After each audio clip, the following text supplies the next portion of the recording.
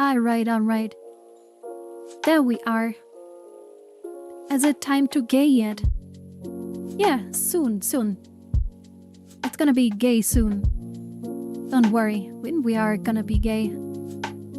The gay is gonna be RGB. You want RGB? You get RGB. Hello. It's your local gaming cat. And the best gamer in the cat empire. Sakura, Nyanko. I said my name wrong, I know that, but don't worry about it. Like, it doesn't matter. Don't worry about it.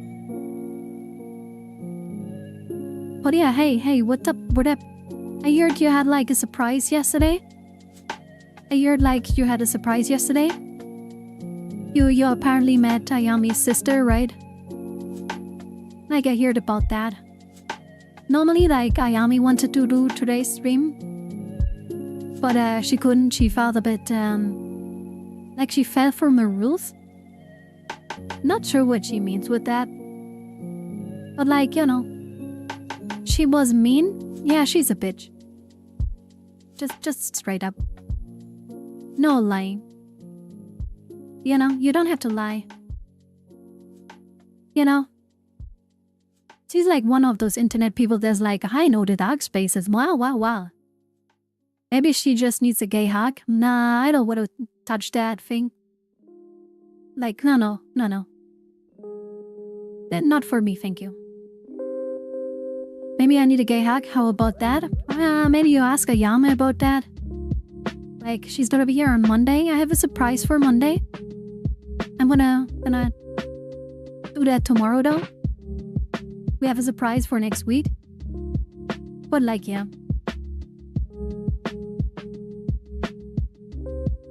God damn, I'm petting the microphone again. They can't stop. God damn it. But I hate Monday. What are you, Garfield? Gayfield? Are you Gayfield? Is that what this is? Gayfield? Man, my microphone is like way too close to my mouth. I'm like eating it again. I'm gay shield. Yes. Whatever that joke was supposed to mean, I don't get it. The Mo Gavius. Come on, don't give her satisfaction. Okay, it was initially my joke, but like I don't want to take ownership of something that is so bad. Like, no. But yeah, we're gonna be gay soon. I hope we see our first kiss today on screen. Like, that would be amazing. Imagine we see them kissing. And just like, nom. Wait, what the? Monday is a day off, so I love Mondays. Like, you're gonna be very satisfied with Monday. Wait, okay, it works. I was confused if that works or not. But yeah, it works. Imagine woman kissing. Wow. Wait, the image is in my head now. Wow. Whoa, okay, whoa. Numb face? Num, yeah, like, Avi was short about that. I tend to eat my microphone every time I'm using this model, or like, I, Sakura, always eat the microphone when I'm around. But there, I always eat the microphone. You know? Just like num. Like, I don't know what it is with that. But like, yeah. Like, yeah, imagine a woman kissing. If I do that, then we're gonna sit here for 10 minutes in silence and I'm just like, wow. Go, okay? You know, can't do that. Not good for content. What is that? L? NOL? Oh, that's an LOL emote, okay. Kinda made funny. Cause it's on the side, but okay. But yeah, definitely like, oh man. I hope yesterday wasn't too exhausting. I know that. I don't know, Katsumi can be a bitch, but like, man. But like, yeah. Apparently they're now having a talk. Ayame was pretty angry. But like, I'm gonna keep out of it. I'm just gonna do my things, right? Today was just browsing the internet again, like, ran through those graffiti arts. Ran through those graffiti arts? What graffiti arts? What are you talking about? The no? What? Nah, she seemed nice. Okay, well, I know you're a bit of a weird dude, so I don't know if I should take you seriously. But like, no. Oh, dude, wait, I want to tell a story today. I want to tell a story today that like kinda confirms that I'm working too much. I had a moment today where I was very stressed at my PC. I was working today, right? And like, I was just sitting here and I heard a loud sound next to me. I was like, oh no, is a fan broken? And it was like talking to manager's son. I was like, hey, what is this weird sound? Like, do you hear this? Oh god, is something breaking? And I was looking at my PC and being like, oh no, is something broken? And like, it took like 5 minutes till she told me, hey, maybe you should have realized that the sound that's coming from your glass. Because she brought me like vitamins and like those like water solvent tablets, and that was just like fizzling. And I was thinking the water fizzling was something else because I forgot about the glass. And that was a confirmation for me today that I was doing too much. I had too much things on my head. I forgot that water existed. And I was like, oh no, is my PC breaking? That was dumb. RGB cat, yeah. Welcome, Rose. What weird me? Never. Well, I guess say so. I'm not gonna call you weird. Also, hi, sorry for being late. I was doing ramen tide chaos waste stuff. Now don't worry. Don't worry. No worries. But yeah, as I said, at least I have some stuff for next week that I'm gonna like, I don't know, announce for next week on Sunday. I hope you're looking forward to that. What else? Yeah. I hope you have a nice little gay time today, you know? Cause like we're gonna play the girl kissing game. Where they haven't kissed yet. I'm kinda mad about that. But they haven't kissed yet. But we are gonna get there, right? Yeah. Such a tease? I mean, they're not even dating yet. Which kinda surprises me. How long is this game? Like, shouldn't be getting to the hot and steamy phase now? Like, when is it gonna happen? You know? Like, when are they gonna hold hands and stuff? You know? Like, but what's going on there? Gonna be super short, I tell you? Oh, I hope not. Like, we spent like 12 hours now? Trying to like, yesterday's module was also really cool. I can't wait to learn and see more about the new member of the Cat Empire. Damn, bro, what did she do to you? Did she brainwash you or something? I can probably call someone if you need help or something. Like, I don't believe that. Were you forced to say this? Did she give you money or threaten you? Like, what is going on there? Like, what is going on?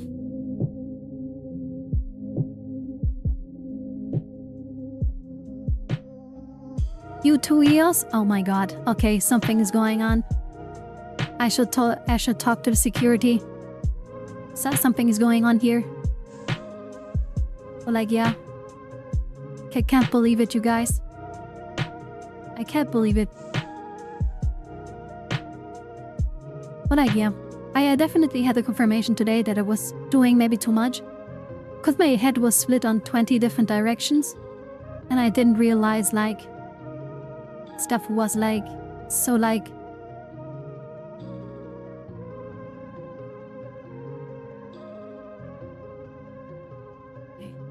give me a second, Manager-san. I'm gonna send you what they are all referring to. Because apparently you're too lazy to follow my own Twitter. I even told you about this already. Give me a second. Everyone you're talking to is talking to you because of this. That is everything I ever said. I'm not going to say anything as I believe I will only dig myself into the grave. I mean, the earth is pretty... Nah. I mean, if it's hot and like a summer over your place, then just dig yourself a grave and like lay in it, cause like that's gonna be cool. So, doesn't sound too bad to me. I'm not saying, like, I'm not using the whole make yourself unalive or something. That's not what I'm saying, okay? I'm just saying dig a hole that is deep enough and then lay in it, okay? That is all I'm saying. It's gonna be cool. Okay? So, that is all I'm saying. Don't do anything else, whatever anyone is thinking. Okay? Like, the rest is up to your own planning and, like, fantasy. That is all I'm saying.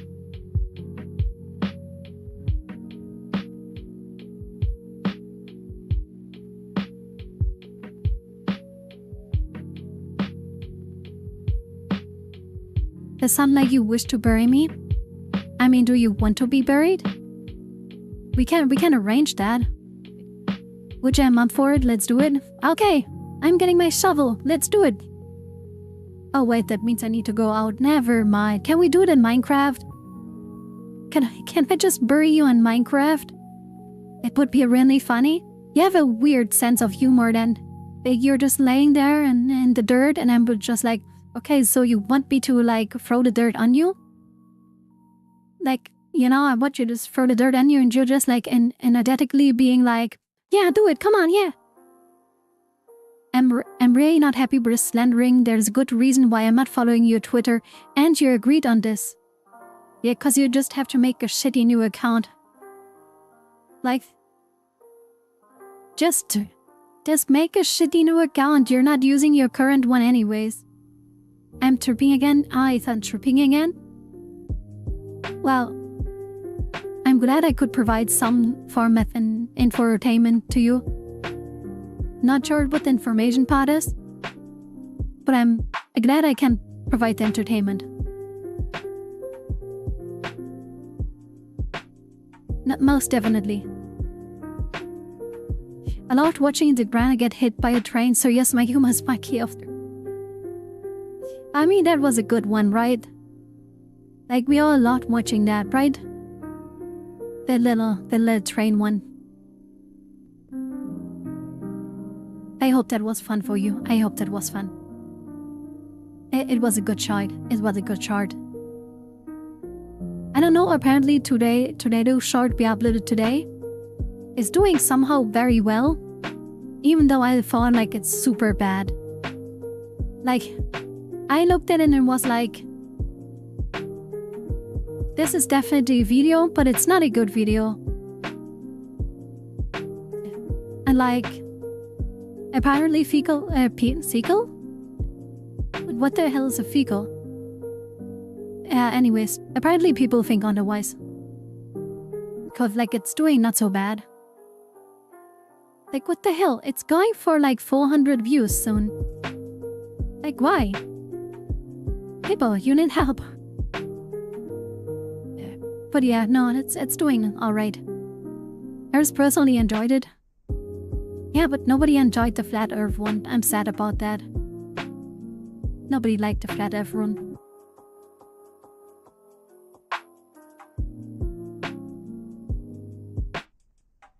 Yeah, flat earth one, yeah, but like, it didn't get pushed by YouTube again. Like, YouTube didn't push it. YouTube was like, nope.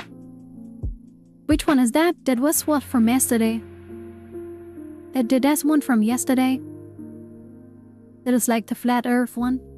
Didn't you even comment on that? I think you commented on that. Let me check. Yeah, you did. You commented that you had an existential crisis. Like, you had an existential crisis while watching it. So yeah. I got an email again.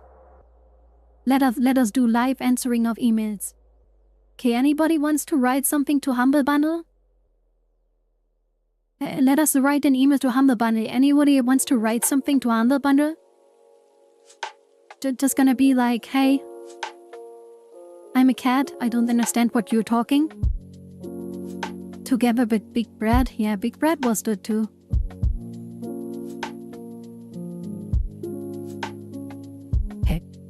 I also saw that Rose, you apparently found the one guy I'm arguing with. I saw that you saw the guy I'm arguing with in my comment sections. I hope you enjoyed that. I'm still like kinda just trying to be funny and respond to him. But like it's dragging itself out now. And I don't know, he's making fun of the fact that I said I hope that God feels better about losing a football match soon. He didn't like that one bit. He was very mad. Apparently he asked his friends and none of his friends thought it was funny. I thought that he said that was very funny. I thought that he mentioned that to me was very... Yeah, that's what I said. I think your friends have no joy in life. I think like he didn't like that.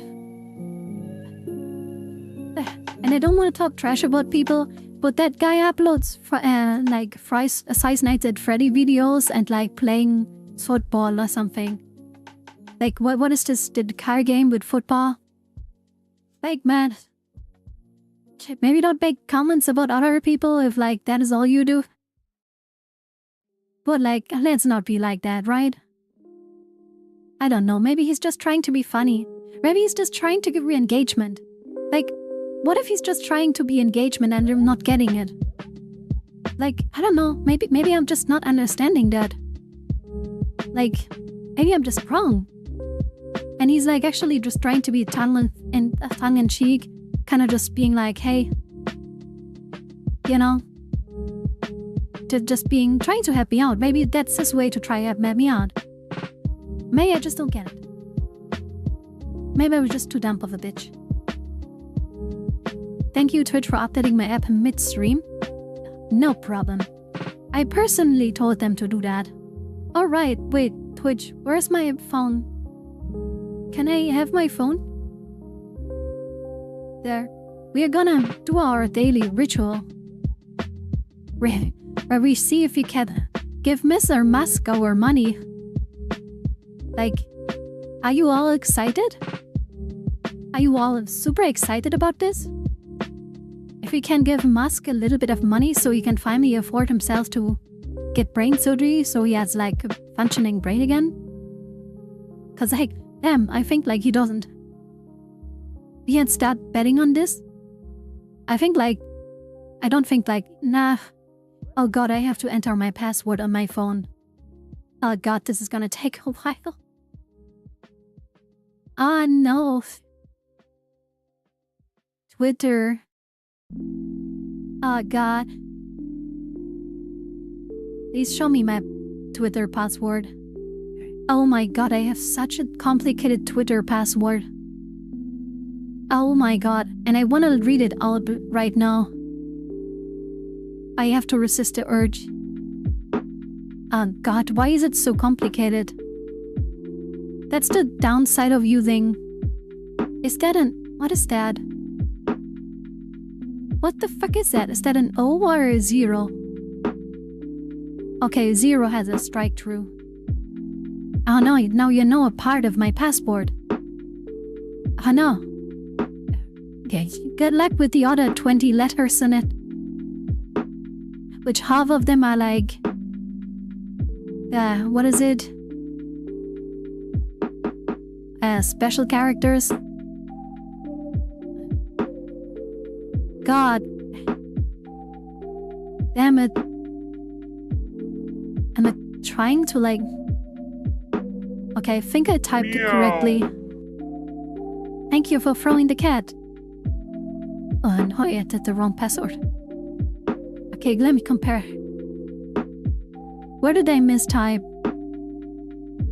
Wait, why is there... Obviously that is wrong. Okay, now it's right?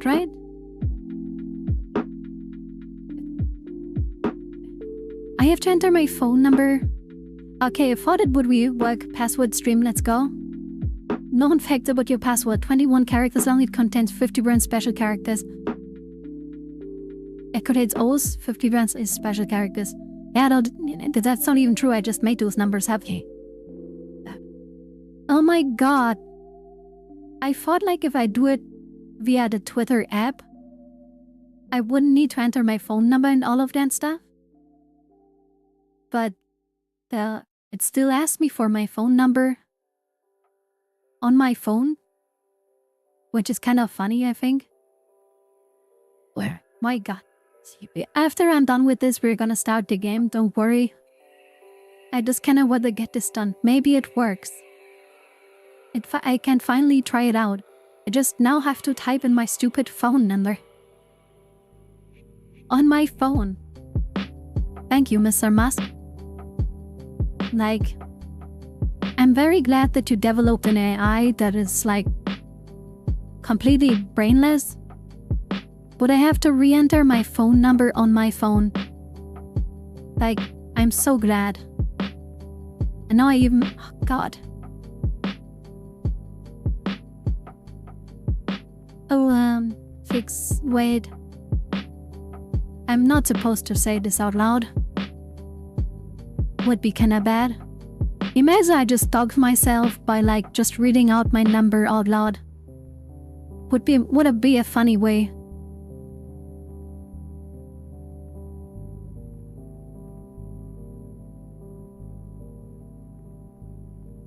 Oh my god, it worked. There is no fucking way, right?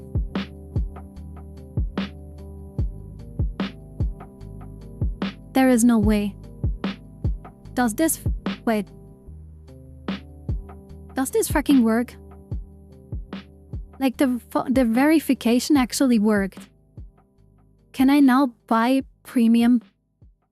Can I now join the blue checkmark gang? Oh my fucking god, I can. This is unbelievable. Holy hell. What the fuck? I can... Wow. I cannot believe it. Oh my god. I can't join Mr. Musk and his elitism. I can like... Wow. Like, what the hell? Wait, I can actually... Should I press the button, chat? I can do it. I can do it right now. Do you want me to do it? I'm gonna press the button. Does our Twitter account get a blue check mark? I feel bad. Now I feel bad. I'm gonna have a... Oh my god.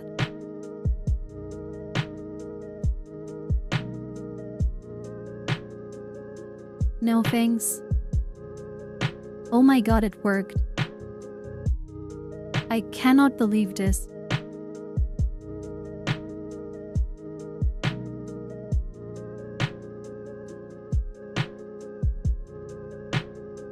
Oh my god, no. Oh god, I'm now a blue check mark.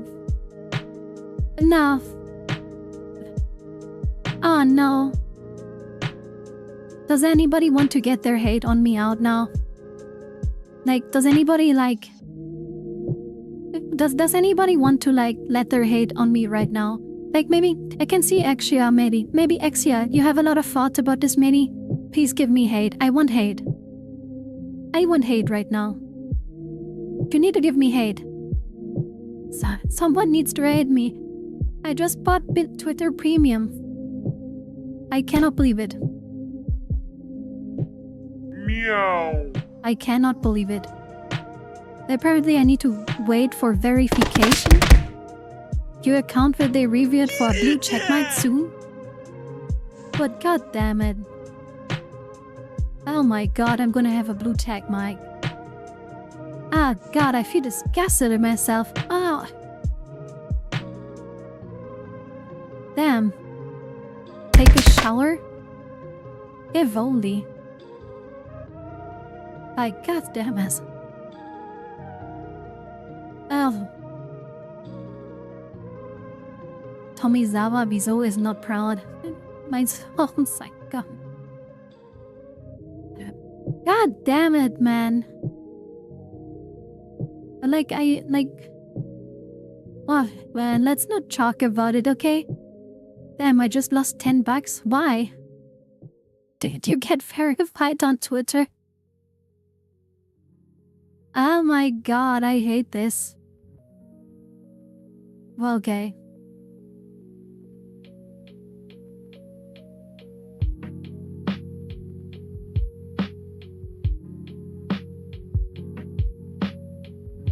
Don't tell me you gave them to Mr. Muskie too. Good job, proud of you? What the fuck? Ah. Damn it. I can't wait for the people to be like, you have a blue checkmark, opinion disregard, and I'm like, fair. Like, just fair. Like, man, can you still disable the blue check mark? I hope you can. I want to turn that off instantly. And I don't want to be grouped in with them.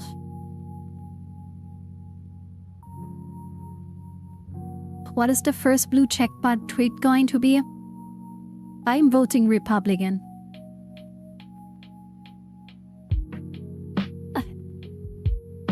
Okay, just to gear up. No, I'm not. But hey, that would be very on brand, right? Sarah, you mind if me give you $10 at some point? Wait, what? What is going on? Wait, is it because of the stupid bed thing I said? Damn, I can't believe this actually worked though. But I can explain you why it worked. If like... Let me tell you why this worked. If you normally try to do Premium on desktop, you have to scan in a QR code and then send a message to a number from Twitter. Like you sent them a message. And that never worked for me. But like a few days ago I had the genius idea. What if I tried through the app? Cause then they probably like have my number already and they do a different kind of verification shit or whatever. And like I was kinda right. They apparently send you a message with a code that you then have to answer in the app. And that worked. And like, pity big brain, as you have asked me. But, yeah. Man, now I have Twitter Premium. Sending them a code is also super stupid. Yeah, I don't get it why they're doing this, but it's not working. Like, you know. But damn.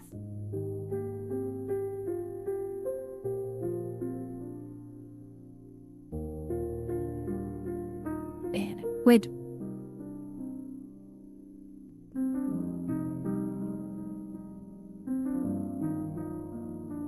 Okay, wait, so if I'll be sending you 10 entire full bucks from the wild, so I hope you have a big yard mailbox. Okay. Okay, apparently you can disable showing the check mic. But, apparently that disables some functions too. Which is like a weird way to say advertise for us, so like your whole subscription is not worth anything, maybe? I'm gonna have to research later. You mean X Premium? Okay, I'm not gonna call it X, okay? I maybe like a worthless chill with no spine that buys Twitter Premium. Okay, I'm gonna let me call... Yeah, you can call me that. But I'm not gonna call it X. Like, I'm not gonna feed into Musk's weird obsession with like trying to seem like he's 12. The guy literally made a tweet about spine replacements cause he's fucking old. Like, and then he renames his website to X. Like, sorry, but no. I'm not gonna do that. Like, there's no way I'm gonna give him the satisfaction of taking money from me and calling his stupid platform X.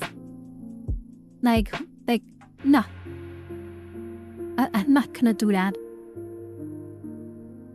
Oh my god, I can't believe this worked. I'm surprised. But what are they even checking? Here's the midlife crisis midlife crisis leather jacket would has. Wait. I wanna look something up. Elon Musk. Images. Do I find an image of Elon Musk in a leather jacket on the first page? Or is that a leather jacket? Leather jacket. Leather jacket. It's there. It's right there on my screen. Like, from which website is this? Biography. He's wearing a leather jacket. So, yeah, that's true. I don't know, X Premium sounds kinda like, yeah. You're thinking about other content, right? To be honest, everyone just calls it Twitter because X is just really dumb and edgy. Yeah, like it is really dumb and edgy. Yeah, the website even still read X to Twitter.com. That's true too. After his name, the same guy who made his child name the airplane model. To be fair, I think that wasn't his idea. If you know anything about the woman he was with, what the fuck is this picture? Oh, it's this one. I don't want to torture you with sending like pictures of Elon Musk, but he looks so weird in this one. If anyone wants to look at this, like he looks so weird in this one. If you have it like open smaller, his head looks like it's like photoshopped on because it's so big. Like, what is this? His body looks so small, but his head looks so big.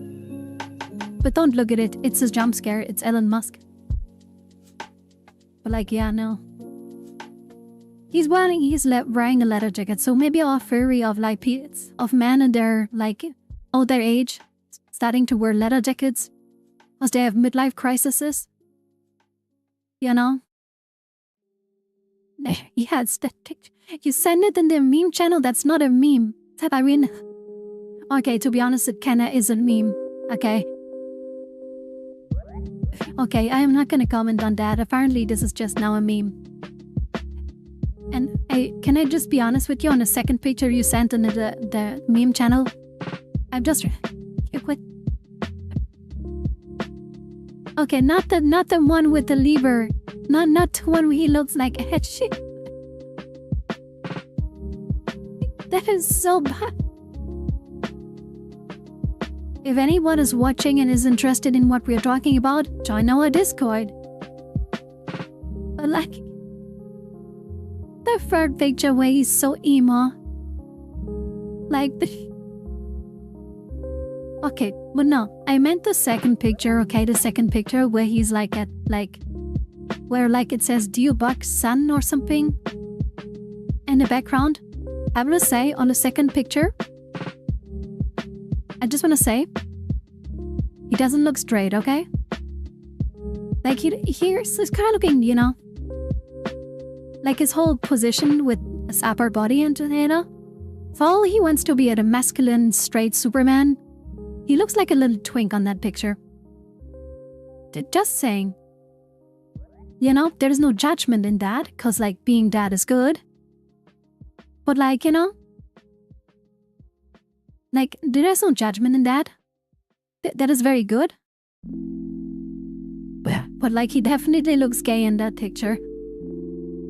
Like he looks so gay. And yeah, and the last one is just like, you don't understand my pain. That millions from my emerald mine of my father didn't cure my depression. They still don't think I'm cool. Like he looks like that. I hate that picture. Why did you post that? Like, I don't know, do I have like a cursed emote or something? Yeah, I'm just gonna reply with this. Whatever. I like that his parents called him out on his bullshit. Yeah, like his father called him out, right? Like his father was like, "Why the fuck are you lying? We had an emerald mine." And like, he was just like, "Oh no, I worked myself up." Yeah, with like the 100k his parents or something gave him. Oh man, now we have Twitter Premium. Now my life is over. Now my career has ended. Like, this is like basically the ending. Congrats. What, I'm dying? I mean, thank you. Yeah, it's only downhill from here. It's like, I don't know. Am I now stakeholder in Twitter? Do I have to pay if like Musk like fucks it up? Is that how this works? On having X plus blue? Yeah. Do you think they made it a blue checkmark? To remind you that they killed Twitter? Do you think that's why they did that? Do you think that's why they like made it a blue checkmark? Cause it wasn't it blue before too? It would like he changed everything else. Why didn't he change that? You know? Maybe there was it to remind you that there was a blue bag once. You know? God damn it, why did they change the logo and all, like the old Twitter logo with the bird? I just want to be clear, Twitter was never a good platform. But it was better before, okay? I'm still mad I need premium to download GIFs and videos. Wait, I can download GIFs and videos now? That is a thing? I've actually no idea what like... Hey Baki, you missed a big moment in our life. Like, you missed a very big moment. That was very important. Like, something big happened today. We provided money to Musk's I Don't Care fund. And we're now financing him. Oh, man. That we actually did it. I can't believe it. I refuse to give Musk has my heart and money. Okay, like, I don't want to do it too, but I think like for someone who wants to be a content creator, it makes a lot of sense. I know, like, you can hate me for it, I understand it. But it just makes sense, okay? I think it just makes too much sense. Like, YouTube is not a good platform either, like, the people there are not cool. But like, you know how it is. It's like the necessity of like existing, you know? It's kinda like how you also know, like, I don't know, Nesta is the worst company ever, but like, you still drink their shit or something. And whatever. We gave money to who? I don't know if that's a joke. I'm learning to roll with that. Like, yeah, we gave money to who? But no, if you really want to know, we gave money to Twitter Premium. I am now a Twitter Premium Andy. Like, I said I don't like it. Oh my god. Live reading? What the? What?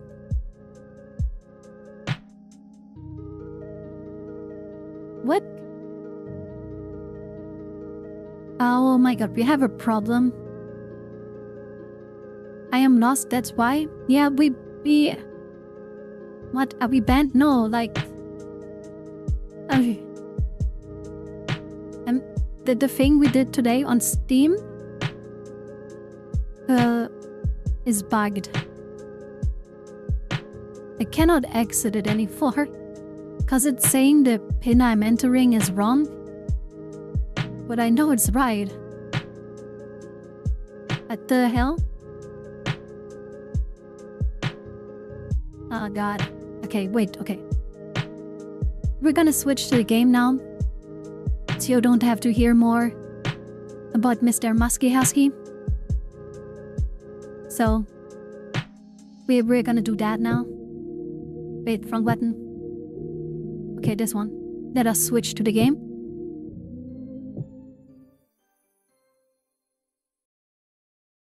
Let me grab this.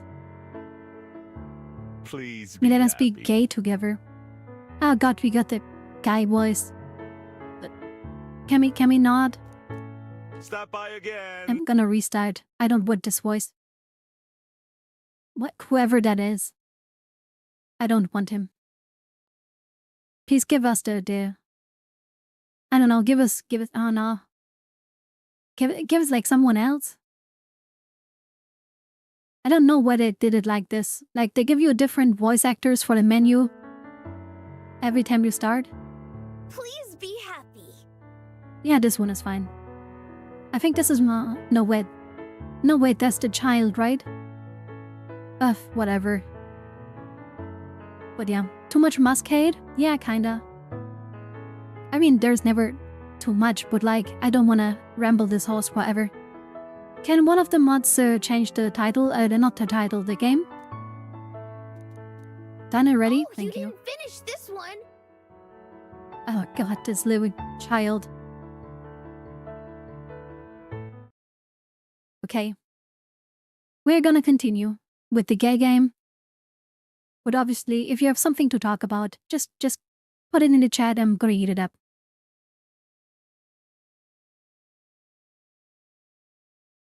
I hope we're gonna be a little bit cold today. I hope we see them kissing or something. And yeah, let me check where we are.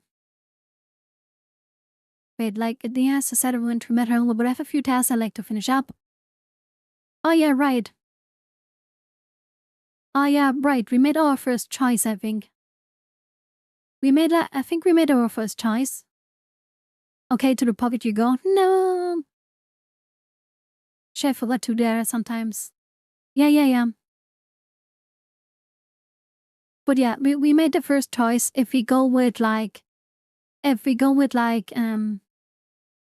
Juliet and to the library and her study, or if we gonna go watch a movie with, what was her name? Aspen. Yeah, I feel bad. I feel bad that we said no to Aspen. But like, us. I don't want to go for Aspen right now. You get me?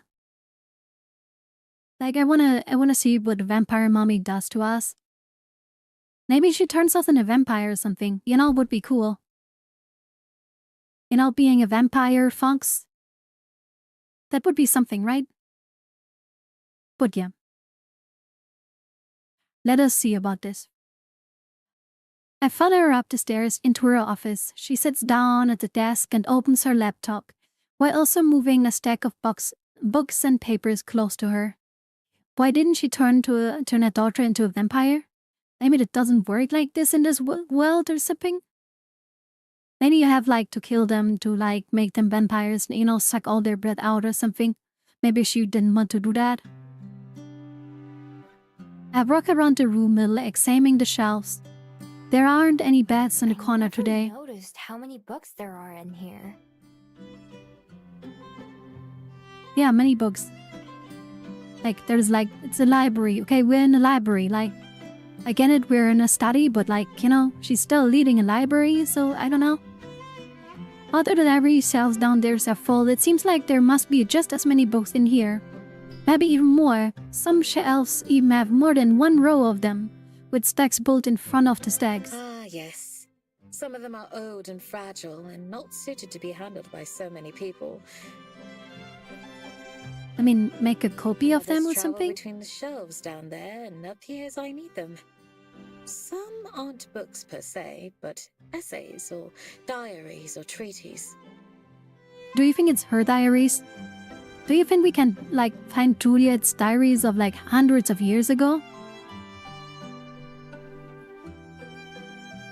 Taking a book at random, I carefully remove it from a shelf and examine it. I'm able to read the sole word in a covered journal.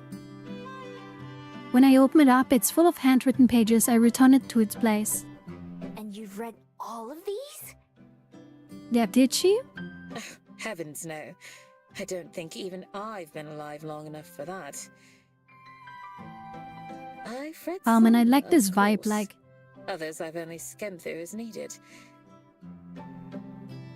you read you were sitting there, with your vampire mom. And just sitting there and in a room that is lit by a candle and something. You just have all these books around you with the book smell. I can imagine it being nice, right? Still, others come on, are this is, trusted to me vibe. for safekeeping, rather than for their academic or entertainment value. I take a seat in a chair across from her. Sounds like a lot of work. It can be. There have been fewer requests as of late, but I'm honored to be entrusted with them. Oh, she's gonna go out of business, right? Whether it's a family photo album or half-written novel, many people have Why is she so memories and silent? legacies that they'd like to preserve, but may not have the means to do so. What the fuck? I can barely hear her. So I hold on to them here. And But over time, generations Is that just on my end? they're sometimes remembered and asked about, or even taken back. What is going on? Yeah, it's completely silent. It's super low. I can barely hear it either.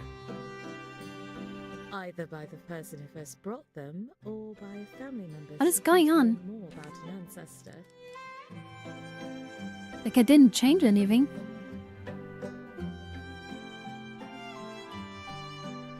Make Juliet a little bit more. Yeah, let's make the important characters a little bit louder, right? Not entirely sure. There are hundreds of years of history in this room. Why is she so much more silent now? Just talking about you and What is going on? Why can't you marry? Because you want to not hear others? Why is she so silent now? There are hundreds of years of history in this room, and I'm not talking about you and me. It takes me a second to laugh, and what used to do at making jokes. So, what exactly is it you do? The music is louder than them somehow now. What the hell is going on?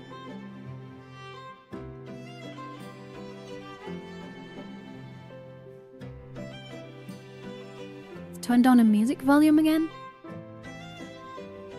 What is going on? Come here. I'll show you. Yeah, I'm gonna restart really quick. I don't know what happened. Like, I have no... Wait, no.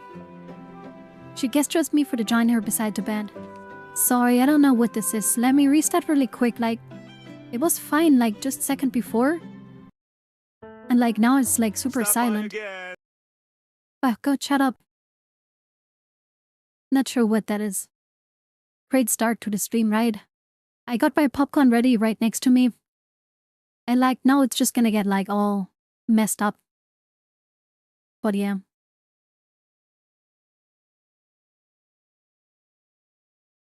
Come on, I hope it's fine now. Like, I have no idea what happened. Like, if we were fine, and then like, we were not fine. So I don't know what happened. Is any of the... No, the settings are all the same. Oh yeah, that's what happened. Yeah, sure. That's what happened. She just asked me to join her beside the desk, turning her computer screen so I can see it. There's a photo of a disabled person with enters like This it gentleman years. passed away several decades ago. Recently, I was contacted by one of his grandchildren, who was still young when it happened.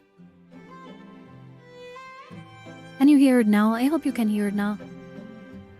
He said that his grandfather once made it into one of the Wellington newspapers, and was hoping I could find the article. Did you? See for yourself. She gestures to a folded newspaper lying in a stack of papers nearby. It's old that it began turning yellow and the edges are all frayed. Be sure now, frying pages. But sure enough, there's a grainy black and white photo of the fabled man, although he's way younger He in had this taken picture. first prize in a singing competition at a local fair, and his picture was featured along with a summary of the event. I look a bit closer, it's hard to tell, but he's smiling in the photo next to a trophy. I can't believe you're able to find this. I hear that rather frequently, and it's rewarding every time. I wonder how she does it. Does she use her bats somehow? Like a intelligence network?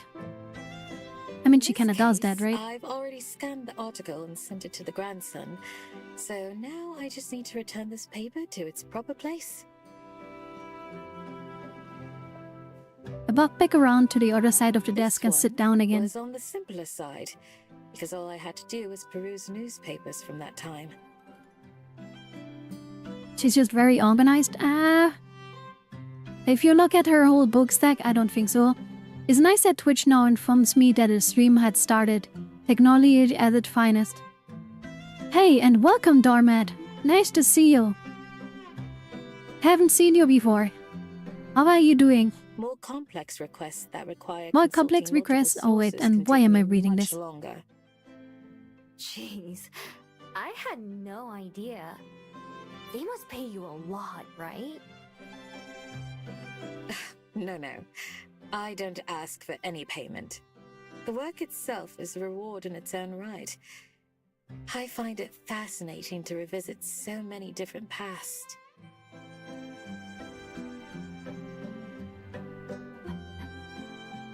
That sounds like Aspen talking about books. Visiting other worlds. I mean, yeah, they have something in common, but like at least she doesn't sound as British. She's a British amoid. How does that pay for a toast? But, like, I don't know. What do you mean? Oh wait, cousin, no, I don't ask for any payment. Maybe like her bats steal? Maybe the bats just steal the bread or something? Yes, it's quite similar. Although Aspen much prefers fiction and novels to this sort of thing. Maybe someday you can have a copy of her book in here too. Oh god, yeah, right. Rose, are you still here? You should send your book to her. I don't know if she exists still, but like you should send her book. Send you a book to her. Yes, I hope so. Although it would deserve to be downstairs where it can be freely enjoyed by all. That'd be nice. Oh I man, hope lots of people read it when it comes out. I'm not gonna lie though. This whole like library thing with her and stuff, like that is a vibe, right?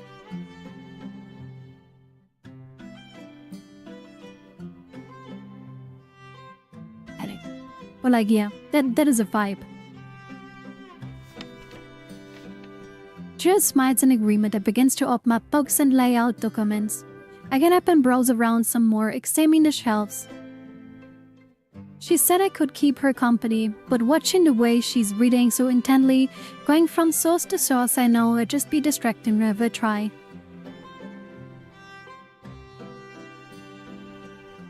Eventually, I tried to quietly slip to the door, but Juliet notices me. Leaving?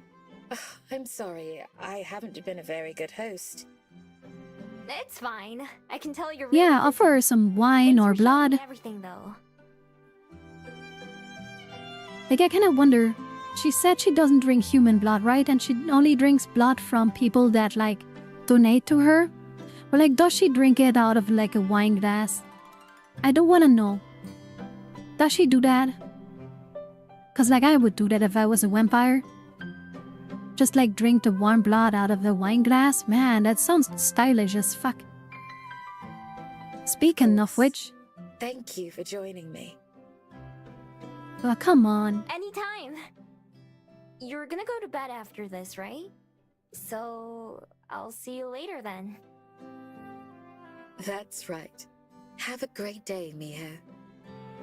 You Good too. night, Juliet. Good night and good luck with your work.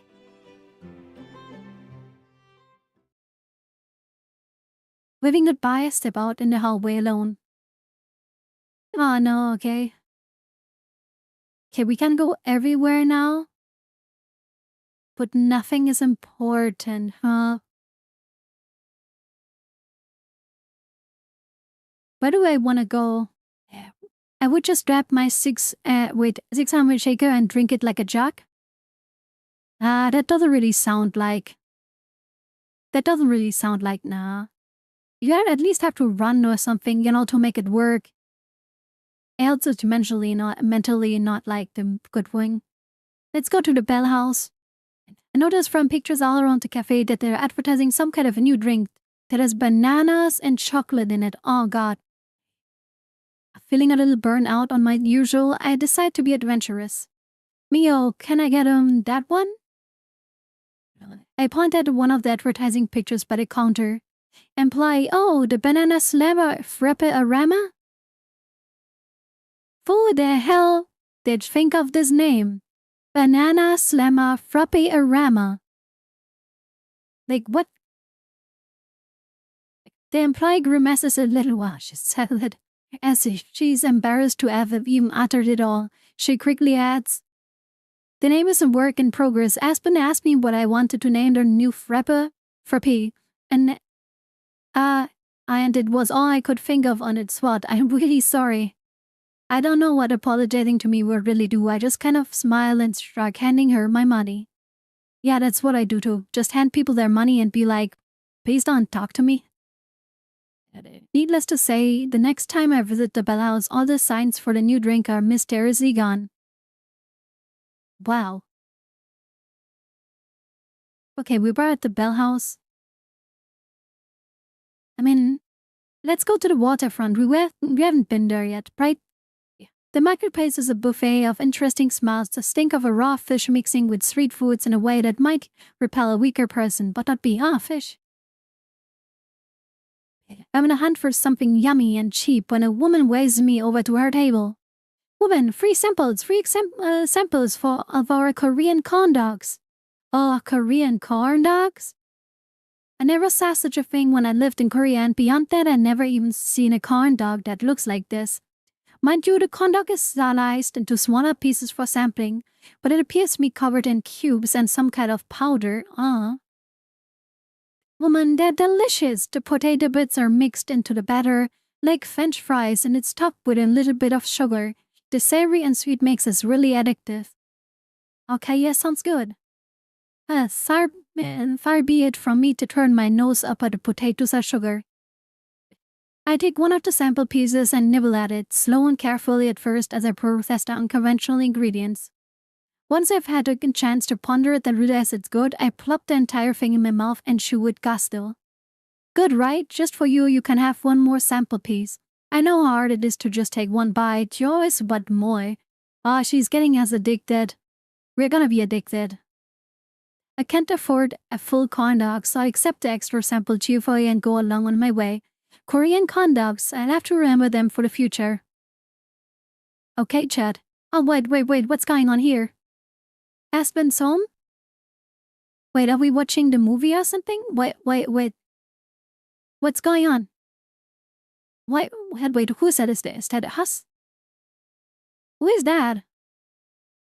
That's not us, right? I guess Juliet, that's Aspen, but who's that? Is that supposed to be us?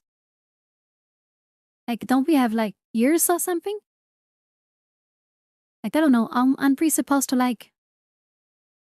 Late in the evening, Aspen sends a message to Juliet to let her know that she's ready for us to come over, and the two of us walk down the address she gave us. Juliet leads the way, of course, since I don't know many of the streets by name. We eventually arrive at the unremarkable-looking apartment building, just a few stars tall, without many decorations all out front. Place. I believe she's on the ground floor. Oh, ground floor, okay. Okay, we're gonna see Aspen's home now. Are there any bets what she has in her home? Like anything specific? Like, I don't know. What would I think she has? Like, what is Aspen? What would Aspen have? Something ID? I'm not sure. She's not a painter, right? I think, like, she's gonna have a, like, what is the thing? She's gonna have, like, record player. She's gonna have a record player. I think she's gonna have a record player. Miho, Juliet, over here. Why is there even a suitcase in the bag? Aspen! She holds the door wide open with one hand, pushing something away with her feet. Stay back, you two. Wait, she has cats? Wait, she has cats? Did we make the wrong choice? The woman has cats. I repeat, the woman has cats. I freeze her way to where she is. I said, no, not you, Miho. I'm talking to the cats. Oh god, she has cats. She has cats. She's a crazy cat lady, right? Like, she has cats, right? God damn it, she has cats. Aspen gestures for us to come inside while keeping an eye on the floor. Due to the eye her in, Aspen shuts the door behind us. Or something. Whoa! Are they gonna show the room? Oh, they are. Okay. Those are cute. Oh, those are cute. But she has no record player, but like a briefcase? Oh, Hootle? Nah, no, that's not Hootle. Like, what is that jacket? That looks good.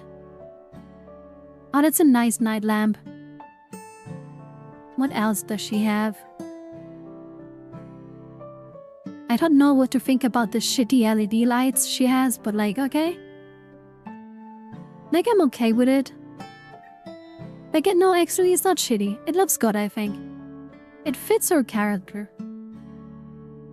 And like, yeah, she has a little makeup place here, right? With like the whole thing, the wardrobe thing, whatever, what it's called. A writing desk. It's less more like the student than she seems like, though. She doesn't give off the vibe. Like, she gives off an older vibe, right? Might look sweet at night. Yeah, this probably looks awesome. Like, that's probably fine. Little plant over here. Is that musical chairs or something? Books. It's especially less books than I thought she would have. Like, okay, there are some books, but not that many. I'm still not sure why she has like the thing. The entire place is just one room, except for a small bathroom. Right across from the door is a tiny kitchen area, with a fridge, stove, and microwave. Everything else is basically a bedroom. There's a dresser, a small desk with a computer, and Aspen's bed itself. Some luggage and boxes are scattered around, which I'm guessing were part of Aspen's cleanup. That was the good kind of whoa. It's lovely, Aspen. I adore the fairy lights and plants. They make it feel very welcoming. Thank you. Oh for god, having she's us. trying to like not hurt her feelings. Yeah. Like, come on. thanks. It was a good wow, don't worry. I didn't really have any expectations, but I'm still kind of surprised by how small it is. I figured she'd been X-rating that part at least a little bit. The decorations make it feel fitting for Aspen though. Two pairs of green eyes peek at us from around the corner, and both cats go dashing under the bed as we step further There's in. not more space to sit down. You can see why I don't have company over very often. Oh, come You can on, sit on the Aspen. bed if you'd like. You have or a the bed. computer You chair. can all lay in it. You can sit on a bed if you'd like, or the computer chair. It's fine.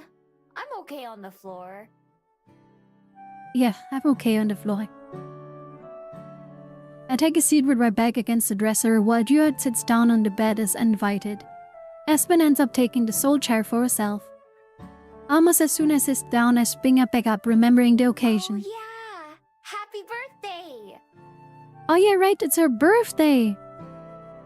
Ah, we're not even... Wait, are we going out? Yes. Happy birthday, Aspen. Here's to another wonderful year. Happy birthday, Aspen, yay! Thank you. This year has been pretty She got good, like I must say. 24 or something? I don't know. Narrowing my eyes, I inspect Aspen, who notices frowns at me. Can I help you? Okay, so insecure about her age, what the hell?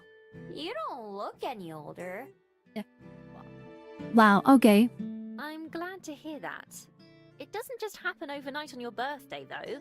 Not that you would be aware of that, I suppose. Oh man, she's so self-aware, or like self-conscious about it, I mean. Anyway, enough about that. Are you too hungry? We've already done everything there is to do here, I believe. We just sat down, what? Now you understand why I never have people over. Oh, come on, Aspen. It's fine. I don't mind just sitting around. But yeah, I'm always ready to eat. Have you Sure, you decided where are. you want to go? Come on, expensive restaurant. So, there's a seafood restaurant that isn't too far away that I enjoy, but don't go to very often. Does that work for both of you? Oh, seafood? Yeah, like, oh I'm yeah, okay let's with go. anything. I just like food. Yeah, Mia's just like, whatever, as long as I get stuff in my mouth, num num num num. Indeed. It's your birthday, so we'll have whatever you want. All right, let's get going then. Now we are gonna on a date with our two girlfriends. Look at this. The restaurant is a bit of a walk from Espen's apartment, but it's a nice day, so I don't mind. We end up at a pier not too far from the museum I visited. It's not a very big place, but it's bigger than the Bell House. Half of it just jets out over the ocean itself. We get seated right away at the long table with metal Sure stools. smells fishy. It's supposed to. Yeah, I hope That so. means it's fresh. Our waiter brings the free menu sitting one in front of each of us and promises to come take our order soon. Aspen and Juliet both pick up their menus and start to flip through, so do I do the Let me same. know if you need help reading anything, Miho. Yeah, we good enough at reading now to read the menu. Fortunately, there are plenty of pictures. The Bell House could learn a thing or two from here. I'm even able to read some of the words like fish and corn, but there's orders that I hadn't recognized What at do all. you usually get here, Aspen? Fish cake. Well, they're most well known for their crab, although it's very messy. And expensive, so I've never had it. Ah, come on, Juliet. Your time. Give her crab. It's crab time, Juliet. I usually get the clam chowder or fish and chips if I want to hate myself later. Come on, Nina, it's crab time. Come on, crab time. What's chowder? It's like a thick soup. Oh. I never had Isn't clam it chowder hard to living. eat clams? I've tried before, but I couldn't get past the shells. They do that for you. No shells involved. Whoa! That's nice of them. I'm sure Yeah, they'd be she's glad so to hear surprised that. by the smallest Is there things. something you usually order when you go out to eat? I've never been to a restaurant before. Unless you count the Bell House. Come on, like all the crabs. Crabs for everyone. Well, not as a paying customer, at least. But I know how they work because I've seen them on TV. I hope you enjoy your first time then. Come on, crab time. Juliet, you haven't said anything in a while.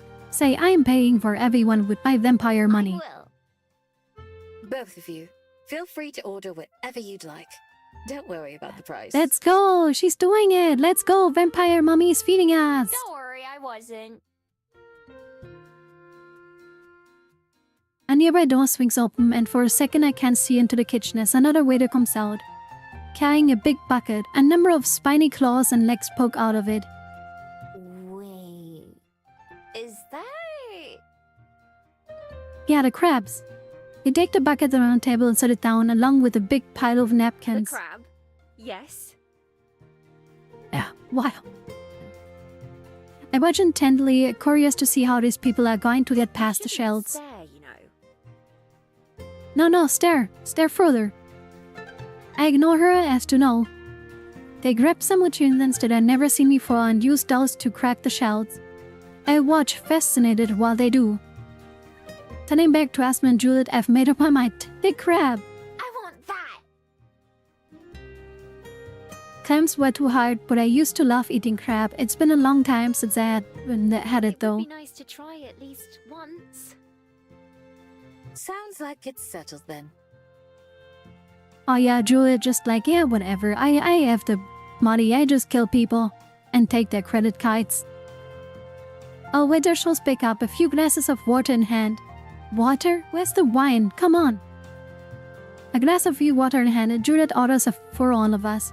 The waiter takes your menus back, saying our food should be out before too long. I sip my water and look around, enjoying the Have new you ever been experience. here before, Juliet?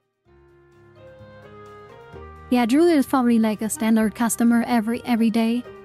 On every Friday or something. Where's the 60% vodka? No more for you. No more for you. You behave today. I haven't. As I'm sure you know, I don't go out to eat very often. I've been to similar restaurants before, though. That doesn't work. Evan, as I'm sure you know, I don't go out very often. And been no semi-arrested horror. To the Bell House back when it first opened, didn't you? I seem to recall you telling me that once. I did, yes. I can still remember what I had. Chocolate with blueberry scone. Oh. Scone. Good choice, Judith. Good choice. Were you working there yet? Oh no, it was a few years before I came to Welly. They still call it a welly. No more for you, I'm working and I can't drink both things anyways. No. I'm throwing my popcorn at you. I hope you know that. Like, here. I'm throwing my popcorn.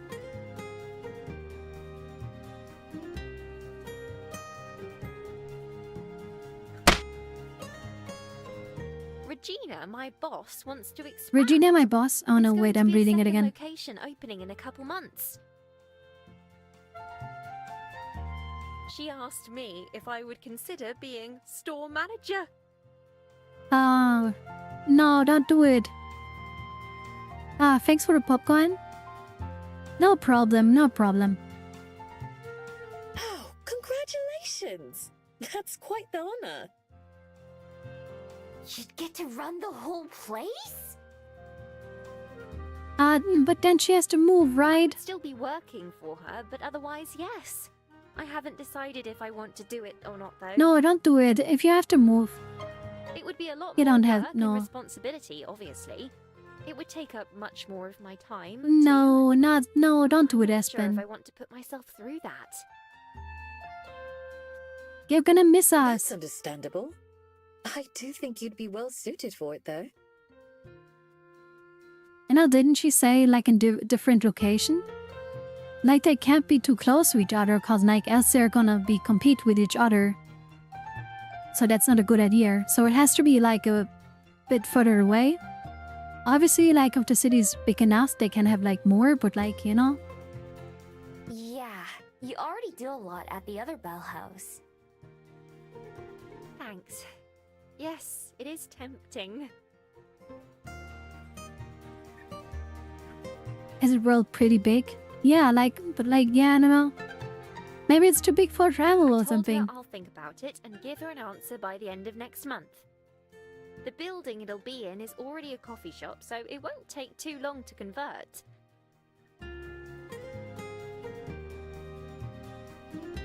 It all depends on some other things, really.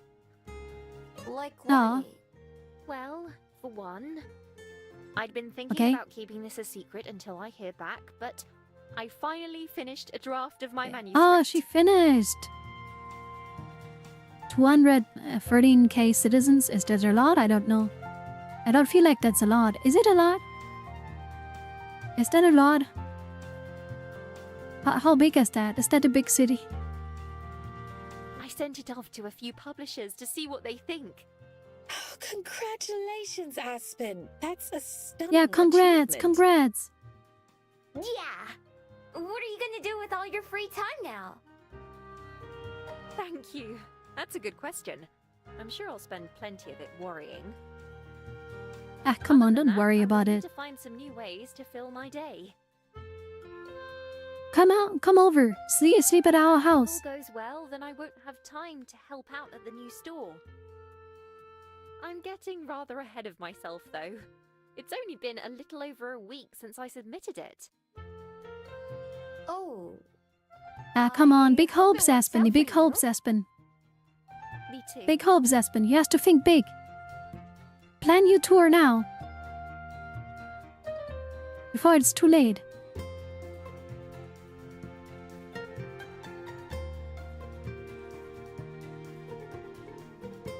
Sit and talk about the usual stuff for maybe 15 or 20 minutes before a waiter comes out of the kitchen, carrying a giant bucket like the one we saw earlier. It's crab time.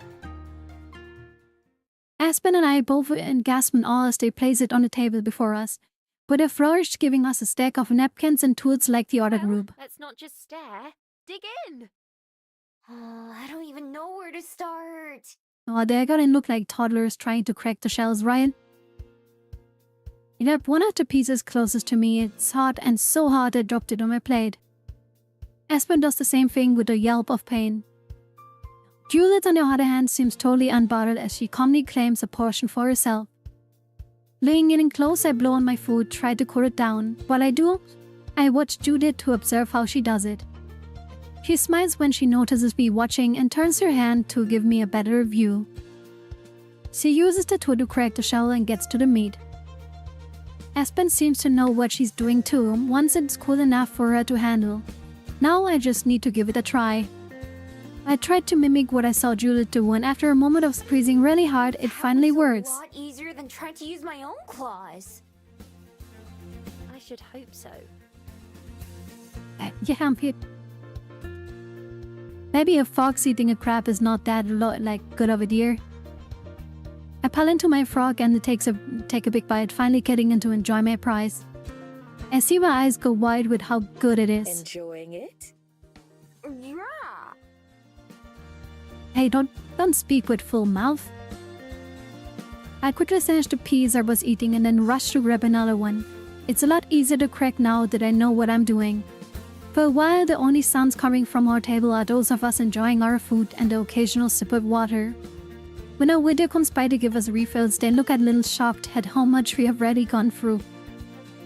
When the bucket is finally empty and I sadly toss the shell out of my last piece into the waste bag, Judith seems to pick up on it. Still hungry, Miho?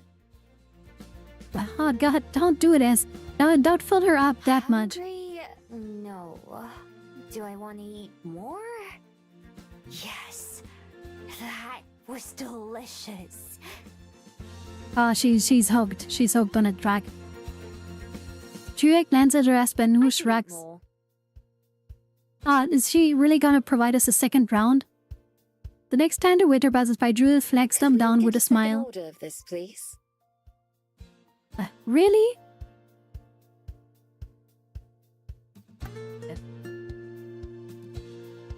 It feels like it may be as well my birthday instead of Aspen's. By the time we get through the second bucket, I can even more, and we leave the rest out in a bit of a daze. I don't know if I've ever been this full in my life. Me too. I think I'm set on crab for a long time now.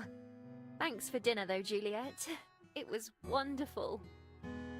Of course. It was my pleasure. I hope you've had a nice birthday. I mean, come on. Like someone that can afford a drip like this. Probably sleeps on my... Probably like she doesn't even have she doesn't have a mattress. It's just piles of money she's sleeping on, right? She's probably like the weird dog that is super rich. That has a big building where she stores all her money. And takes regular baths in it, right? That's how she looks like. Come on, alone the drip she's wearing, this clothes. Every time, she looks so oh, man. I certainly have. Now if I can make it back home, I'll call it a success. I feel like I've put on several kilos just from that meal. I feel you, sister. Would you like me to call you a taxi? No, Yeah, how about it's that? Fine. Walking some of this off will be good for me. I still have to pack and get ready for tomorrow. Oh yeah, but she's going to her parents, right? I forgot. I suppose Miho and I will head home as well then. Does that sound okay, Miho? Wait, don't let her go home alone. Come on. Don't let her go home alone. Yeah. Let's just walk slow. I still managed to wait a minute week ways. Hi, Aspen. Happy birthday again. Thank you again. Good night to you both. I'll see you two tomorrow. Aspen trudges off, but Judith somehow seems Shall we be unfazed. off? Why is she so fine? Didn't she eat enough of this stuff too? Does she have an endless stomach or something? Yeah. Let's go.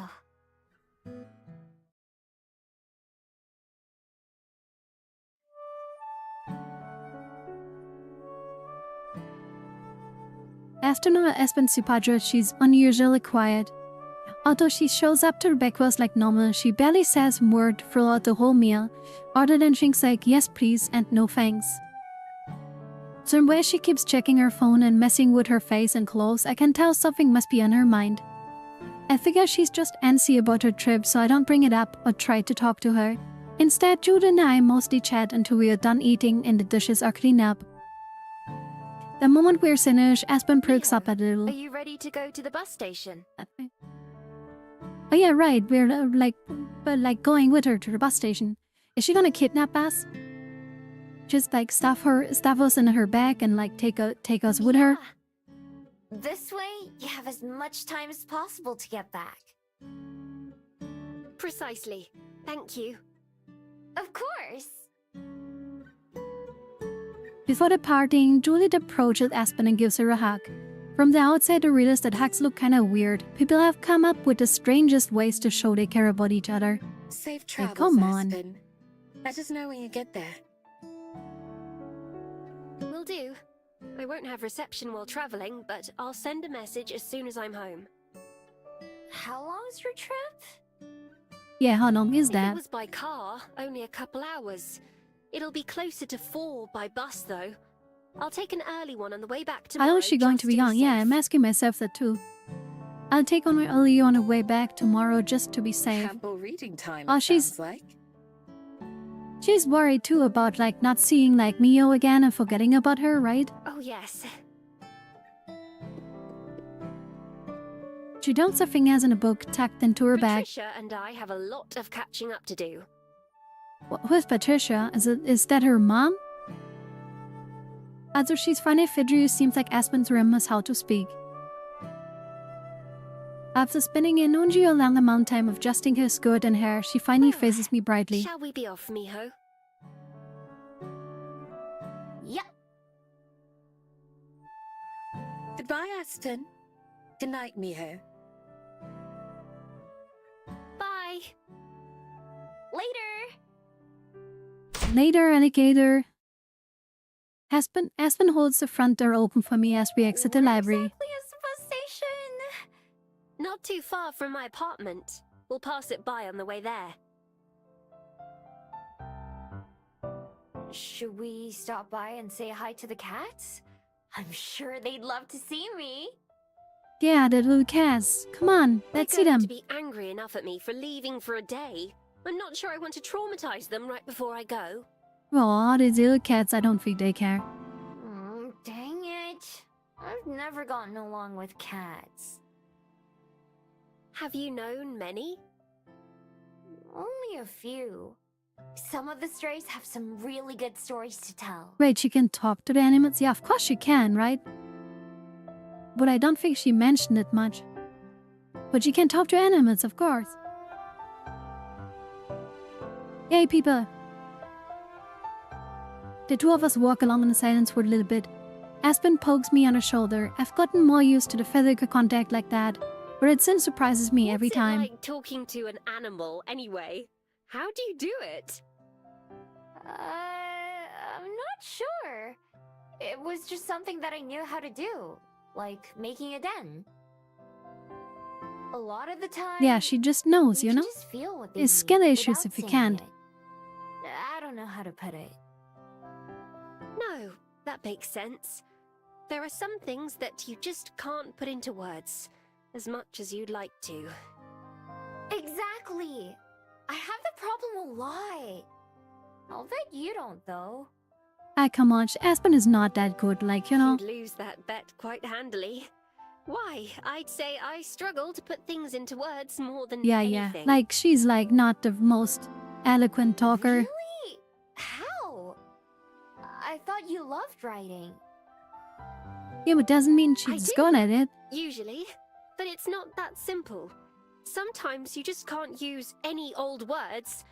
You have to use the right ones.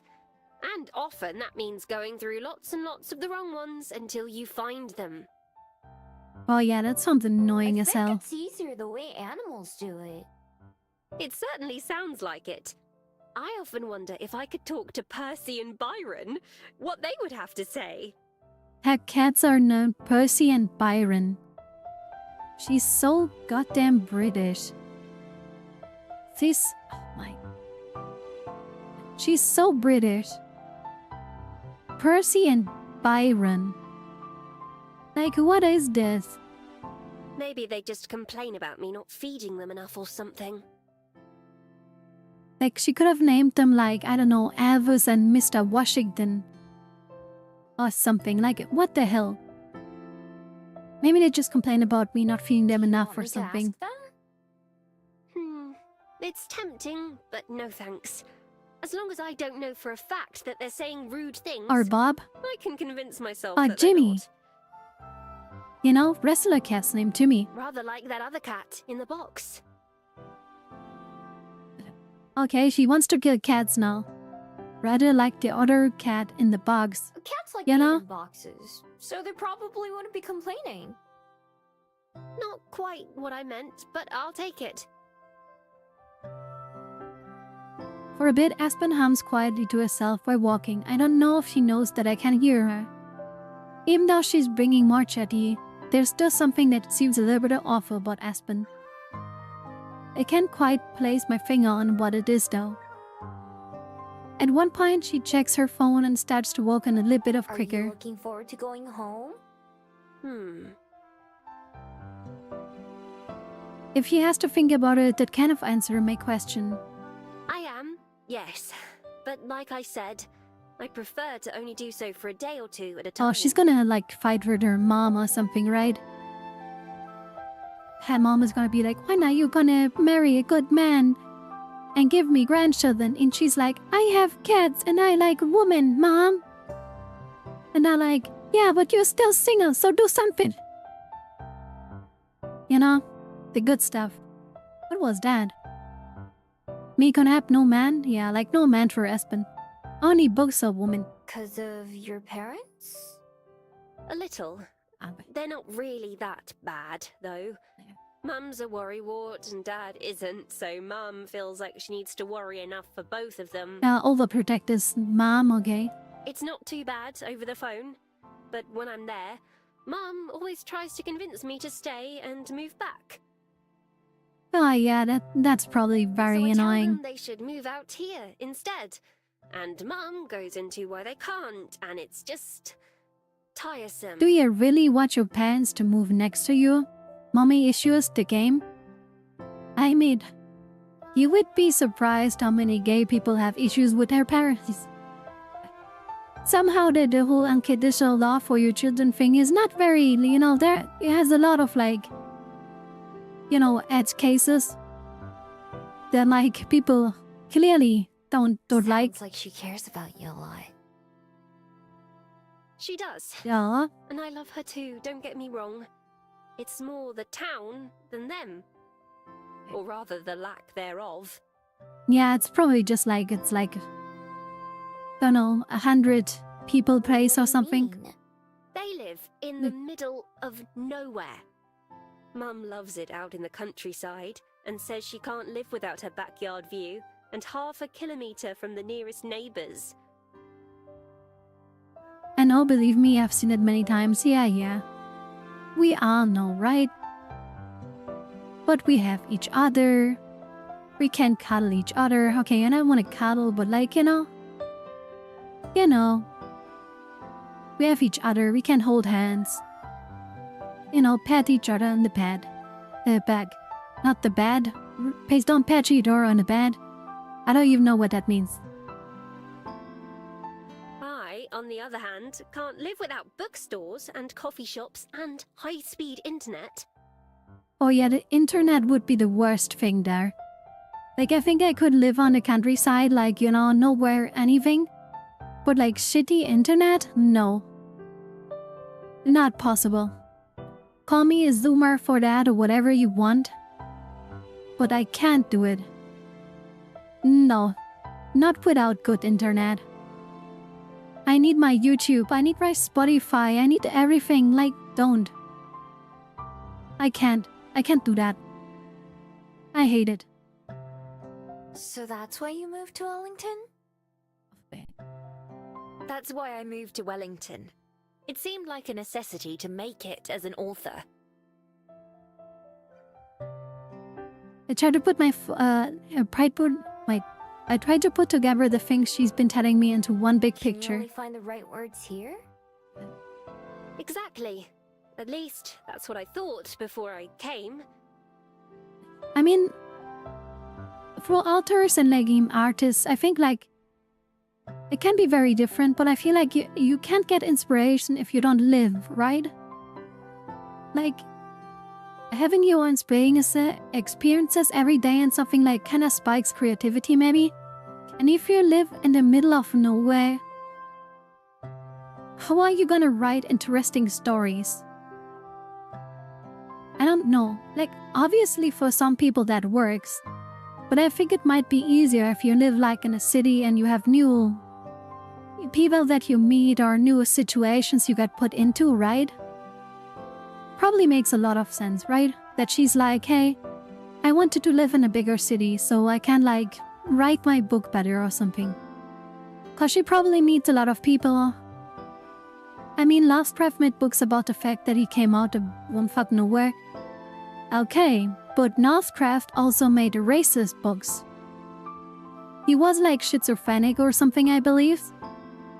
And all of his books a lot have like references about his own fears of people of other skin colors. So, cause he was like afraid of the unknown, cause he came from bumfuck nowhere. So yeah, kinda the same thing. But because he was scared of like other people that are different, he wrote those horror stories and whatever. So I guess it's kinda creative from that standpoint. But like he met something that he didn't know, heard about something he didn't know. And that was kind of his spike for creativity. Just to be clear, in this case, not a good thing. But like, yeah, that's kind of like, at least that I remember that was the whole story with Lovecraft, right? Like, I feel like he has some mental issues and like he made the books that he wrote about like his fear of the unknown. And a lot of it was like based on like his fear of actually like people of other races or something. What about your favorite author? Where did they made her books? I don't fucking know. I don't have a favorite author. Like, I don't know. Not a big book person. Turns out that moving to a new city won't Turns out that the moving to a magically new make city, you a hi, better okay. writer, or even a writer at all. Back when I was in school, I used to daydream about what life in the big city must be like. Busy and important things happening during the day, and then nights full of excitement and sparkling wonder. I was talking about Mrs. Rowling. I don't really care about her.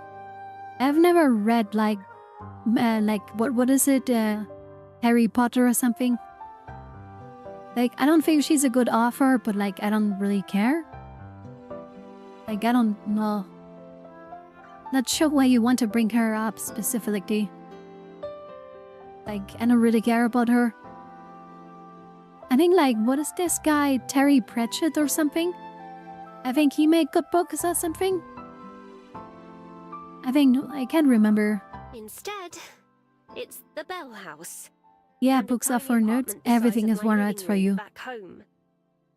I thought if I put myself in this new environment, then I'd grow into the type of person who belonged there. Ah, she was like I the learned the yeah. hard way that places don't change who we are. Yeah, you have to be your own person, Aspen. Still, better to be struggling to make it in the city than doing nothing out in the boonies, I tell myself. I think it sounds pretty nice. Peace and quiet, nothing to have to worry about. No, it sounds boring. Ugh, not you too. That's exactly what my mum says. I think like just living out in exactly nowhere. I feel like many people have the fantasy about doing it.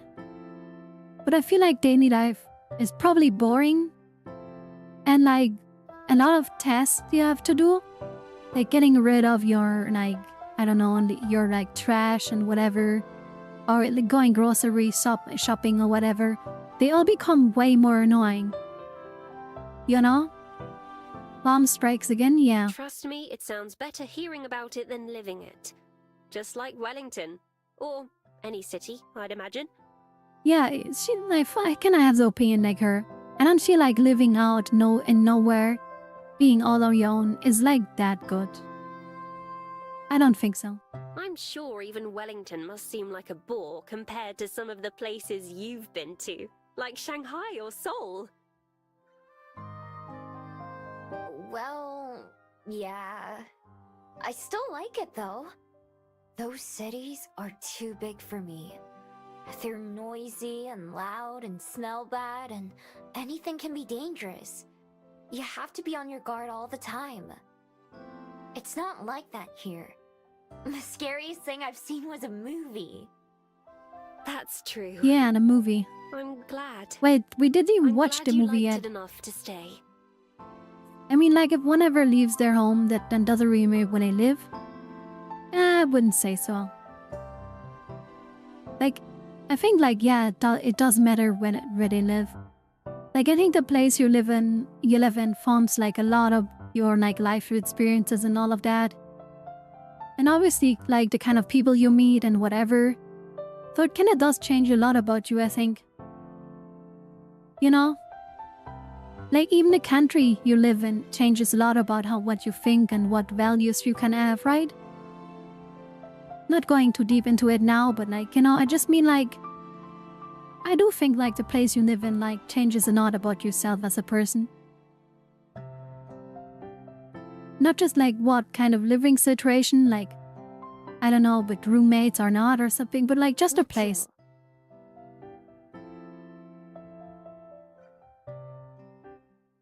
Well into the city, you pay fare the past Tuba Street and the Bell House. Now that I've been here there once, I recognized the Papa, the museum when we passed by it. Yes, a bit, hermit. I mean, people are different. It's different for everyone. By now, there isn't much I don't recognize. I've been all over this part of Wellington enough that I could probably get from here to Mount Victoria with my eyes closed. Old man yelling at kids to get off his lawn. Wait, this whole thing remembers me of something. I must tag Julian.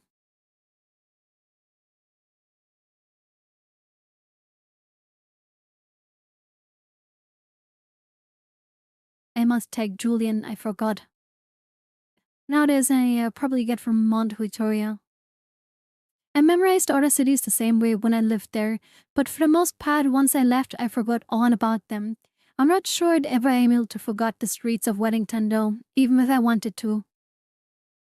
Instead of humming, Espen starts to fidgeting again as we walk, messing with her phone and purse and the hat and glasses.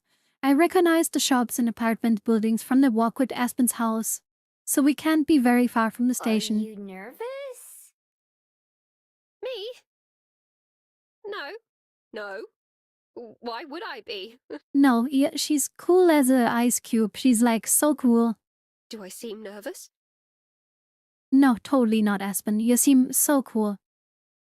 Can't tell that you're fidgeting with everything. Yeah. Is it because of the bus? You don't have to worry about that.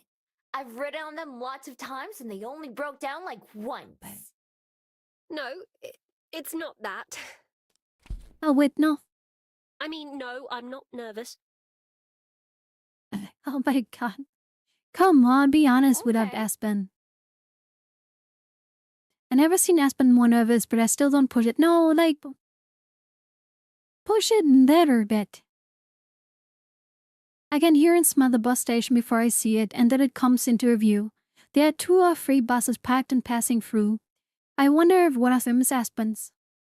We stop across the street and she checks her phone again, then puts it away. You're not late, are you? Oh, I could have walked faster. No, we're right on time. It'll be here any minute now. Wait, she's not taking the bus. Is she that nervous because she's not taking the Cool. bus? I'll wait with you till it arrives. Oh, she's gotta be like, no, you can do, right? I start across the scene, but when I stop and notice that person falling instead, she's still standing on the sidewalk, wriggling the strap on her back Aspen? tightly. I trot back to her, looking around to see if I'm missing something, but there's nothing, other than a couple of people waiting far away at the station. Oh, she doesn't Are want to you go at alright? all. Aw.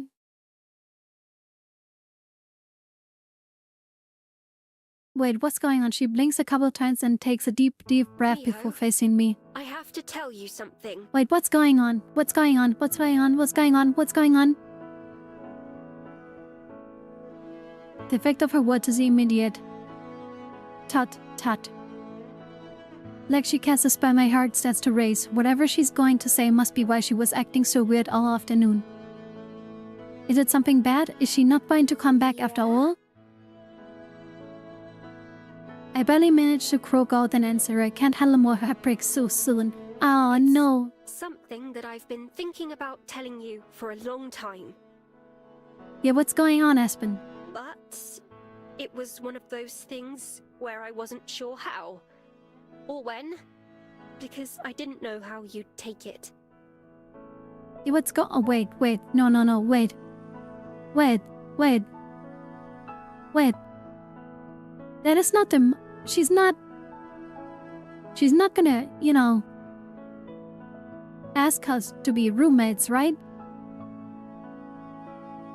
What could it even be? I just saw Juliet, so it can't be anything to do with her. Lena? Then, after we all talked the other night, I realized that I should just say it anyway. Oh god, her voice is cracking.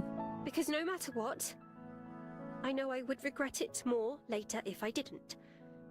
Who knows how many more chances I might get? So I thought about it. A lot.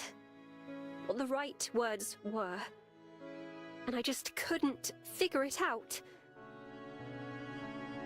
So I didn't prepare. I'm just saying this, somehow, and hoping. God, I'm actually saying this, aren't I? Okay, we're getting there. Okay, what's going on? Her grip on her hand, her head shifts, clutching it so tightly her knuckles are burning wide. I feel frozen in place, not sure what to do or say. All I can do is stare, my heart feeling like it's going to explode out of my chest, while she looks down on the ground. Whispering something to herself, she wrings her head in her hands before finally looking back at me. There's something I want you to know. Come on, okay, what is it? Oh my god, come on. Miho, I used to think that there was no way someone like you could exist. Someone who looks at the world like you do, and is honest about what you see. The good and the bad. And at the same time, someone who doesn't realize just how much she has to offer. Oh god, did she fall in love with us? Just how much you make people happy. Oh my god. Here you are. Come on, Maybe come meeting on. You used up all my luck for the rest of my life. But here you are. And I love you. And I just couldn't keep Oh, telling wow. that, in case maybe you love me too. Okay, what? Okay, like... Did she just really...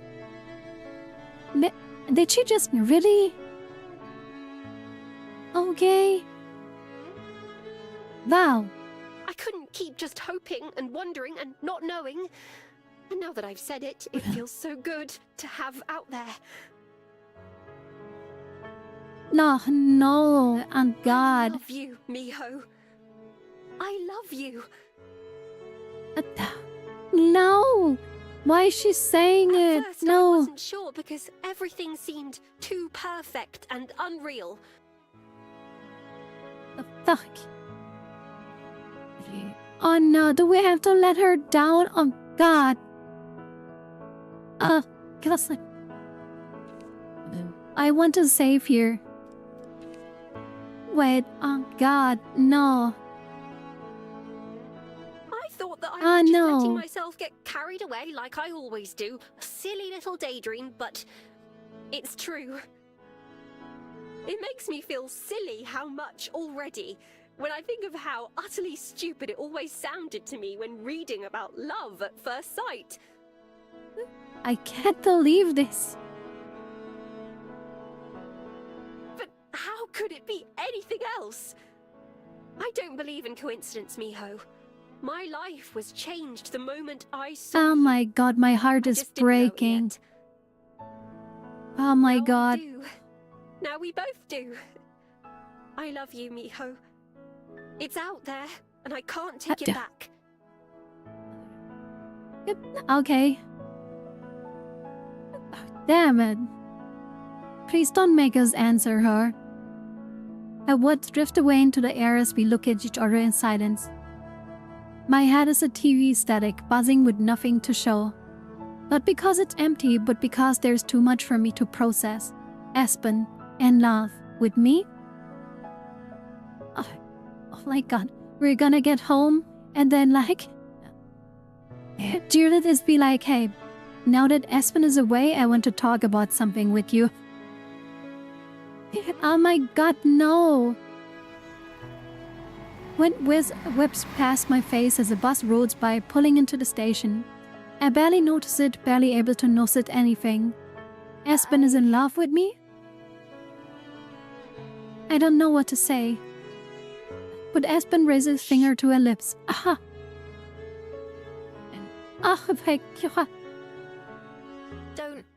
Don't tell me. I said it now before I leave for a reason. Because I thought you might say that. Tomorrow, whatever it is you feel, I'll hear it then. Ah, man. Fuck. We have to let her down. Ah, God. Oh, no. Oh, no.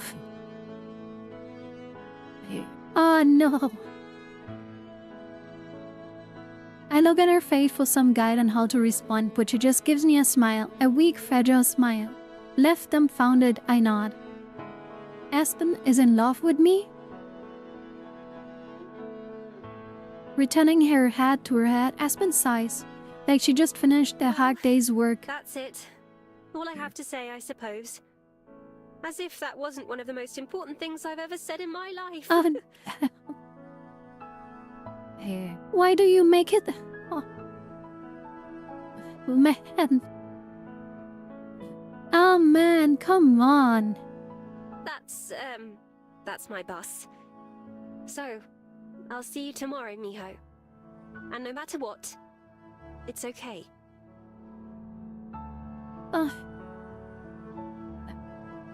You say that, but I feel We bad, just carry okay? on being friends like normal. I'm fine with that. More than fine. I'm just glad that I took the chance to tell you. For whenever she was a few minutes ago, she doesn't seem a lot calmer now. She does seem a lot calmer now. May as well be the statue of Aspen starts to walk past me, but then she pauses. May I give you a goodbye hug? Yeah, that's fine. That much I can respond to at least. We wrap our arms around each other, that weird human custom. Everything may have just changed, but it is still the same Aspen she was when we left the library. I try to listen for what she might be saying without words as she squeezes me tight. Finally, she steps away through the smile. It might be the most genuine one I've ever seen on her face. Bye. Oh wait, I still have the menu open, sorry. I make my way back to the library like a zombie, my feet moving without really thinking about it. Aspen's words keep replaying over and over in my head. I get them, but I can't make sense of them. There is not a sound to be heard from the empty aisle when I enter. Judith having finished tidying up an hour so that passed since I left. After a quick glance around, I head towards the stairs. When I head upstairs the second floor, I spot a silver of light from underneath Judith's bedroom door. I knock and it opens just a moment later. Please don't tell me she's gonna be like, hey, I want to talk to you two now.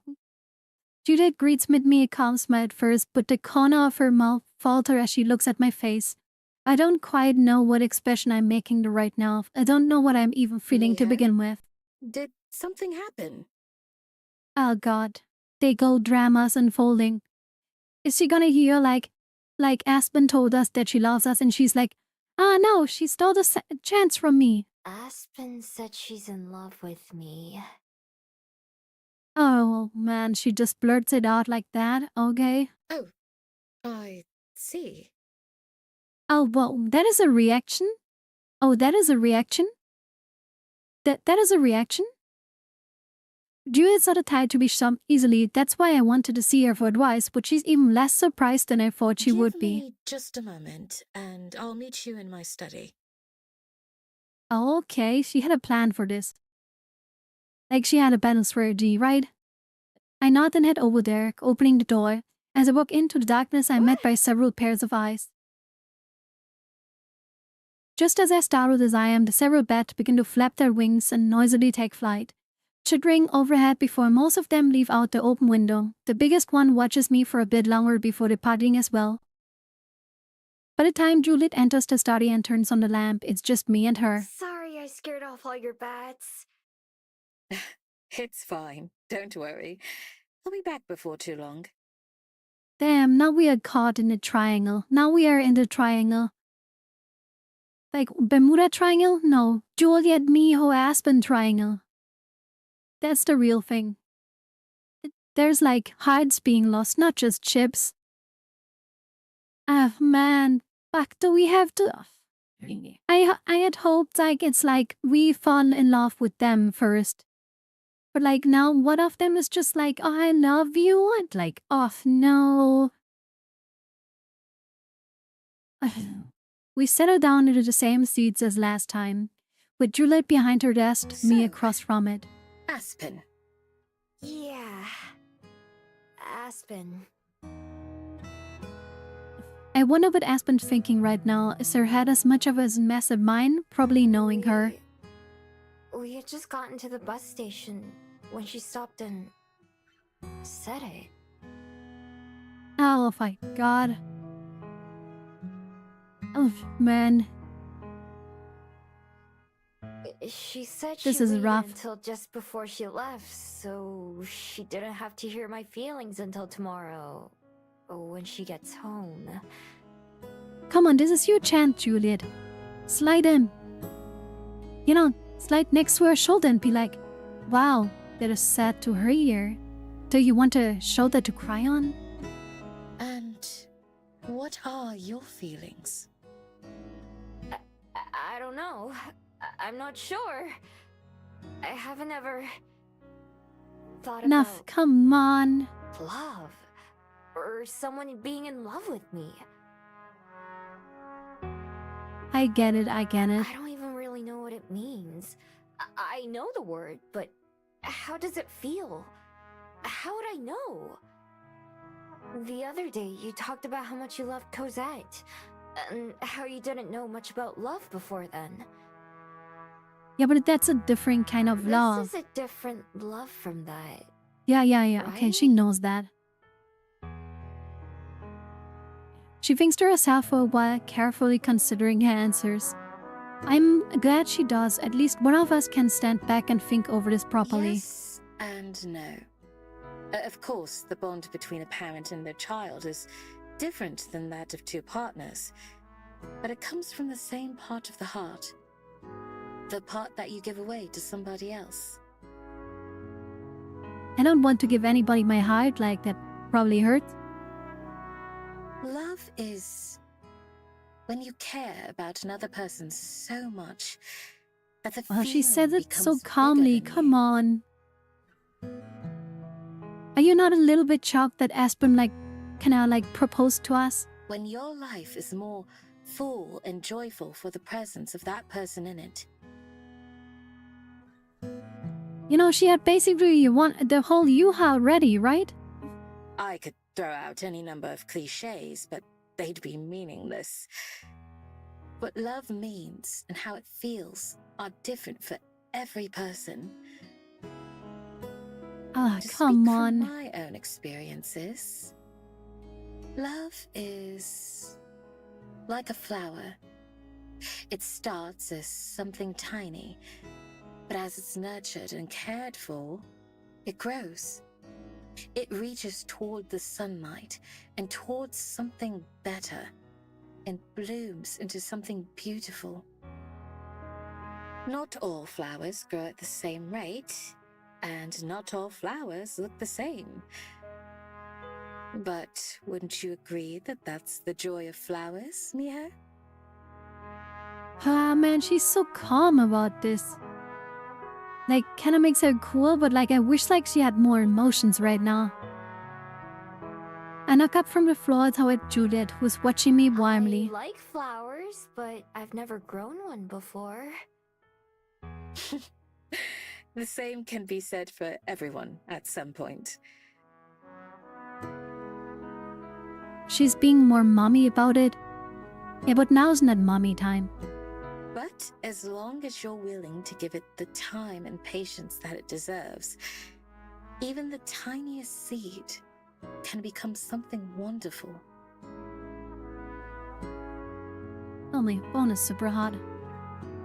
Could be because I didn't turn on the cooler. Give me a second, okay? Just Juliet must see the confusion in my face because she touches my hand gently. You should take some time to yourself, Miho. We can talk about it later tonight, if you're ready. If you needed even more time, I'm sure Aspen would understand. Oh man, Juliet, be a bit more, Yeah, you know, yeah. push I for need to love. think about it. And sorry for waking you up. Or keeping you up. Whichever. Is it It's no night? trouble at all. I'm glad that you felt comfortable coming to me about this. It was the first thing I did. Thanks, by the way. You've helped me out a lot. Of course. It's my pleasure. It's what friends are for.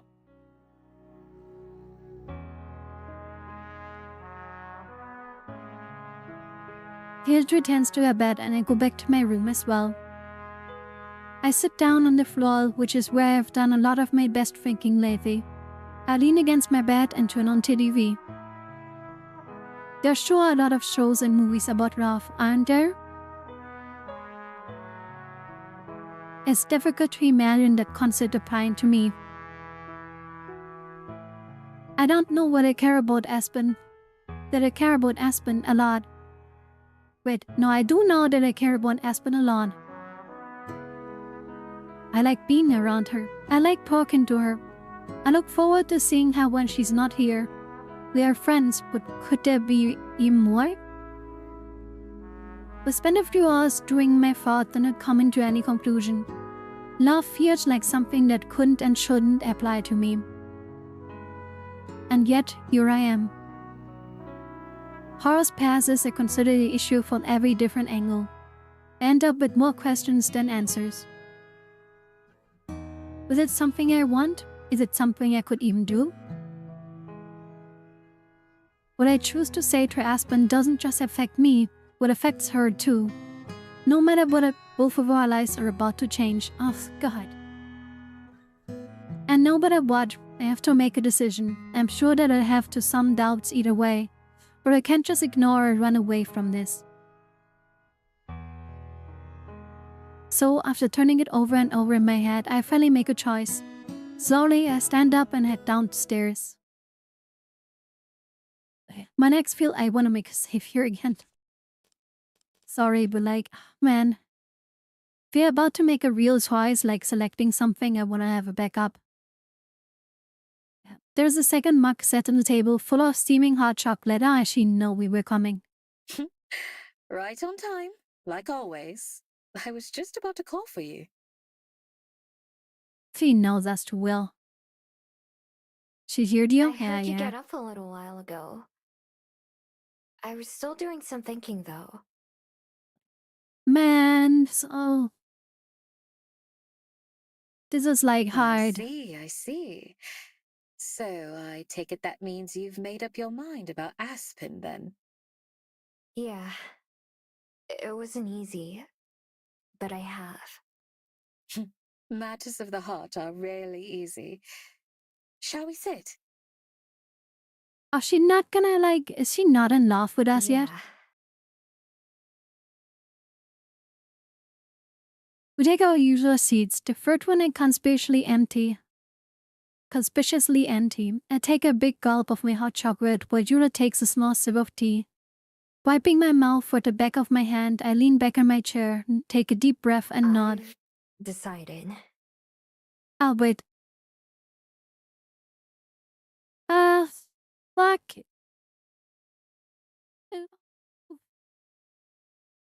Oh, damn it.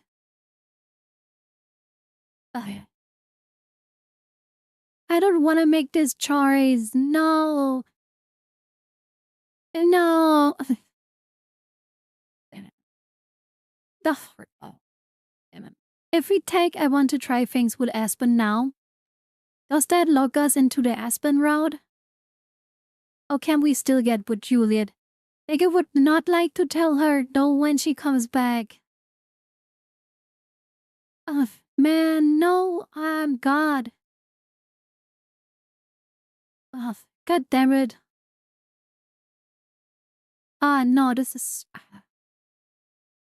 no, I don't want to break her heart. No. I don't want to break her heart. Oh, man. This is so hard. I hate this.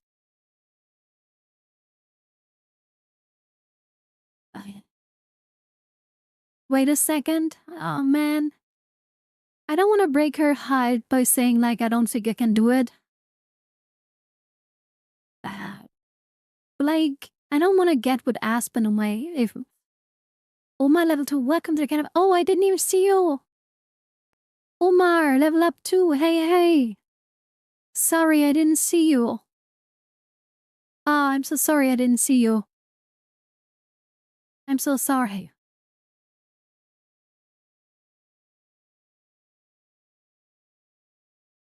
Damn it. I don't know what to do. I'm not saying anything. Does it not? Come on, tell me. Does it lock me into Aspen? Just tell me that. If I choose the first Aspen route, does that lock me into Aspen? Just tell me yes or no. That's all I want to know. Yeah?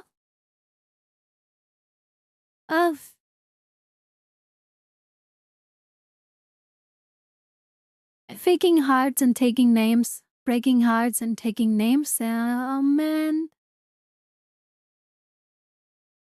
Damn it. I don't want to break her heart. Oh, it feels so bad. Okay, we're gonna make a last save here and like, I feel so bad. But like I think can't. I can do it. I like Aspen, and I don't want to hurt her. But she's a human, and I just don't think I can do that to myself. Okay, like that explanation at least doesn't hurt that much, right? The two words are heavy and hard to say, but it's a relief to say them. Yeah. Juliet reaches her hand across the table and places it over mine. I understand. I'm sure Aspen will too.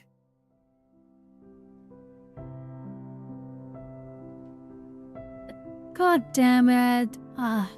Man.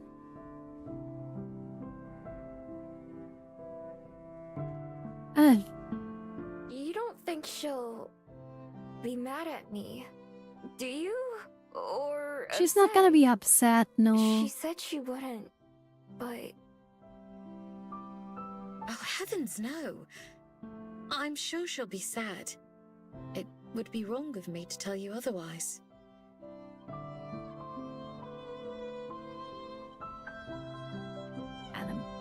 Like, if we ever play it again, I'm gonna obviously choose the Aspen route.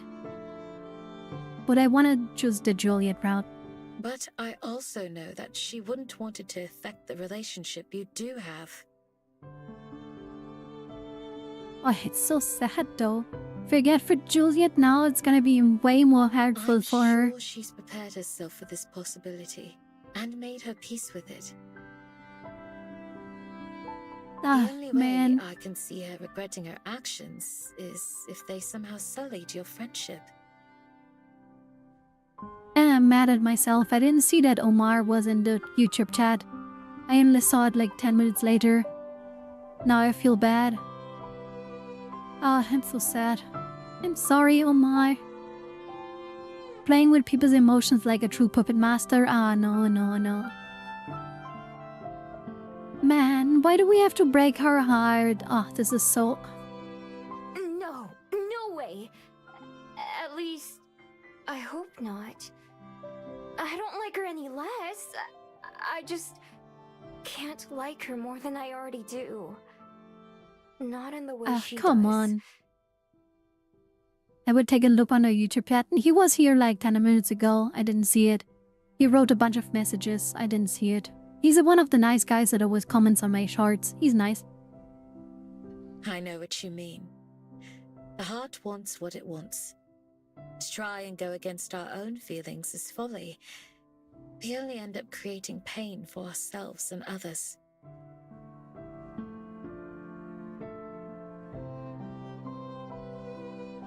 Man, I'm so sad. To try and go against our own feelings and folly, we only end up creating pain to ourselves and others. That's why And Aspen no. chose to share her feelings with you, even knowing they may not be returned. I know, like none of this is like wrong, but like it's sad, okay? And why it's important to be honest with yourself, even about the things that may be difficult. Can you at least tell me that you love me, Juliet? I really need someone to tell me As she you've loves me. reminded me, time and again.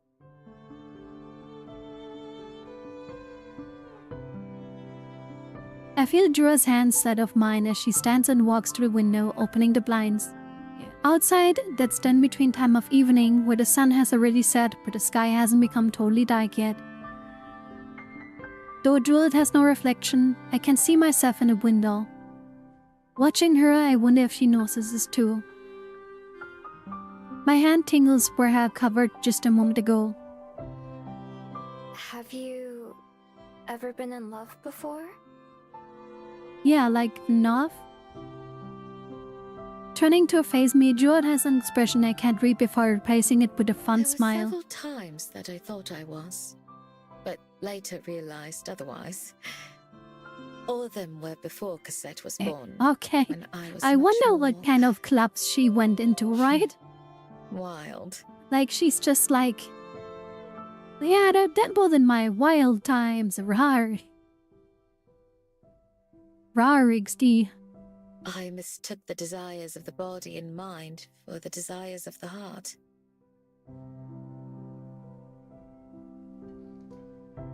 What I had thought was love was really just an attempt to fill something missing, to fool myself into believing it was real.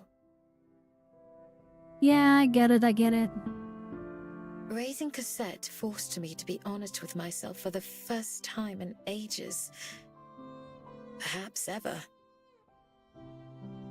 I had never truly cared about anyone other than myself. I just didn't know it until then.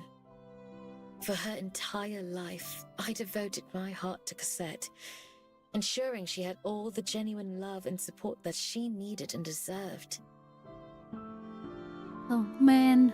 Even when she grew up and moved out of our home together, not a day or even an hour went by that she wasn't in my thoughts. Since she passed away, I haven't allowed myself to grow close to anyone else. I couldn't ever again settle for a relationship that I didn't feel with my whole heart. Is she gonna lead there or not? Her eyes meet mine, lingering for a moment before oh.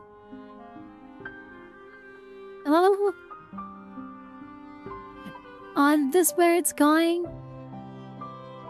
For a moment, Father Julian turns her attention back to her tear cup. Taking a sip, she closes her eyes and sighed with contentment. Yeah, love is for the nerds. No, it's not. I've made do with smaller pleasures. Hot tea, a good book, the company of friends. It's been enough, ever since then. I know Come what you on. mean. I've only had smaller pleasures too. Yeah, we are so much alike. Come on. Much like Juliet, it never occurred to me to want more. A warm place to sleep and a meal that I didn't scavenge from where modern looks luxurious. For a long time, I've been satisfied with what little I had and couldn't hope for anything else. So I thought. I swish around my cup of hot chocolate, which isn't quite so hot anymore. I don't know how Judith makes it, but I know it doesn't just come from mixing some water and powder. It's something she makes special every time just because she knows I like it. Oh no.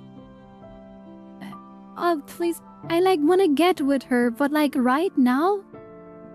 They're not gonna do it right now, right? Cause then Aspen is gonna come back and we're like, hey, by the way, we're careful now. Please, cell phone. I do wanna get with her, but not like this. Has anyone ever done something like that for me? Not that I can remember. Oh no. Not looking forward to telling Aspen tomorrow. I know. I'm sure it can't be easy.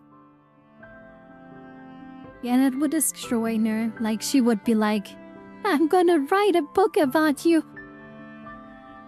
And it's not gonna have a happy ending.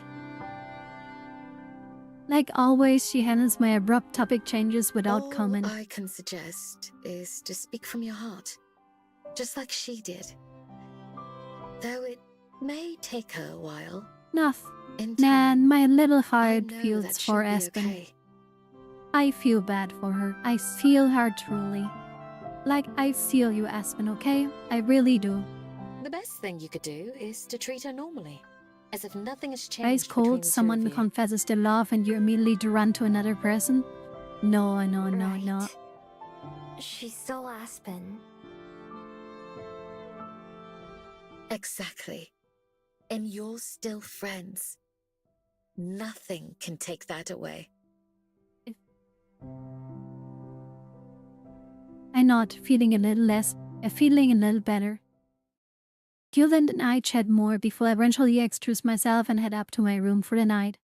Before I get into bed, I already know it's going to be one of those nights where I toss and turn for hours before being able to pass out. No matter what, I'm not looking forward to letting Aspen down tomorrow. All I can do is hope she understands, like Judith said, even if she's not what she wants to hear. I'll make sure to not let it change anything between us, and neither of us would want that. Big lie, feelings about to get hurt, yeah, I know. Sure enough, it takes a while, but eventually my restlessness turns into exhaustion and I slip into the fetal soup. Sleep. That's soup. Morning comes all too soon. Groggily opening my eyes, I check the time and see that I've slept in about as late as I can. I spend a while trying to fall back to sleep but fail and eventually get up. There are only a couple of hours until Aspen will be back. I'm sure she'll go back to her apartment first after she arrives, but she'll have to come up to the library not long after so we can see each other before the day passed. Once she's here, I don't see a way to put off more talking about that. It'd be better for both of us just to get it over with, All I'm right, sure. Neo. You can do this. Enough, no. Is Juliet gonna spring in and be like, sorry Aspen, but I'm gonna marry her, to take the attention away? I know that what Juliet said is all true about our friendship not having to change and or there being any bad feelings. I'm just not looking forward to telling Aspen in the first place. How about just ghost her? No, don't do that. It won't be the first time that I've heard Aspen somehow, but it's the first time where I planned it out in advance and know that it's gonna happen. Still, I know that fixating on it and dreading it will just make me feel worse. After mopping around for a bit longer, I head down to the Good kitchen. morning, Miho. All during it. At least Juliet seems to be happy and in a good mood, and try to make myself around chipper too. Even though it's just the two of us today, Juliet worked as hard as always on the breakfast. The as usual assortment of fruit, eggs, and toast all Thanks laid for the out on the food. table. Of course. Do dig in. I mean, it would kinda get boring for me personally eating the same every day. Running away is always their healthy and mature decision. No, I don't think so. Maybe you should overthink your strategy. Just saying. Don't mind if I do. I eat my meal with as much gusto as I can, although I'm much slower than usual. Juliet went through all the effort to prepare everything, so I don't want to let it go to waste. Eventually, I have to admit defeat and set down my fork with another food Everything okay? unfinished. Yeah, it's all great. I'm just not super hungry right now. Oh, yes. Understandable. I'm sorry. I should have asked before preparing so much. She said asked again. I am annoyed. It's fine. Thanks for cooking. I'm sorry She wants I to can't eat axe us. more of it. Don't worry. As long as you enjoyed it, I certainly can't complain. I sure did. It doesn't look like you're all that hungry either, though. Me? What makes you say that? I pondered the half-eaten bread on You her had even plate. less than I did. Kira looks down as if surprised that to see what's there. I suppose you're right. To tell you the truth, most food tastes the same to me. Yeah, I knew it. I Essentially was gonna flavourless. ask that earlier with crab. Like, do vampires even taste anything? Like, normally they lose all taste, right? I enjoy the ceremony of sharing a meal with friends much more than the meal itself. You can't taste anything? Why not? Out of being a It's vampire. another one of the downsides of vampirism. I can still eat and drink if I want to, but I don't need to. Even tea? Even tea, to an extent. Although I can't enjoy the flavor, I do still enjoy its aroma. And that was one of Okay, my I don't get favourite it. parts Like, about isn't tea. like even as a aroma human. a big part of flavor though? Like, I don't know. And that was one of my favorite parts about tea even as a human. Whoa. You're really good at cooking for not being able to try it. Isn't aroma just smell? Yeah, but smell plays a big part in about how something tastes too. It's like those weird water bottle works. It's like how those weird water bottles put a stamp thing works where you like just put a ring around your water bottle and then drink, and like the water is just normal unlike it's just normal water. I don't know what unflavored, that was the word I'm looking for.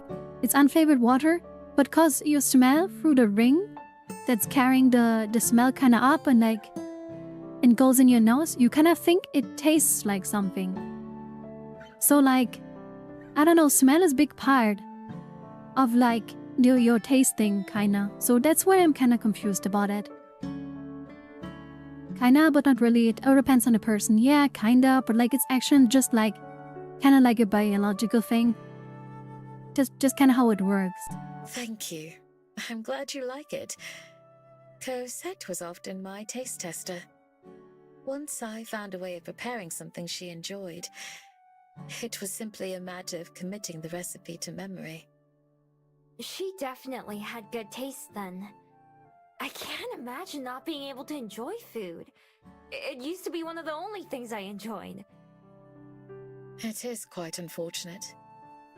Had I known what it would be like before I turned, I would have made more of an effort to sample cuisine from around the world while I could. Were there other things that were different for you then? Oh, yes. Almost everything.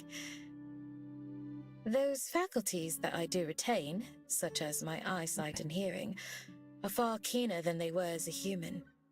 To say nothing of the ability to transform. Did she ever even turn into a bat in front of us? I suppose it must be like that for you as well, compared to your days as a fox. Yeah, that's true. But I can always turn back into a fox when I want to. I lost my bit to snack for a while, but it didn't affect my taste. Okay, I mean, it kind of depends what you eat and stuff, I think. You are quite fortunate in that regard. Taking wing is Yeah, a bat okay, can maybe be in a forest, right? exhilarating, but it's not familiar. Do you like being a vampire? Would you go back to being a human if you could? That's a difficult question to answer. Even if I were to somehow revert to normal humanity right now, I wouldn't be the same person I was before I became a vampire.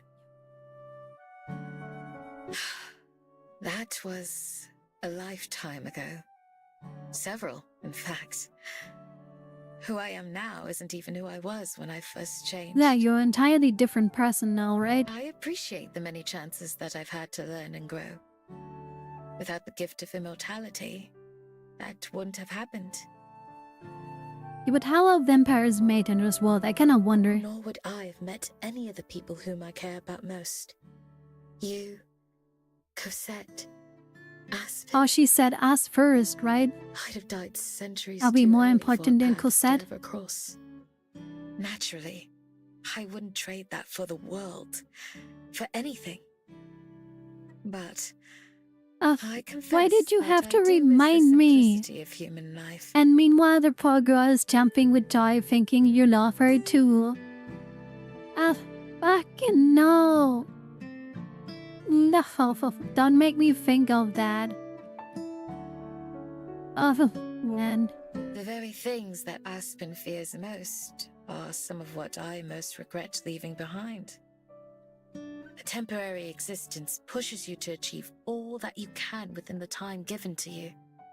Your triumphs and victories are sweeter, just as tragedy may be deeper, for their impermanent finality. Kinda ruins the mood. I suppose I would have to say that it's equal parts blessing and curse. Presented with a choice to somehow go back and stop myself from being turned, I would decline. But wait, presented with a choice to somehow go back and stop myself from being turned. She would decline being, like, going back. And trying There to are prevent it, I truths guess. that can only be learned with experience and age. So, in that sense, perhaps it would be futile, Oh, I get if her. it were possible. Oh, man. The choices, though. With a sigh, she gives me a sheepish smile. That was rather long-winded of me, wasn't it? To answer your question more directly, no, I wouldn't go back. There's a part of me that will always want to, though. I get it. Sounds like there are even more differences between fable like us and humans than I thought. In some ways, yes. Man.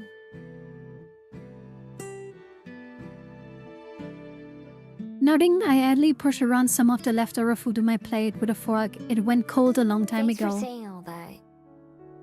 It makes me feel better about... Soon heart will break. Yeah, it will. like I'm making the right decision. It's my pleasure. I'm glad that I could be of some help. I wish I could delay having the conversation with Aspen, but there's only a couple more hours until I would have to see her anyway. At least long enough for her to not forget me.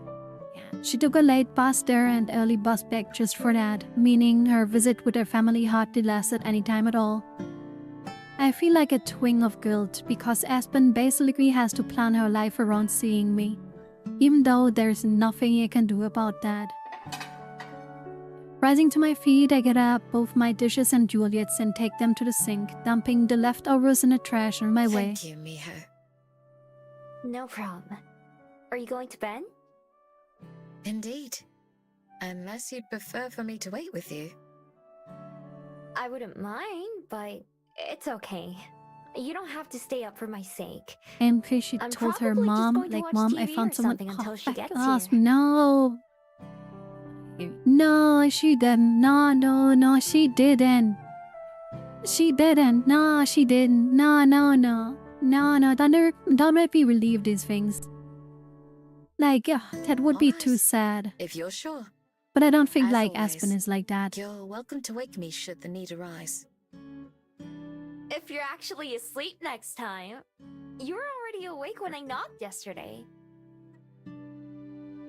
Also, still condensed that crap. Okay, that's our own fault True. then.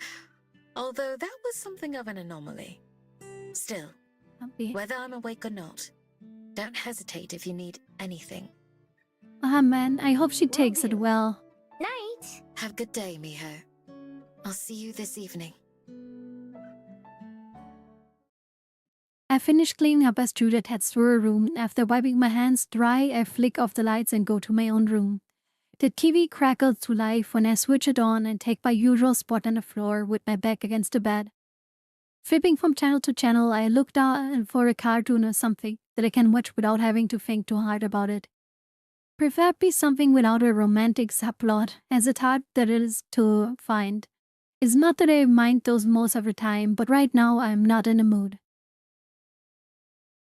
Finally, I ended settling for an animated movie about a girl who can turn into a seal. What? And I brought a quest to rescue her? What? When it has ever the words I love you as a friend gone well? I don't know. She's not gonna say it like that, right? I don't think she's gonna say it like that. As I hope, watching shows does take my mind off things. It also makes them pass by way too fast. At some point, when I check the clock, I see it's almost time for Aspen bus to arrive. The stomach cramping feeling of NXT starts to kick in. I take some deep breaths and drink a glass of water to stifle it. It's no big deal, you dummy. You're just making this worse for yourself. She'll be sad, but she'll get over it. The copium. Around the time that a bus should be pulling into the station, I go downstairs to wait. My practice books for reading and writing are tucked away at the front desk where I retrieve them and sit down. My eyes go over them the same lines a dozen of times without really processing what I'm seeing. It's frustrating because it's not like my thoughts are occupied with something more important. Would she never got over it? Oh yeah. Instead, there's an alarm bell ringing in my head, and I felt reminded that I'm looking forward to what is going to happen, without contributing anything useful. I grit my teeth and try to power through it, forcing my hands and eyes to cooperate. I managed to slowly make my way through the worksheet in front of me, but not without glancing at the front door every couple minutes. When I finish, I'm not sure I actually got anything out of it. With every minute that ticks by, I get a little anxious. I wait, and wait, and wait. 45 minutes after the bus should have arrived, I get up and pour myself another glass of water just to do something. Taking her time.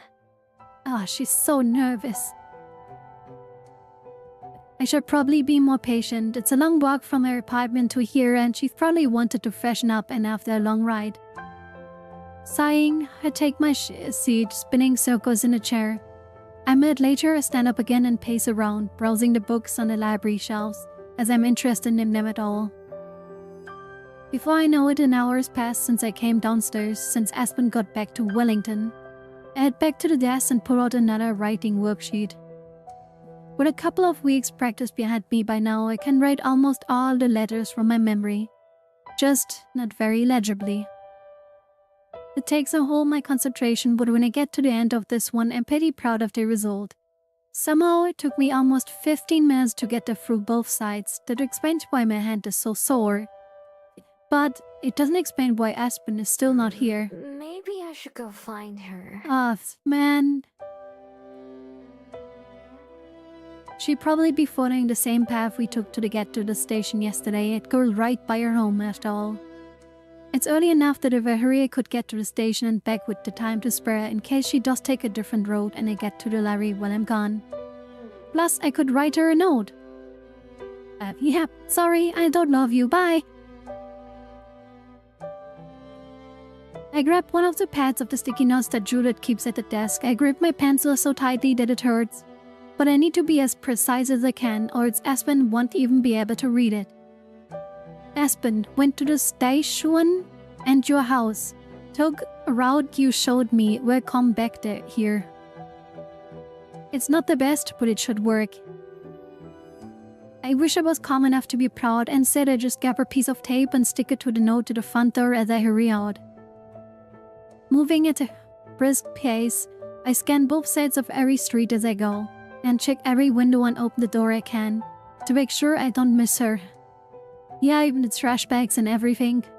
I make to the Aspen's apartment and knock loudly, rocking on my heels while I wait. The door never opens.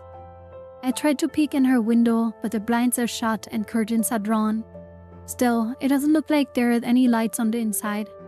My worry starts to morph into panic. Is it possible she already came home, dropped off her bags, turned the lights back off and left? But then why didn't I pass her on the way? Just to be sure, I hurry the rest of the short trip to the station, but I don't see any trace of Aspen. Flat out running instead of jogging, I rush back the way I came, but instead of staying on that one route, I also try side streets, waving back and forth between the main path and the others. None of them have her, and I reach the library breathless and alone. My note is still where I left it. Oh God, where she is? Where is she? I push the door open, hoping against hope that she's waiting for me inside. She isn't, but Juliet is there, standing behind the front desk. I was wondering where you'd gone. I saw these sheets that you left out. Aspen still isn't back yet. Uh-oh. I can't hold back from blurting out the bad news. There's no time to waste. Juliet's eyes instantly go wide with alarm, and her mouth drops open in shock for a brief second before she composes herself. Wait here. I'll try to call her. Oh no. No, I wanted Broken Heights game. Don't cop out now. Hey, come on. While she rushes out, I push the door back open and scan the horizon, looking for a glint of Aspen's glasses in the sun, or her head bouncing where she walks. Nothing. Juliet returns with a phone in her hands, where it looks wildly out of place. She calls Aspen and puts it back on speaker, and we both wait with bated breath. If you're a publishing agent or editor, then please... Oh God, something happened to her? Juliet cuts off the voicemail message just like I cut her off for a moment ago. It didn't. That means that for whatever reason, she can't receive calls right now. Oh God, okay, what happened? Wait, she's not doing something dumb, right? Oh God. Whatever reason? Like what? Most likely, her phone is dead. Or she's somewhere without reception. I see Jura's face fall as we both make the same connection. Before we left here. Yes. She mentioned that she wouldn't have it for most of the journey. But she should have been back in Wellington a long time ago, correct? Yeah, like over an hour, right? Yeah, at least 2 hours ago. Like even 2 hours? How much longer do you have left? Oh no, she gonna forget about us? No. Oh my God, is that how we get out of telling her? Don't tell me. Is that how we get out of telling her that we don't love her? Is that the cop-out? Oh no, don't do this. No, that's not gonna be how they do it, right? My voice cracks as I say it. My mouth is dry. I try to swallow the lump in my throat, but it won't go away. She even came home early to give us extra time. Time that was supposed to be just in case, not actually needed. I don't know. I was hoping you would know. Me? I see. Oh God. I could just wait here in the library. Where she bound to turn up eventually. If she's watching the clock as closely as I am, wherever she is. On the other hand, I could go on and look for her again. I can't move faster than she can. If she's running late, then the time saved by going to where she is could make all the difference. Okay, here. I look up at Juliet, hoping she has a solution. Go try to find her. Make sure you can get back here in time. If she arrives before you find her, we'll call you. Okay. Oh god, now the search for Aspen begins. Judith quickly shows me how to use the phone and I pocket it, making sure that it won't fall out. Her plan just combined both of mine. It's a good compromise, but it still comes down to luck. I guess there's no way around that. Not every problem has a perfect solution. There's nothing else to say and less time to say it. I saw her hurry back outside without another word. I've barely gotten breath back from running all the way to the library, but I forced myself to run again. I have to cover as much ground as possible, as fast as possible. Trying to fight her to break her heart, ice cold, yeah, kinda. But like, she will forget about us if she doesn't see us in a specific time. She will completely forget about us. I checked the Bell House, but she's not there. When I get her apartment, she just has left it. It's just as I left. Same as the bus station. Like, if you don't know, Miho, the girl we are playing, has a curse on her that people forget about her after a certain amount of time. And if we don't see Aspen in the next hour or something, she's gonna forget everything about us. Then it doesn't matter if we want to break up with her or something, she's just gonna forget about us. So that's why we're in so much panic right now. I turn around about to get started to trip back when I spot someone waving at me from nearby. You okay? I saw you run by here a while ago. I'm looking for someone. A friend who should have been here by now. On one of the buses? You sure they weren't on the one that broke down? Oh god, the bus broke down. What? Yeah, heard some other folks who were here talking about it. Guess it broke down on the way back and the replacement's taking forever. They were getting pissed because it was gonna make them late. Oh no, run, Miho, run! I guess it broke down on the way back and the replacement is taking forever. Couldn't Wait, tell you which okay, bus it that was, was- but you could probably find out. Where were they coming from? I don't know the name of the town. It's a few hours away. Well, that doesn't exactly narrow it down, but it matches up, I think. The guys who are waiting were packed for a long trip, so it must be one of those distance lines. Thanks. Oh no. Oh god. I stumble as I turn back around, my legs are shaking like jelly. There's no way it isn't Aspen's bus. All the details line up so perfectly and terribly. My only hope is to wait here at the station and hope that the replacement arrives in time. Mechanically, I dial Aspen's phone over and over, hanging up and redialing whenever her recorded voice starts to play. At some points, I stop trying. As the minutes tickle down, I feel like increasingly sick, with the burning pressure of tears in my eyes. When I do finally hear the rumbling sound of approaching vehicle, I can barely believe it. Lifting my face from my hands, I watch with my heart in my throat as the bus turns to the corner and pulls into the station. This has to be her bus. It has to be. Unable to move, I just watch as the line of passengers slowly disembarks. My eyes start glued to the door until the line finally stops. Then a line of waiting people, including the person who talked to me, begins to board. The bus takes off a minute later without Aspen. I collapse back onto the bench, barely repressing a sob. Why? Why is this happening? For the final few minutes, I stare at the phone, open Aspen's info. Along with her phone number, there's a picture of her sitting at the kitchen table. As in and out of focus, but she's smiling. I look at the picture rather than the time as the minutes become seconds, and then seconds become nothing. Oh yeah. That cross would be nice. People forgetting me make me fool out of myself. Man. Okay, here we go. A full 24 hours have passed and Aspen never returned. Everything I was breathing melts into numbness. It seems like I should feel something, a chill or an age or something indication that it's over, I've been forgotten. Of course there isn't one. I've been forgetting a million times before. It just never mattered. Even now, it doesn't feel real. Just a few hours ago, I was worrying over Aspen for entirely different reasons. I rise and slowly return to the library. I don't run. I don't look in the windows. I Don't try calling. My sticky note is still in the front door when I get back and I tuck it down. Off.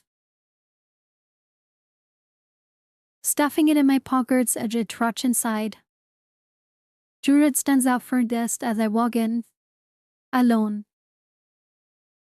I can see her face shift as she realizes the door slams shut behind me. No one else is stepping in. Miho. I'm so sorry. Ah man, this is jerking at my heart. Ah man. Here's your phone. Thanks for letting me borrow it. Come on, they don't do this, right? I set it down on the desk and then stand there, not sure what to do next. Perhaps it's not exactly 24 hours. Perhaps there's some leeway and she'll still get here in time.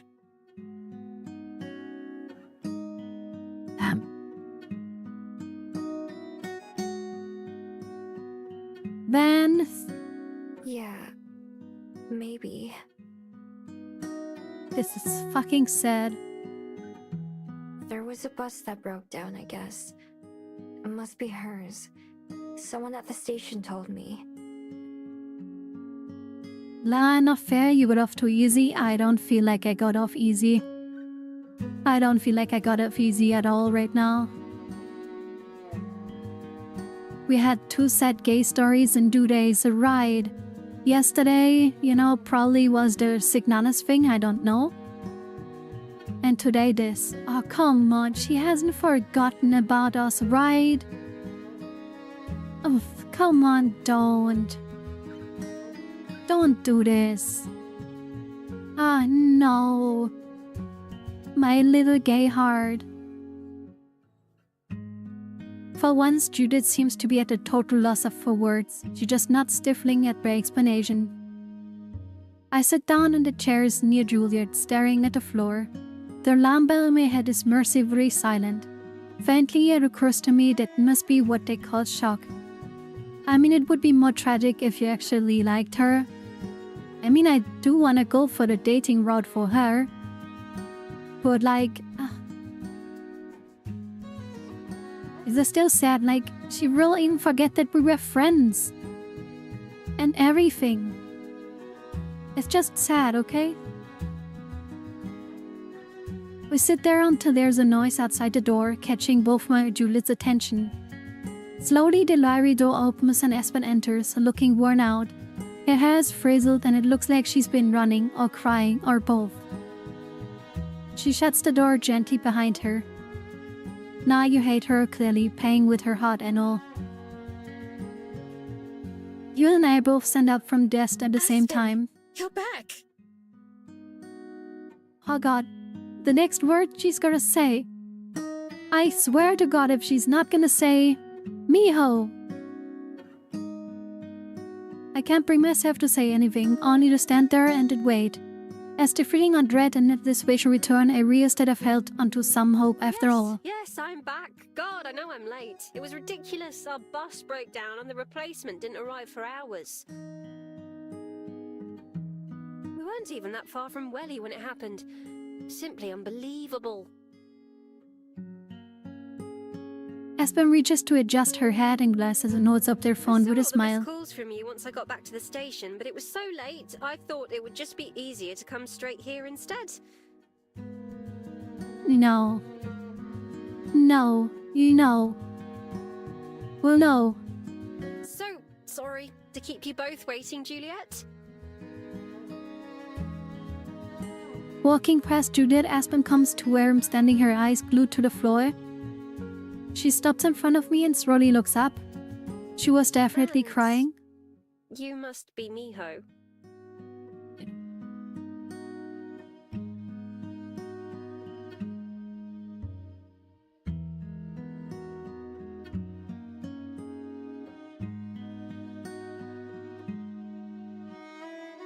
God damn it!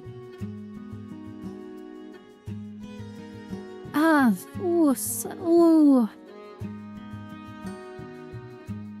Yeah, she knows the name, but like, it's a prank. Oh, I hope I hope she's playing.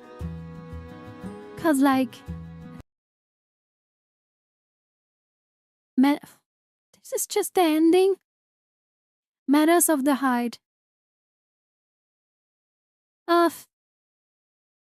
Give me a second. I'm gonna save your... Man, first we have to make the stupid choice of like telling her we love her or not. And hello, Julian. And then this. Since you just came back in, it might be that like Aspen completely forgot about us cause of the stupid curse we have. Cause she didn't see us in 24 hours.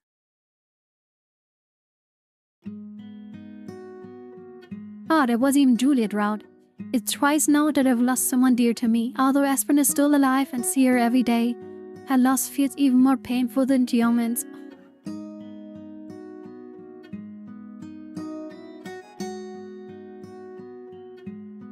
Damn!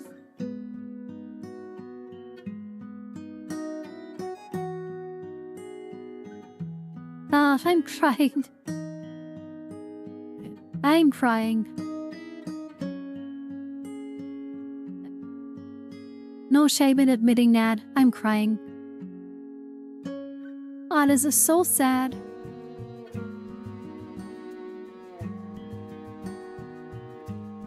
It's been a few days since Aspen lost her memories of me. She's been here like usual every day since then.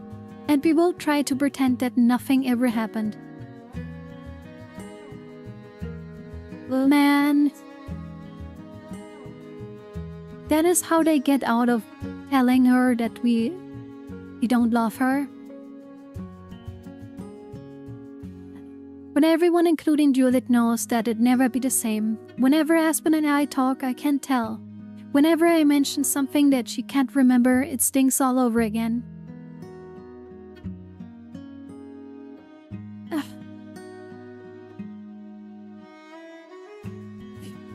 Good thing my heart is cold, black, and devoid of emotions.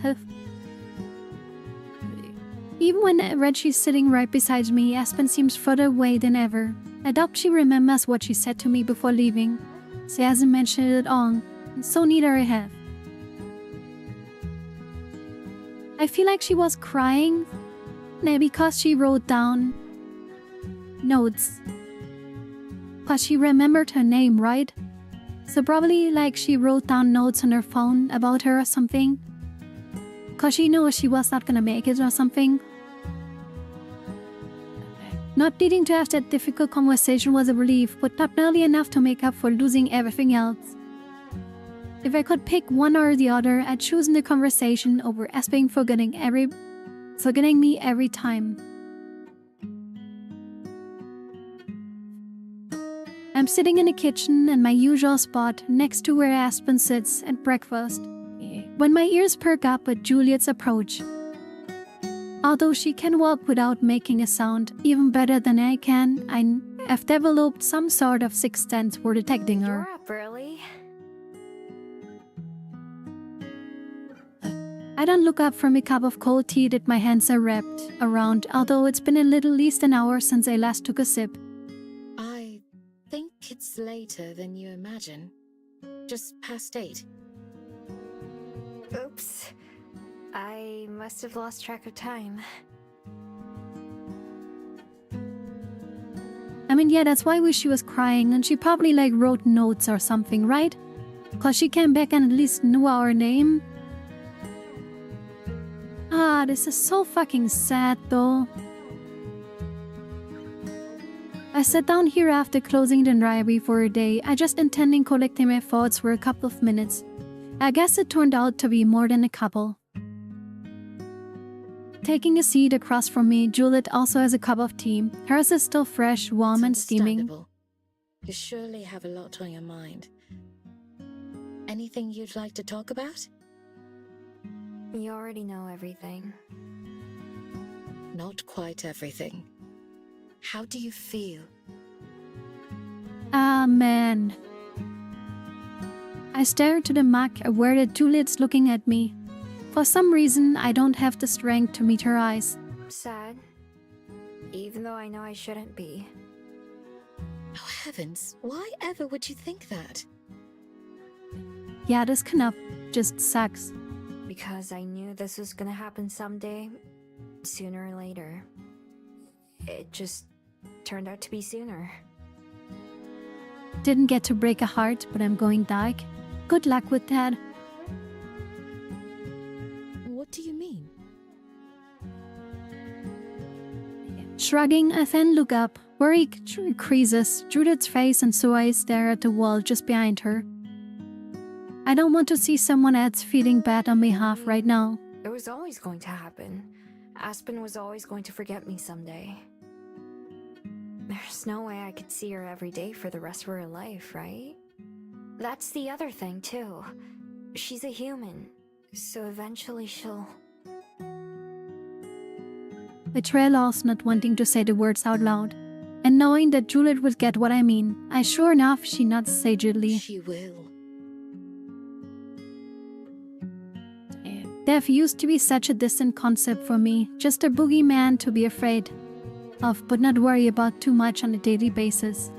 Now it's become all too real in the case of Jeong, and now when it comes to Aspen, it's hard to not think about how that will be her fate too someday. Either she hasn't forgotten me, no matter what I might have said in response to her confession. The eventual end would be the same. I can't help but picture Juliet's own pain and anguish at Cosette's grave, even all these years after she passed away. So if it was gonna happen anyway, then what's the point? Why bother? I'm just going to get hurt again and again. Someday, even you'll also... Forever's just as difficult with someone else who's immortal, maybe even harder. No matter how many years may pass, it still only take one day for everything to be undone. Miho. She reaches across the table and lays her hand on top of mine, still clutching tightly to my drink. Her fingers are soft and cool, but they look awkward against mine, like she doesn't know what to do with them.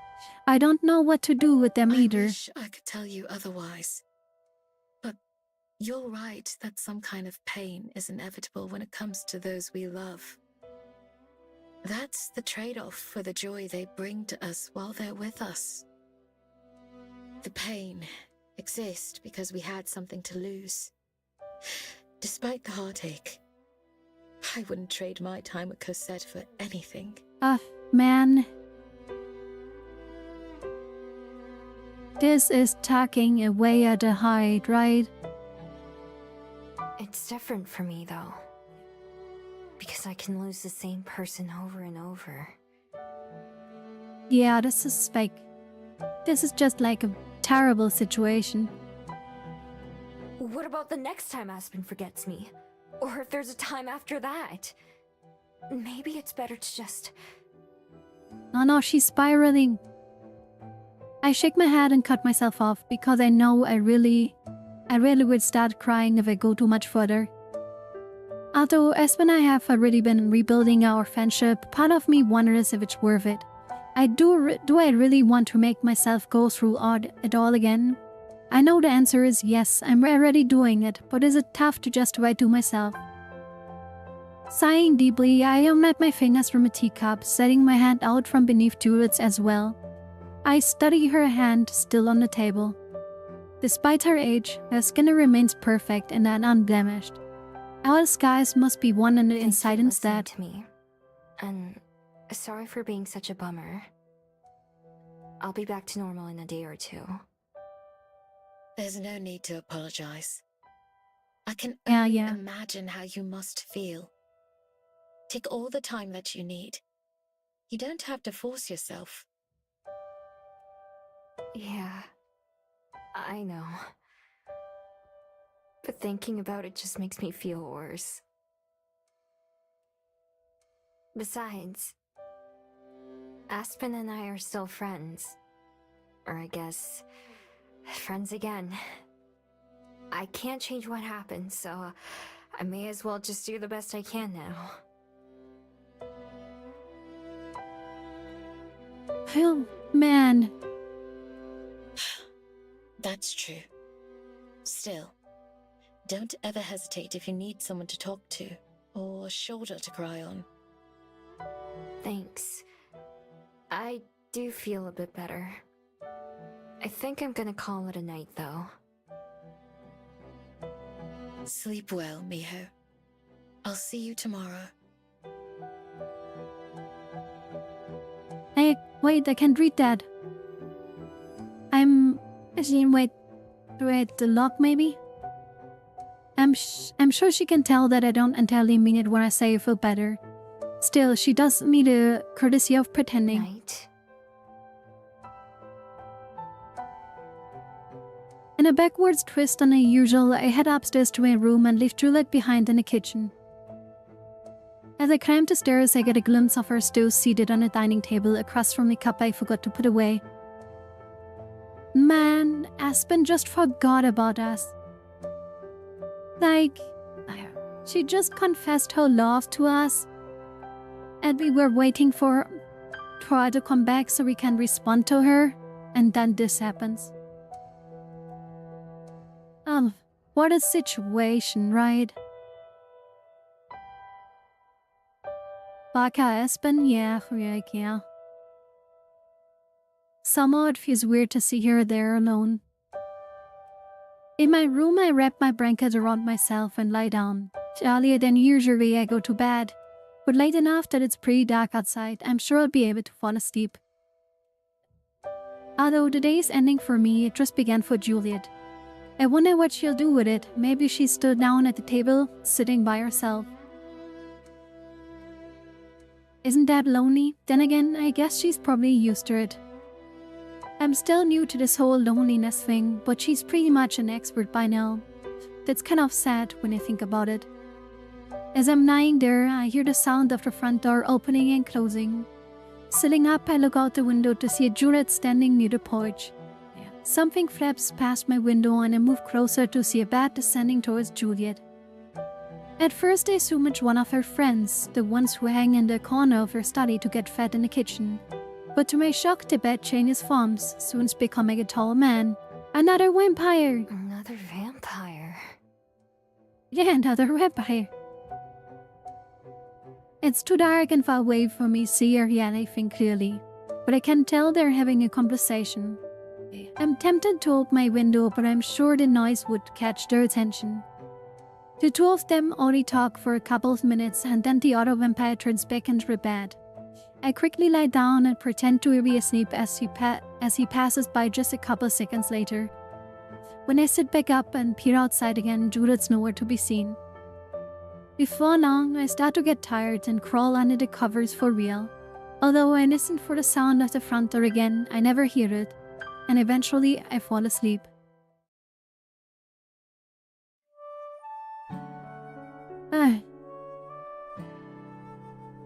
Even though things have changed so much, the morning routine is more or less the same.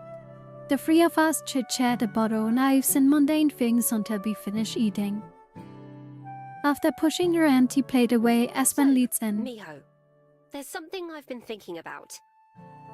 And I understand if this is something you wouldn't even want to consider. But have you ever thought about finding a way to stop your magic? Okay, I thought like she's gonna bring like a memory back, right? She's gonna ask us like, do you wanna learn reading, writing? And like all the memories of her trying to teach us and stuff, would it come back or whatever? Juliet has a chance to look at me, putting me on the spot. That I can remember. That's like asking if you've thought about finding a way to stop your nose from working. I see. I thought that might be the case. I'm not sure if I've ever heard of such a thing either. But that doesn't mean it doesn't exist. I was just thinking about the other day and about how dreadful it all was to go through. Of course, I don't want to speak for Miho. I know it's much more complicated than just that. But I thought I might bring up the idea, at least. You've got a point. Not having to worry about people forgetting me would be a huge Ah, relief. man. Now everything is just back to normal. Right. I thought you might agree.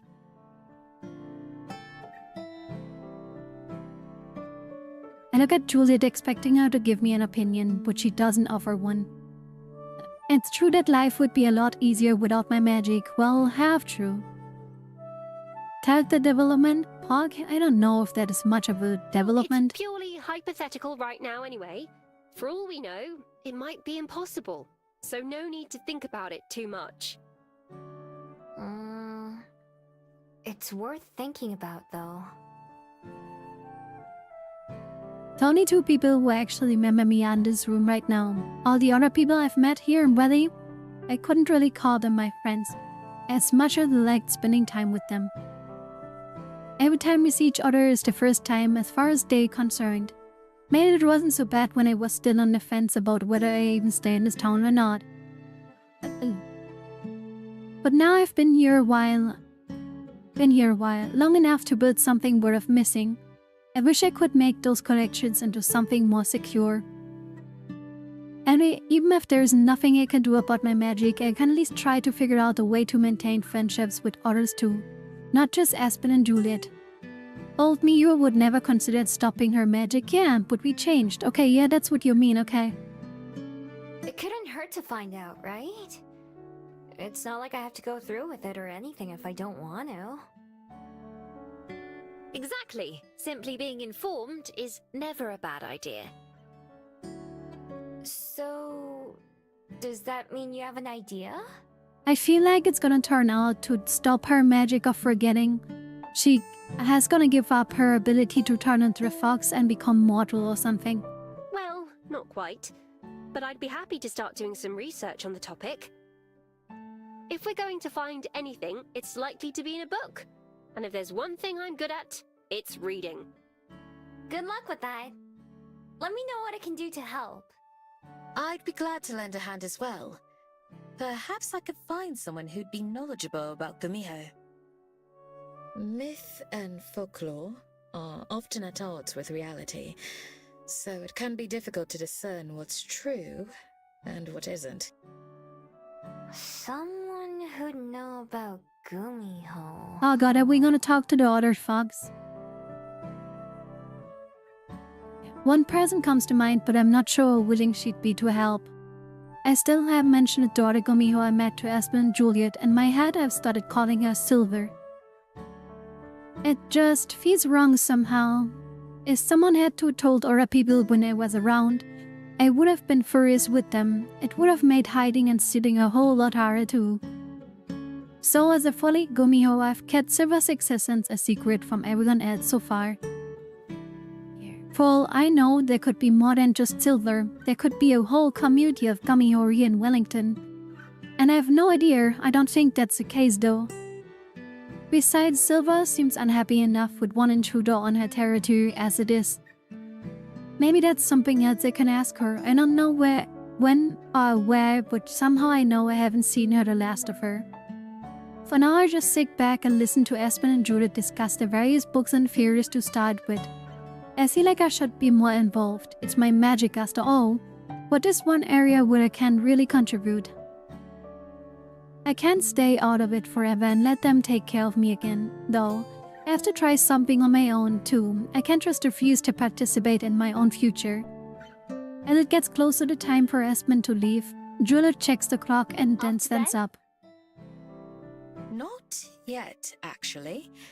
Would you mind staying just a moment longer, Aspen? I have something I'd like to give Miho. I'll be getting a phone. It's somewhat related to what we were just talking about. A phone. No, I don't mind. For me? What is it? A You'll phone. see. I'll be right back. Give me a phone.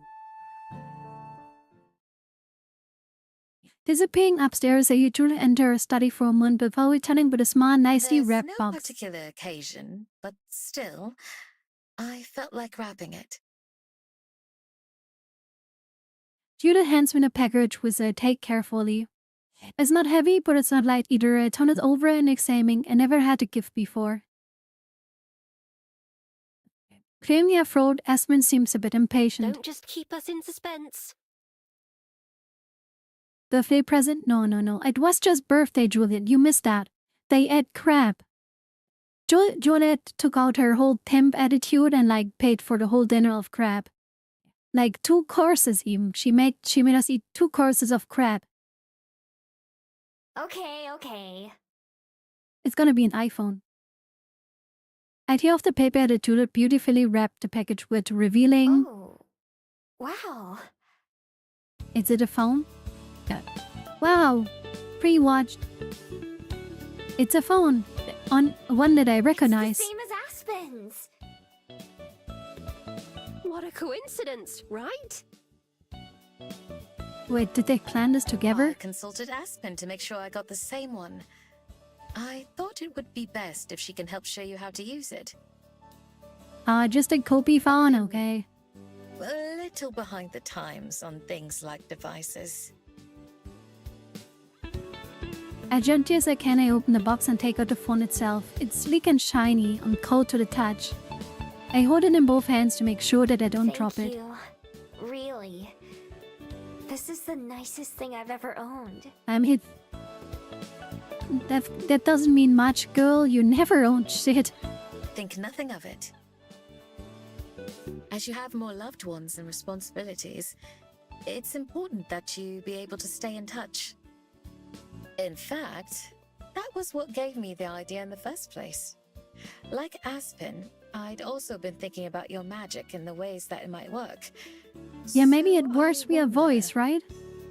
Maybe hearing her voice is enough? seeing someone in a video call serve to refresh someone's memory of you? Or is it necessary to Yeah, see each other in she's person? starting to think about the same things, right? That's a good question. I don't know. Yeah, they can. Maybe they are doing that now. They're going to test it I on can't Lena believe now. I never thought to ask that before. Neither Aspen nor I would want to gamble our memories of Miho, in case it turns out not to work. So we need to find someone else to participate in our little experiment. Okay, now we're just experimenting on other people, alright? With that in mind, I'm not sure who to ask. It's a harmless trial, but still a bit much to ask of a total Lena, we're stranger. gonna ask Lena. Someone willing to try something weird without hesitation. I'll text Lena. I am. Yeah, Lena's gonna do it. When Aspen does that, I stare to the device in my hands. Could something so small really solve so many of my problems? It wouldn't be a perfect solution, but it would be a lot better than nothing if this works. Even if not, I won't let that change my earlier decision to find some way to be remembered by other people I've met. Just like researching my magic, I can't leave everything to someone else or hope for an easier way out. Right, Lena says she's willing to give it a go. I told her I'd explain more when I saw her. Usually you'd think those would happen in the other order, but this is Lena we're talking about. Miho, would you like to come down to the Bell House to see her with me now? Sure. As long as Juliet doesn't mind me leaving the library. By all means. I'm eager to see if this works as well. So it's settled then. Shall we be off, Miho? Okay then, we're gonna go there. But before we do that, we're gonna take a short break. You all gonna take a stretch you at Maggie's. Maybe grab a bit of water. And recover from the sadness we just witnessed. Get a bit energy back. So yeah, we're gonna take a short break. Gonna be back in a bit. 5 minutes or something. Be right back.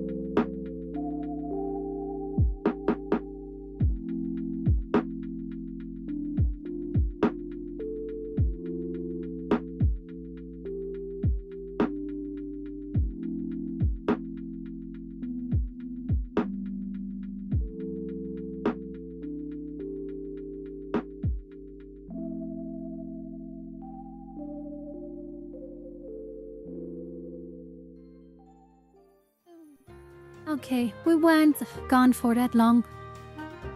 How is everyone, by the way? What are you up to? Yes, how is everyone? Oh, how is everyone feeling after this ride? Not sure if, like, Figo and stuff saw it. But man, that was heavy. Like, I know we got out of telling her that we don't want to be with her. But like, I don't like it this way better. Like, I don't like this more. Like, I definitely don't like this one more. You know? Like, I don't think this is much better. Trying to start a fire? For political reasons or just to start a fire? Like, are we just being mischievous or... What's going on with that?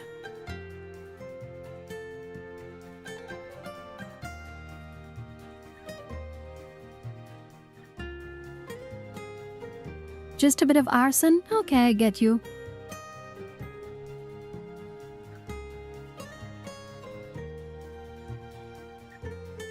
But yeah, that was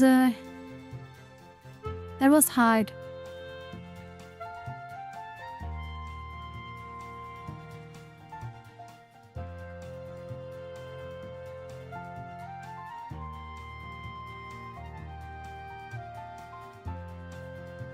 But yeah. Let me drink something first, and then we continue.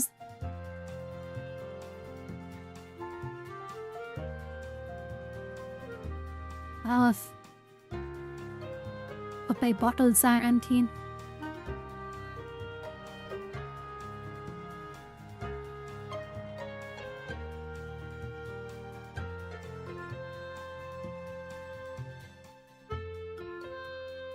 Man.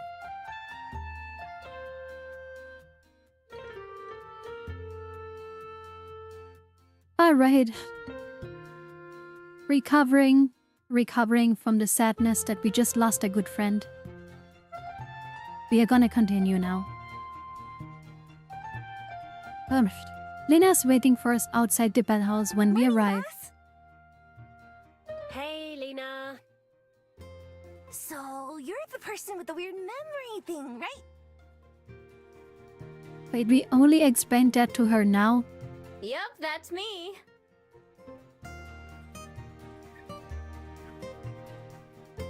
I've already introduced myself to Lena more times than I can count. Still, what's one more? This will be a great start to my new goal of making sure that the other people I've gotten to know don't keep forgetting about me. I'm Miho. We've met before, actually. At tennis and at the Bell House and a few other times, too. Okay, makes sense to me. So how do we do this? Really, it just makes sense to her. Just like, hey, you don't remember me, but I was there when you were born. You know, just being like, yeah, I watched you being born, and she's just like, ah, okay, how was that for you? You know? Like, anything else you want to tell me? Really? That's it?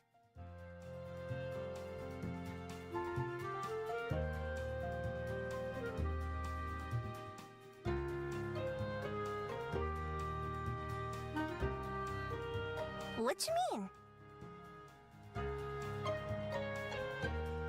I would have thought you'd take more convincing than that. I guess No, I'm not it's just surprised, Lena. It's just Lena. That's how she is. Nah, it lines up. I remember doing all those things that Miho mentioned, but I couldn't think of who I was with. Now I can stop trying to remember that and devote that brain power to something else. Wow. Yes, well, I'm sure you'll need it. So, let's see. Wow, and she roasts her do. I just need to get Miho's number, right? And then video call her tonight? Right. Any time should be fine as long as it's before this time tomorrow. Miho can come with me again in the morning, and we'll see if you know who she is. You got it! I'll try extra hard to remember her. Yeah, you're gonna need all that brain power. I'm not sure it works like that, unfortunately. I wish it were that simple. Maybe it is, and you just didn't try hard enough. Aw, come on, don't do that. Placing a finger at either temple, Lena closes her eyes and hums deeply. Does that help? Shh, don't interrupt. Lena hums for a little longer and then opens her eyes with a wink and a thumbs up. Okay, got it. Of course it helps. It's my secret technique.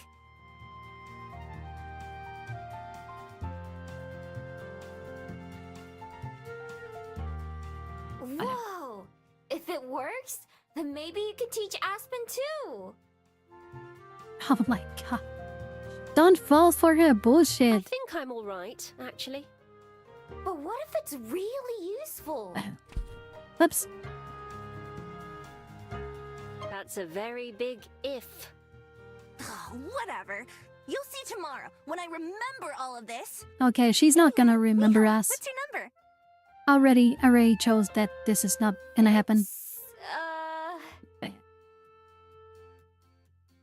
I put out the phone Jules gave me, inspecting it closely. I'm not sure where it is. Shouldn't it be written somewhere? I look around the edges, trying to find anything seem unfitting. Let's do this instead. Miho, may I see your phone? I hand the device to Aspen, who swipes one finger up and begins to quickly tap through the screens. Whoa, you're a pro at this. Juliet's a lot slower whenever she uses hers. The other vampire lady takes her time. I'm not sure that Juliet's the right standard. She still prefers a landline when she can.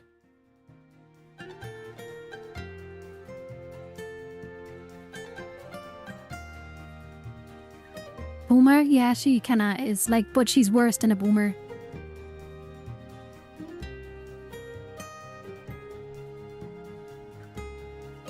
Okay, here. I Okay, saved Lena's now number wait. for you, Miho. Now you can call her so she can save your number. She might be an okay OG boomer. She's more like in, like, I don't know, medieval times or something. Right. She never said how old she actually is, right? Okay, let's see. Taking my phone back, I try to remember how to do that. Lena comes and watches from behind Aspen. New phone, who this? Moving away, Aspen brushes imaginary dirt off her You're shoulder. in my bubble. I turn in my bubble. Aspen is the one that always touches people without asking, and she's like being like, oh, don't get in my personal space. Pop. That's the same kind Aspen has, right? Yup! This is the first phone I've owned. Wow, really? So then how do you check Triller or Space Face? Trailer or space face? Oh my god. What are those? Stumbling backwards, Lena seems like she's at a loss for words, which might be the first for her. I guess she does have something in common with Aspen. You really do have a lot of catching up to do. I'll help you get set up when I call you. It's like you can't not have a Triller, even though it's terrible, I hate it, but you have to have it. Space Phase, I don't know about. Everyone you... Like, somehow this is still super real, right?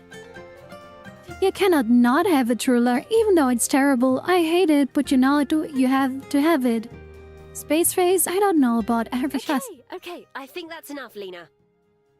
Like, it's so true, it's so true. Oh, you never let me finish talking! You never would finish talking if I didn't stop you. That's not true! I don't have the Triller. Yeah, but probably have the Twitter. I feel like they're gonna end up. Somehow I feel like, maybe Aspen and Lena are gonna end up. I don't have Space Face. Not even to be in contact with your friend spaces. You grant spaces? Nope, no bird app. Well, the bird app is dead anyways. You never would finish talking if it didn't stop you, yeah. For a second, Lena seemed pretty serious, but then she thinks about it a second. Maybe a little, but just a little. Anyway, it's fine. I'll tell Miho when I talk to her tonight. See you guys later. Oh god, she's talking her ear off, I'm right? going to be in there with you in like 2 minutes. That's later, isn't it? Lena flaps her wings proudly as she walks into the bell house. When, huh? Sometimes it's better to just Aspen let sighs. go. Sometimes it's better to just let her go. But I'm glad she said she'd help out. She's a mess, but she sticks to her word at least. You two seem pretty Come on, you good. love her, Aspen. Oh, thank you for following Kadina Hitana. And welcome to the Cat Empire.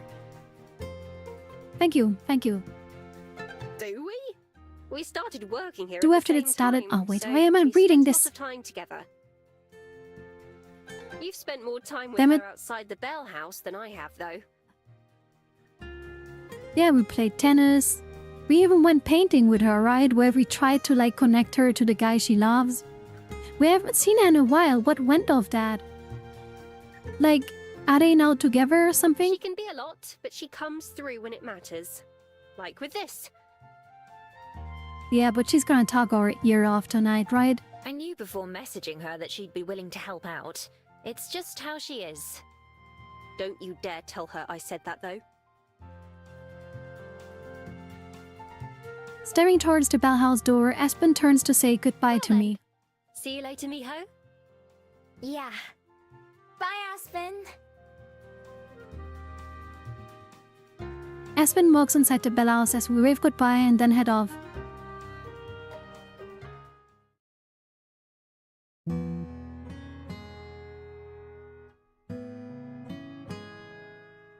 What is that emote? Pipe? It would be so weird if she will forget you while you're on the phone with her. Yeah, imagine you're talking to her and you're like, wait, who are you? What the fuck am I doing here? What? Like all of that. Would be kinda weird, yeah. Spam call. Yeah, like, hey, are you scamming me? What have you done to me? Did you brainwash me? You know, just in the middle of the call. Oh, but I'm still sad that Aspen forgot about us. It's almost bedtime when my phone finally buzzes, starting me and almost making me drop my phone on my face. Lena's name pops up and I tap with and hope it's the right button. Hello? Miho? Can you hear me? It's Lena. Hey, Lena. Her face fills the screen, making it pretty easy to see what it is. I wiggle the phone around trying to make it point at my face. Problem is, it's reversed. So I keep confusing myself. How does Aspen use this thing so much? That bed looks comfy. Yeah, do you want to have it? I can cut it out in Photoshop if you want. Hi! I see you. Can you see me? Yep. Hi. Okay, I'm interested if it's gonna work. I don't think it's gonna work, right? But like, yeah. She waves at the camera with her free hand. I have to sit up to do the same Thanks thing. for calling. This is gonna be a big help. Give her the band, yes. Okay, maybe later. No, yeah, no problem. Sorry I've forgotten you so many times. Ah, don't worry. It's kinda of a big help, actually. I know I'd be totally upset if people couldn't remember who I was. It's like, hello? How can you forget me? Oh god, Lena's gonna do all of this. It's alright. I'm pretty used to it by now. How can people forget who I am? You know, I'm so important. Yeah, but still, it's gotta suck.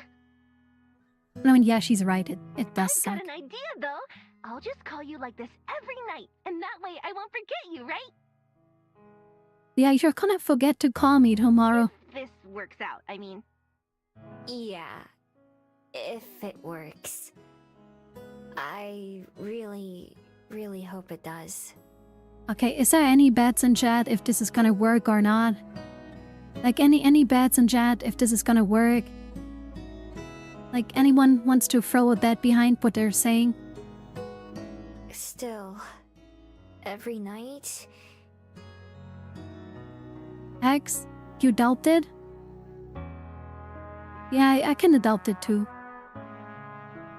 Like, I have a big doubt. I don't think this is gonna work. Even if the phone makes it a lot easier, there's a lot of phone calls to make. Just make a giant conference call? Forever. Funny how that word keeps getting up in my way. No big deal, though. I mean, I'm always on my phone before I go to bed anyway, so I can just make calling you part of my routine, like brushing my teeth and stretching. Ever since I quit ballet, I have more free time, so I can fit it in. That way I won't forget to do it. That would be kind of funny if I did, though. Not like funny, but funny like ironic. I think that's how you use that word. Aspen always tells me I'm wrong, though. My god, she's gonna start yapping the whole time. Actually, speaking of Aspen... Oh god, this is gonna not end. Lena goes on to me how sorry about work today, which turns into a story from work the day before. She goes on like for a little while. I try to smile and laugh when it seems appropriate, but my arm is starting to get sore from holding out my phone like this. She finally runs out of steam and yawns, switching into a sleepy mode in seconds. I just thought that was funny. I'm gonna go to bed now. I'm super tired. You're coming to the Bell House in the morning, right? Yup, I'll be there with Aspen. Okay, see you soon then. I hope. Well, I'll see you either way. But I hope I remember you. Sorry if I don't. What a sentence. I hope I remember you, but sorry if I don't. That's fine. Thanks for trying. Good night. Okay, now we're gonna find out. I tried to figure out how to hang up by finger hovering over the screen like I'm about to squish a bug. Fortunately, Lena does it first and that ends the call for both of us. I lie back down in bed with my phone in my hand. It isn't heavy, but it's definitely a big deal. If this works out with Lena tomorrow, it could change everything for me again. I'm not sure if Lena has really thought about what she's getting into when she said she'd call me every day. Same goes for Aspen and Juliet, of course. I'm sure all of them mean it when they promise, but those are really hard promises to keep, no matter who's making them, even though they are all willing to go through so much trouble for me. Odds are at some point at least one of them will eventually miss a day and that feel dead. No second chances, even if I started over, it would never exactly the same. With my other hand on the dead so in the phone, I reach up and grab my necklace, feeling the warmth of my bead. It's been a big pain lately, but for such a long time, my magic was my most useful tool. My secret weapon. As much as hiding and scavenging as I did before, it would have been 10 times worse if any of my crimes had followed me. Are those days really past me now, permanently? Aspen's idea about stopping my magic is interesting, and I can't get out of my head. Being able to be remembered by everyone I care about is the #1 thing I could ask for right now. But would it always be that way? Say, was there a way that I could change things and make it so people didn't forget me? What if it wasn't possible for me to change my mind later? Sure, it sounds nice at the moment, but forever is a long time. I keep being reminded of that. I tug at my necklace up so that I can see the bead. It still has a soft white glow to it. I wish I knew what it meant. I wish I knew what any of it meant or how it worked. I wish I didn't have to deal with these questions and problems. Of all the forms of my magic to take, there had to be this confusing one. Gripping my bead in my fist, I yank my necklace off of my neck and hurl it away from me. It clatters and rattles as it hits the wall and then the floor, lying like a snake in the darkness. Closing my eyes, I suddenly count in my head.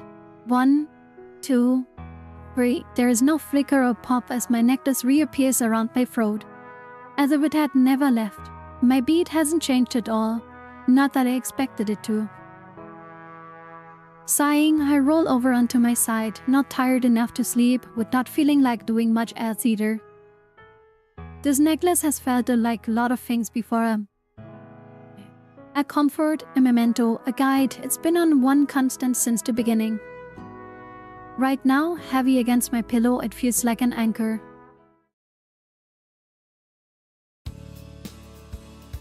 Like always, the next morning I'm chewed up by seeing my friends.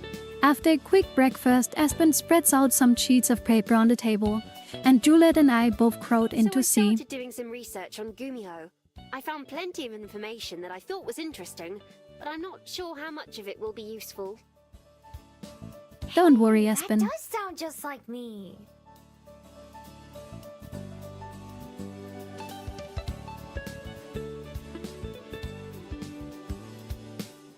Sorry, I had to fill up my glass when I want to drink a bit for my throat.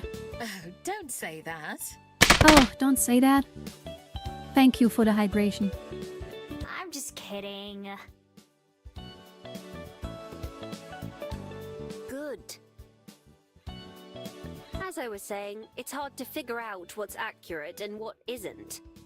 Yeah, mystical things, A lot right? of the specific details would have had to come from the Gumiho themselves, and as far as I can tell, none of them are talking. Well, we know one Gumiho could talk to us. I couldn't find anything about memory or forgetting. Maybe it's self-explanatory, why not?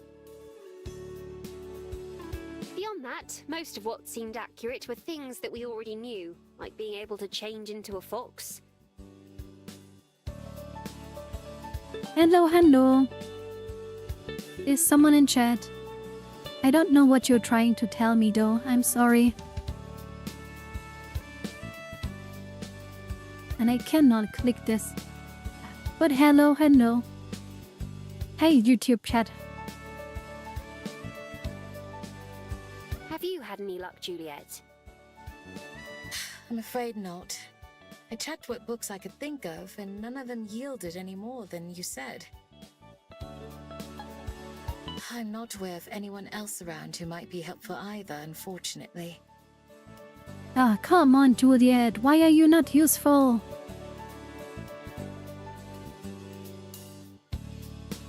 Oh, it's their first time seeing it. Oh, okay. Welcome, welcome though.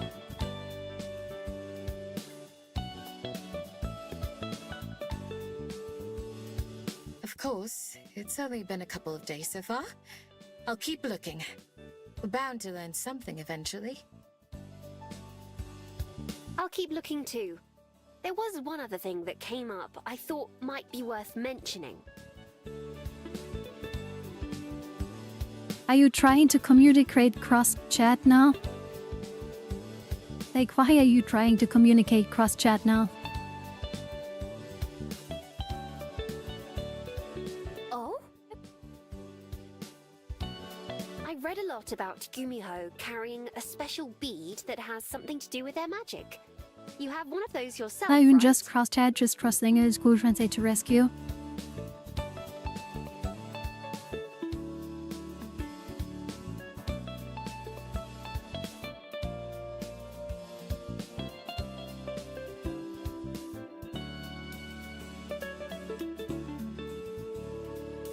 I roof my necklace more gently than last night and hold it out to see them. I've had it my whole life. May I see it? You can try.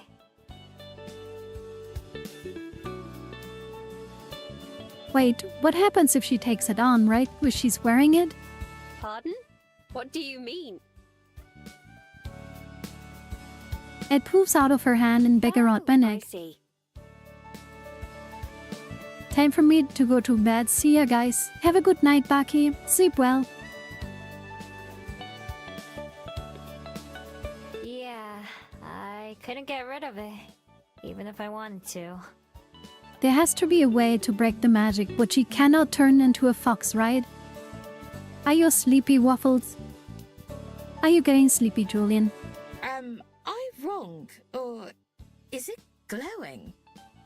Yeah, that part's new. I was in bed when I noticed it a couple days ago. I know it's important, but not how or why. No, that's for Baki? Okay. As I said, good night, Baki. Bye-bye. Your wild instincts inform you. Druid says it so matter-of-factly and not like there is something bad that I should be gotten rid of. There is still part of me. My other self, no, the other part of me hasn't gone away. Even as I spent more time away from it. When I first came to Wellington, I still thought of myself as a fox. Now I'm not sure how I see myself. But my beard and its mysteries are a reminder that I'm something different. That sounds promising. It means something is happening, even if we're not sure what. Let us know if you notice it changing in any other ways, Miho. The more knowledge we have, the better. Maybe like it's related to how happy she is with her knife or something? Or she doesn't turn into a fox for a year or something? Yeah, I Don't will. know. Maybe then it just breaks?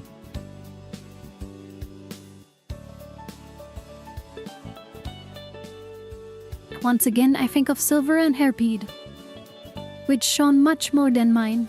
Will mine look like that someday? I wonder what it took to make hers glow so brightly. Maybe even Silver doesn't know how the bead works. It was instinctual, then shouldn't I understand it too? I guess I'll just have to ask sometime. I wrap my necklace back around my neck, popping the magnetic clasp One way or together. another, we'll soon know more about Miho's magic from your experiment. Right, she had this necklace like hundreds of years ago, right? And it had magnets? Wouldn't people be like, wow, witch? Just alone for that? Yes, I think it's just about time for Miho and I to head out. By the time we get there, it'll have been a full day. I'm ready to go if you are. You know I hate sitting around waiting.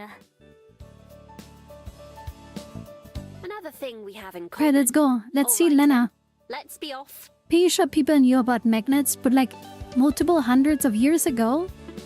Like she's maybe like, she could be like 400 years old or something. Do you think, like, I'm not sure. I can find them, but like, I am not sure. Like, I'm wondering, like, if they knew how to use them or something, right? Like, okay, metal crafting is very old and, okay, not very old in the grand scheme of things, right? But like, it's somewhat old. Metalworking.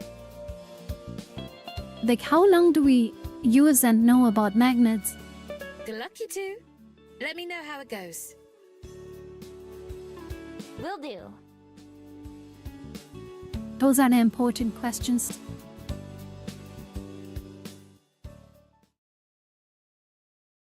Time to see Lena.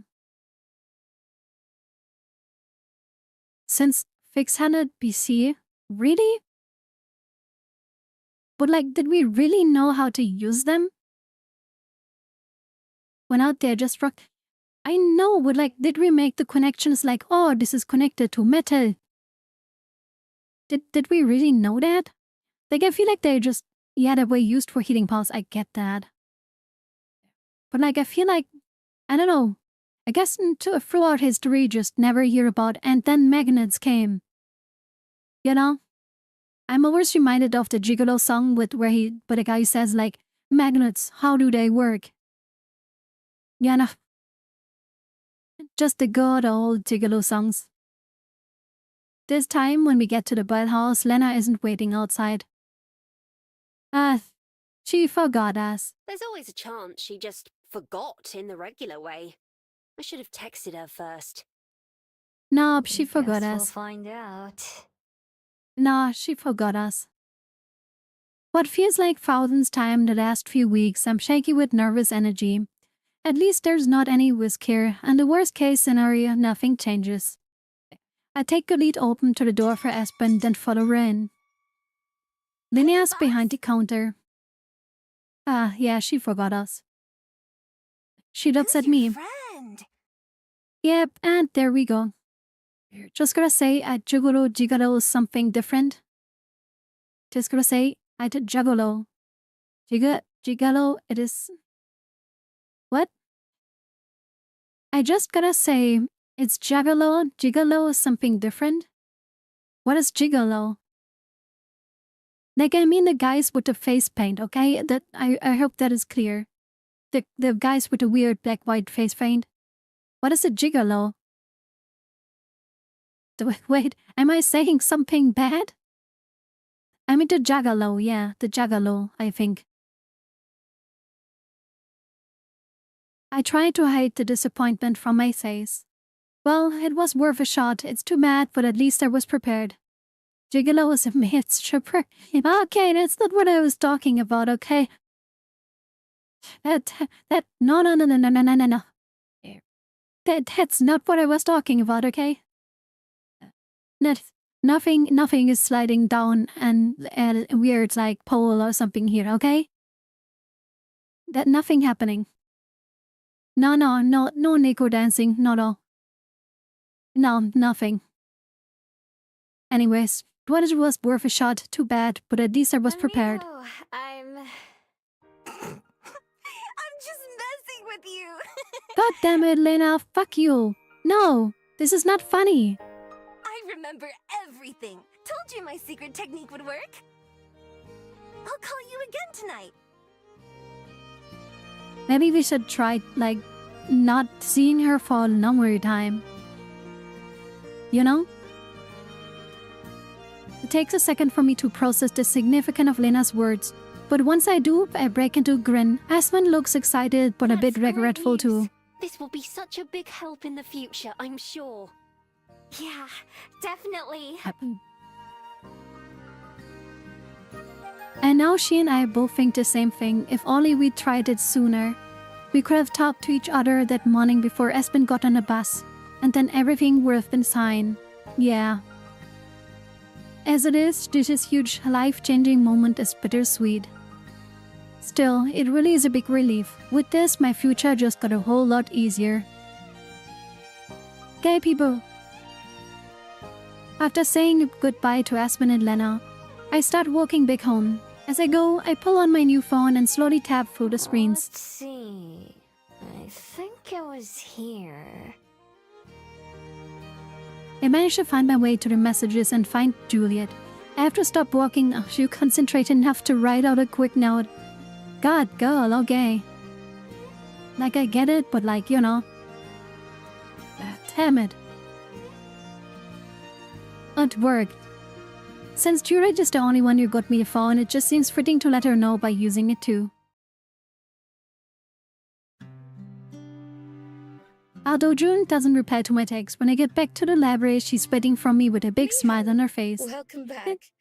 I saw your message, but thought I would wait to congratulate you in person.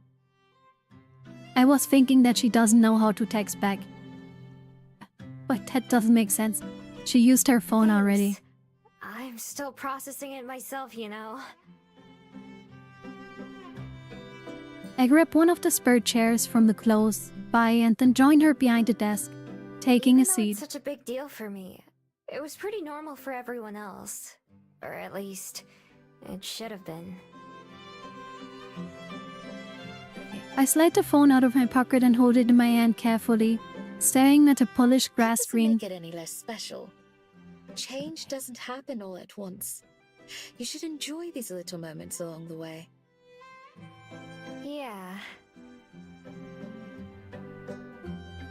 I'm sure she's thinking about Aspen too, but bringing that up would just bring down the mood. Instead, I tried to do what Juliet suggested. I let myself focus on the good things this means from now on. You're right. The little piece of technology that I'm holding is just the first step into a new world of No more being possibilities. forgotten. At least, by the people that matter. Wow, at least by the people that matter, right? Everyone else can just forget about me. As long as they have a phone too, at least I know enough about phones and how unreliable they can be to know it isn't a perfect I still solution. want to know more about my magic and how it works, though. I'm not not sure I want to just get rid of it, like Aspen suggested. I understand. As a human, I think it's hard for her to grasp what that would be like. Yeah, like, do you lose your immortality too? There's certainly merit to learning about it, though, as you say.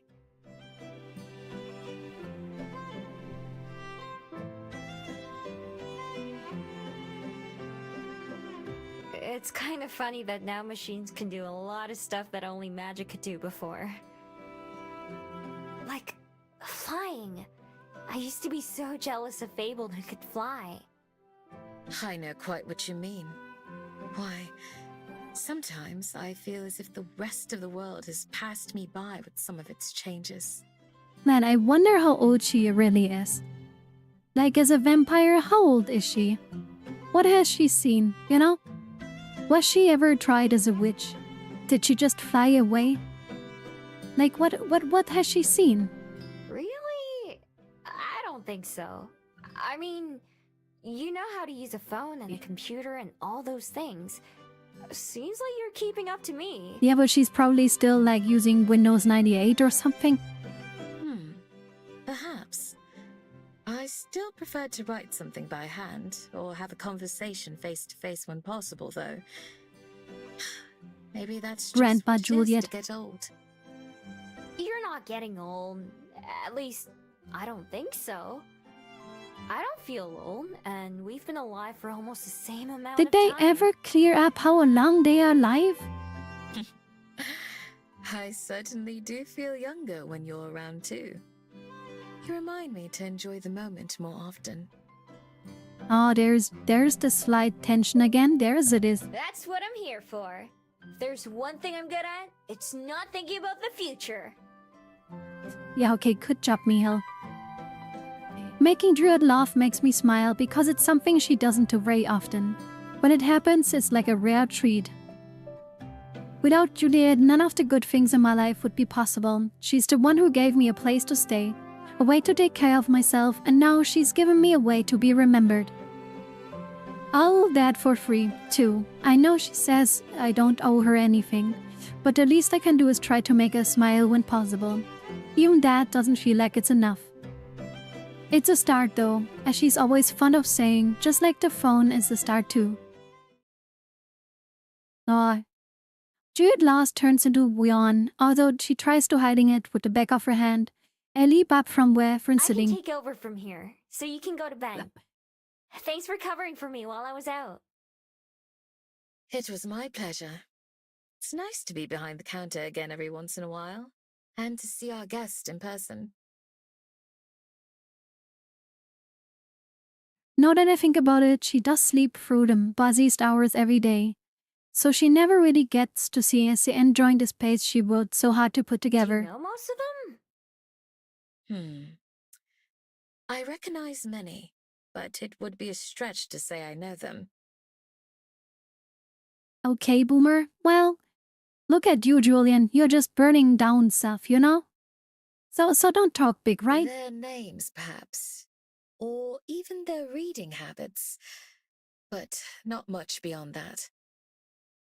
That's too bad. I'll bet most people don't know how hard you work on the library, even though they come here all the time. Oh, that's all right. I don't need the recognition, so long as the library itself is appreciated. Besides, you work harder for it than I do nowadays. Yeah, we should give us the library. We should be the owner. Make us owner. I guess that's true. No, don't do that. We're But only irresponsible. so you can help people in other ways. Besides, you did my job for way longer than I have. I've been here only a fraction of time she has, but even I can remember some of our regulars. Although they occasionally ask about Juliet, it seems like they think of her more like a public service than a person. I can't pretend I don't understand why. It's like Juliet has two lives. The one that she leads at night, by herself, and the one that she briefly shares with everyone else each day. And both of those are devoted to the people of Wellington. She rises, gazing around the room. It's still early enough that there aren't too many patrons around, but a handful of browsing or reading. Watching her look around, I can see a kind of sadness in her eyes. She's sad that she can't be around other people. Like when she told me about Cassette or talked with me about Aspen. It's not too different from how she normally looks, but I spent enough time with her that I can tell the difference. It instantly tempers some of my excitement from the new phone. What's wrong? She's sad. Helfuko snaps to me and her face clears like I wasn't supposed to notice that. Nothing. I was simply reminiscing a little. I do feel rather tired, though. Good She's night, sad Mia. she can't live with other people normally, right? That's what she's sad about. Right, she's sad about this. Oh god. Sorry.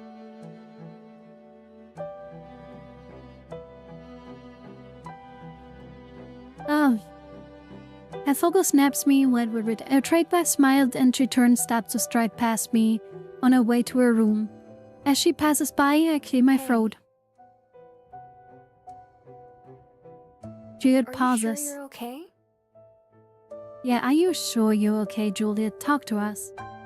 I look up, but she's just facing forward, eyes knocked on the stairs. After a moment hesitation, she Yes. starts walking again. Good night, Miho. Oh, come on, open up to us. Come on, talk with us. No. I don't try to stop her a second time. And their watches heads down the hall, then up the stairs. Nobody else seems to pay much attention. Oh, come on, Miho, a little bit more. Like, at least try. Come on. Just because we said that we'd be more open from now on doesn't mean she has to tell me everything. Yeah, but like... come on. She still has plenty of secrets, that's for sure. I wish she'd let me try to help her though, even if it's just listening. The way she can go from laughing to frowning in just a few seconds. I can't pretend that I don't relate. I wonder if one of those feelings as me is more honest than the other. If so, I can probably guess which one. Whatever it is that has her down, it's not something that I can worry about too much right now. I'll be here if she needs, of course, but it's up to her to do that. For now, I just keep helping out the only way I know how. Putting the morning stacks of returns and requests, I get to work. Come on. Okay, wait. Is that the little guy? We can't go to the den. Okay, so we just see the kid again? When I'm sitting in the library front desk, Gwen and Tommy Zubizo come back in. Accompanied by Gerby, of course. She did say that they'd be back again. The two of them come over to where I'm sitting. Hi there. Sorry to bother you. I know this is a weird question, but the other day there was someone here who played with my son while I was studying. Yeah, hey, could you be my kindergartner? Hello? But neither of us can remember who it was. Do you think you might be able to help? Say it was you and give them her number. Okay, please don't give your number to the small kid. That's weird. But like, where's the mom? Hey! Actually... I explained my magic and how I've met Tommy Rizzo and Gwen a couple of times. As well as Elijah. When I'm done, both of them look amazed. Whoa! I can't wait to tell Dad! I don't want to date the mom. I'm just saying, giving her number as how old she is to a little child would be kinda weird, okay? But like, if she wants them both to not forget her, give their phone number to the mom. Then they can call every day. Right? Stop trying to date to... Okay. No. Okay, I want to know something though. Yeah. We have tested the live streaming out. Apparently that works. What about taking a picture? What about a picture? Does that work too? We haven't tried it out yet, right? I can't stop touching my microphone. Or YouTube? Yeah, just make a YouTube video, right? That I can watch every day when I wake up. Right? It's Friday, Friday, Friday. You know, like this song. That's I don't know why certainly that came in my head. a lot. But you know what? I believe it. It lines up with the gaps in my memory. I thought I was just getting stressed out and forgetting things. Well, I probably am, but I'm glad it's not the case here. Totally not an ad revenue scam. Shit, I mean, yeah, you can be rich at the same time. Like, your advertisement is like, hey, watch me or you will forget about me. You know, it's a Is big there thing. some way to keep from forgetting you? Especially if we've met so many times before already. Yeah, okay, we just have to face call every day. We exchange numbers and I tell her that Tommy's always welcome to come hunt for bugs here. I just don't know if I'll be able to joining him. Talk to you later. Good night. I press a button to end a call on my phone and then it gently set the device on my window wheel. Getting through the phone calls to make sure I'm not forgotten is more work than I expected. Yeah, she's gonna be a super popular YouTuber soon. I'm glad that the people I've befriended are willing to put up an effort to see me every day. It's still such an inconvenience though, and such a risk. Yeah. For their sake as much as my own, I need to try to find a better solution. Yeah, just like try the picture thing. Whether that means getting rid of my magic entirely or not, I have to at least know that my options are. I can't leave it all for Aspen and Julia to figure out either. I need to put my own effort in too. Are we gonna go out now? Well, I'm not nearly as good at reading and researching as they are. Still one idea that came in my mind a few times. It's time to finally put it into action. Okay, here we go. Mission Impossible. Then, leaving my room and leaving my phone in my room. I get dressed and slip silently out the front door, making my way to Mount Victoria. Put a billboard even on the street. What the hell was that? At the very edge of the path, I transform. Nose close to the ground, I head for the tree line and the wild part of the mountain.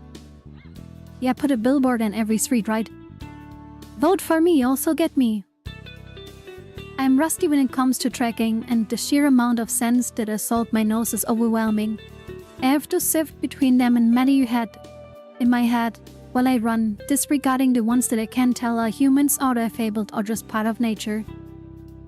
It isn't until I'm far away in roads and homes that I finally can catch what I'm looking for. That familiar but unrecognizable presence.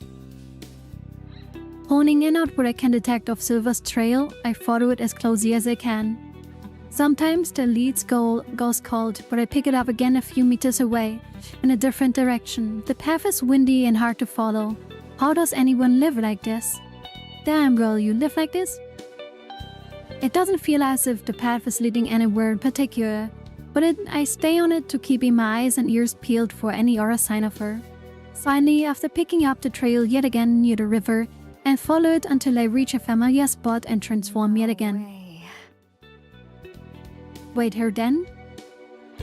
It's been weeks, but traces of my den are still here.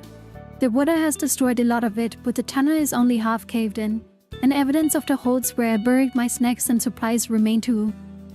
Has Silver been staying here? There aren't any signs of life more recent than mine. Still, her sentence up here if she just disappeared. I bet Silver eats kiwis for breakfast. You mean, like, the bird, the fruit, or the humans? Like, you have to be more specific, right?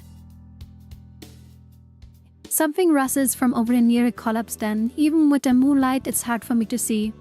So I change back into a fox, straining all my senses to detect anything. All of them? Yeah, I'm sure she does. I don't. Nothing but me and the wind. Chain new forms yet again. I still get the feeling that I'm not alone. Hello? Oh, come on, is she here? Closing my eyes, I listen for any kinds of response, a footstep or a whisper, even a breath. All I hear is silence. Oh, come on, don't be like that. The voice is just inches from my ear and I leap away in pure instinct, spinning around to face Silver. So many chances. And you failed every one of them. Yeah, she has like 9 tails, like she has 2. Like they all have multiple tails, yeah. I don't know where she came from or I didn't notice her, but she's here, slouching in the moonlight. Although I'm sure that just like me, she could turn run in a moment noticed. Or fight. I hope that's not what she wants because How'd you I don't do think that? I'd win. Sneak Nah, up on I'd me win. like that, I mean. I didn't even have to try. I see nothing has changed since last time. If anything, Okay, can the you stop? human You're clearly patch has lonely. only You're just gotten sad and lonely and docile. you want to be noticed. I know it. Tell me, do they feed you scraps from a bowl as well? No, we eat fruit and like toast and egg. I even got to eat crabs. It's a plate, usually. She sadly hasn't gotten any nicer since last time. But as harsh as he sounds, he remains at a distance and let myself relax a little. Now that I've had time to get used to her existence, she doesn't seem as intimidating. Even if she was more scared, I wouldn't want to show it like last time. Maybe it's because she reminds me of myself in some ways. Although her arms are crossed, one of her wrists shines in the moonlight from where her bead hangs on the strap. It's almost like looking in a mirror. We're different as any 2 people can be, but just by existing, I feel some kind of bond with her, something wild. Behind her shawl, I can see her eyes narrow. Admit it then. Perhaps it's for the best. A dog dreams of nothing more than its master's hand. Ah, don't be like that, come on. You want the hand too. You can close your eyes, forgetting what made you open them in the first Meow. place. And Welcome back, disappear. Seagull. Thank you for throwing that cat at me. I'm gonna eat its hater. No, I'm not gonna eat it, okay? She wants the head pets, yeah, she probably wants the head pets. Thank you, thank you. But yeah, welcome back, Vigo, welcome back. Did you miss the stuff from earlier? Did you miss all the stuff, Vigo? There was a lot of story. We cried. We literally cried. Did you miss the story?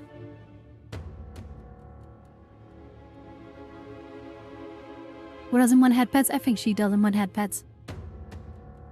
But like, did you miss the story? Cause like, wow, there was like a nod. Sarah spits out a last word like a challenge, daring me to respond. Her eyes shine like her beads does. Yeah, unfortunately I did. Do you want a short version to recap yourself? I don't respond, unsure how, not because she's made me question myself, but because I don't think she believed what I have to say. It feels like it's been ages, but really, it's only been a few months that I've been here in New Zealand. Not even a year ago, I didn't feel like the same way she does. I mean, you can rewatch it too if you want to. But like, there was a lot of sad stuff, man. There was I cried. Wait, okay, I'm gonna give you a quick recap. Basically, I don't know when you went away, but like, Aspen wanted us to go with her. Wait, let me... Okay, this doesn't turn off the music. But Aspen wanted us to go with her to say goodbye on the birthday dinner thing, right? Like, after the birthday dinner and whatever. We said goodbye to her, we went with her to the bus station. And before she left, she told Miho that she loves her. That he loves her, and she wanted to tell her that. And she wants the response when she comes back from her parents. That's what she told her. And like, Miho spent the whole time Aspen was away thinking what to answer. We had the choice if we want to continue exploring our feelings with Aspen, or if we want to tell her, no, we don't feel the same way. We chose to tell her, hey, sorry, no, I don't feel the same about you. Yeah, there was a thing in between. And that was that her bus on the way back got broken down. And she didn't make it in time. She forgot about us. She just simply forgot about us. They did the whole thing telling her that we are not in love with her. Didn't matter anymore because she forgot about us. And yeah, it was pretty heart-wrenching. And what she's saying, yes, changed that. I have no idea, to be honest. I don't know. But like, I feel like it was their way of like making Miho not tell her that she doesn't want to be with her. I feel like that was the way. But yeah, that happened. And like, yeah, they've been reforming their friendship now. And Miho found out that if she phone calls people with like video, she can actually make them remember her. So they're trying to like get her curse less annoying and maybe even get rid of it. And that's why we are here right now. Miho can't do much besides like, she learned now that like phone calling like with a bit video makes people not forget her. But she's trying to find out more about her magic and her curse. And that's why she was seeking out this other fox girl. That the one we met like a long time ago. Hoping that she can answer something about it. So yeah, that's the whole recap. I hope that helps you. It was very sad that Aspen lost her memories about us. That was very sad. She just like, that was hard. Okay, now back to the story at hand. It feels like it's been ages, but really it's only been a few months that I've been here in New Zealand. Not even a year ago, didn't feel like the same way. Didn't I feel the same way she does? Telling myself that I wasn't missing out on anything by being alone, chasing some dream for decades without even stopping to think about it. Just dreaming my way through life. How could I tell her that? What could I say that would change her mind? I already know the answer. There isn't anything. Sometimes there are no right words. You've forgotten how to speak as well. But tell she's me, like so if you edgy. can, what was it you hoped to achieve by coming here? I could have left you chasing your tail in the dark if I'd wanted to. But you've Okay, you're so somehow made me edgy, I get it. curious. Why does she have to be so edgy? I fail to imagine the desires of a hound. No, we don't. We don't like Silver. She's still very unfriendly. It's the first time we see her again. I unhook my necklace and hold it in one hand. The pearls make a soft sound as they bang against each other, but my bead clatters loudly against its neighbor. It's still glowing, same as this morning. Because I wanted to ask you something. If there was some way to stop her magic. Stop people from forgetting about us. Yeah, that is a good question, right? Why didn't we forget about her? Or she about us? That's a good question, right? My fingers curl over the bead. I don't even have to see her face to know her reaction. She laughs just once and it sounds like a bark. You managed to surprise me again. I didn't think even you would be so shameless as to try and rid yourself of your gifts. Like, yeah, she doesn't forget about us, so how does that work? Ignore them, perhaps. But to abandon Maybe she just follows us every day? You have outdone yourself, dog. Fitting that you wear it around your neck like a collar. She did admit just being watching us, but weird that she sees us every day. Yeah, maybe she just watches us every day, right? But like, we didn't see her. We didn't forget about her, though. Like, maybe she sneaks in our room every night, opens our eyes and like, waves around. Maybe that's just happening. As for forgetting, I can only guess at what you must mean. Don't think yourself the same as me. My magic is nothing like yours. It takes a different form in every one of our sisters. Yeah, but like, is Gumiho the name for the socks people? I thought Gumiho. Gumiho. And well, because like, Juliet is also a fabled, right? Cause like, she's not human, right? She's a vampire, right? And like, even Lena is not like, Lena is also not a human. She has these weird bird things at her head and stuff. So it can't be that they're fabled, at least. Maybe like it doesn't work between Gumihos. And no, not Gamihos. My sisters, No, Julian. I should say. Then what does yours do instead? I don't see why I should tell you that. A dog need not concern itself with affairs Please above stop its being head. so cold to us. We just want answers. This dog thing is getting pretty old, you know. Yeah, like, at least say something that hurts us. Then leave. I only chose to acknowledge you to satiate my own curiosity. It won't happen a second time. Ah, come on, don't be like this. Quick as a flash, Silva transforms the glow from her bead, lingering for a moment in the air. Before I pause, if all touch the ground, she already running away. Soon, even her shining form disappears under the night. I don't give him a chase. I never really expected her to answer my question in the first place. Still, I don't think this would was a waste of time. Before I leave, I take a final look around me then. When I left here with Juliet months ago, I expected to be back soon. But since I never went back, I never really said goodbye. It wasn't much even then, and it's even less now compared to some of the other hideouts I've made. I didn't stay here for very long. Still, it's special. I'd have a hard time going back to sleeping in the ground instead of a bed again, even if I had to.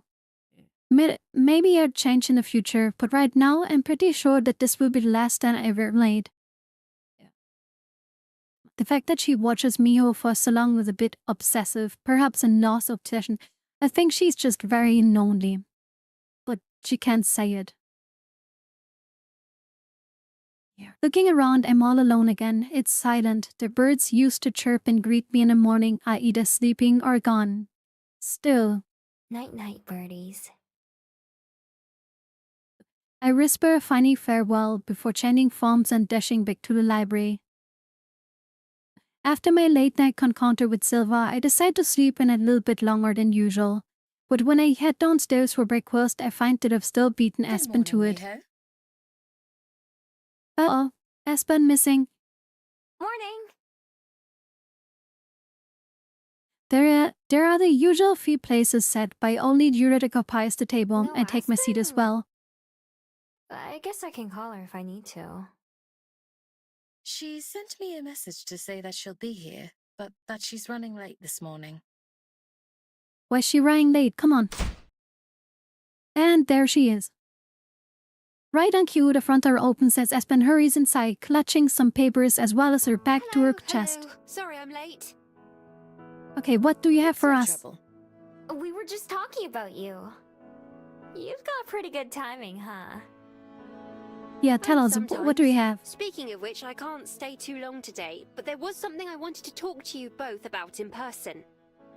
What is it? Her book got accepted? Let me catch my breath for a moment. Is it about her blog? Aspen collapses into her seat, leaving her bundle of stuff on her lap.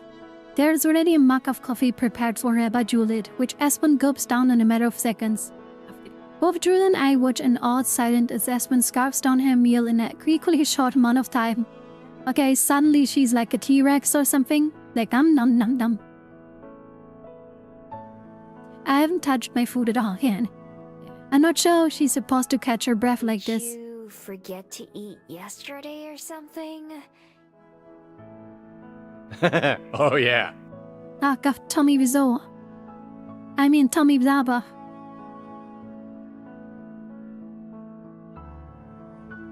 Shaking her head, Aspen shoves another piece of bread into her mouth, chewing and swallowing quickly. Finally, she puts down her utensils her I'm in a size. bit of a hurry today. I could tell.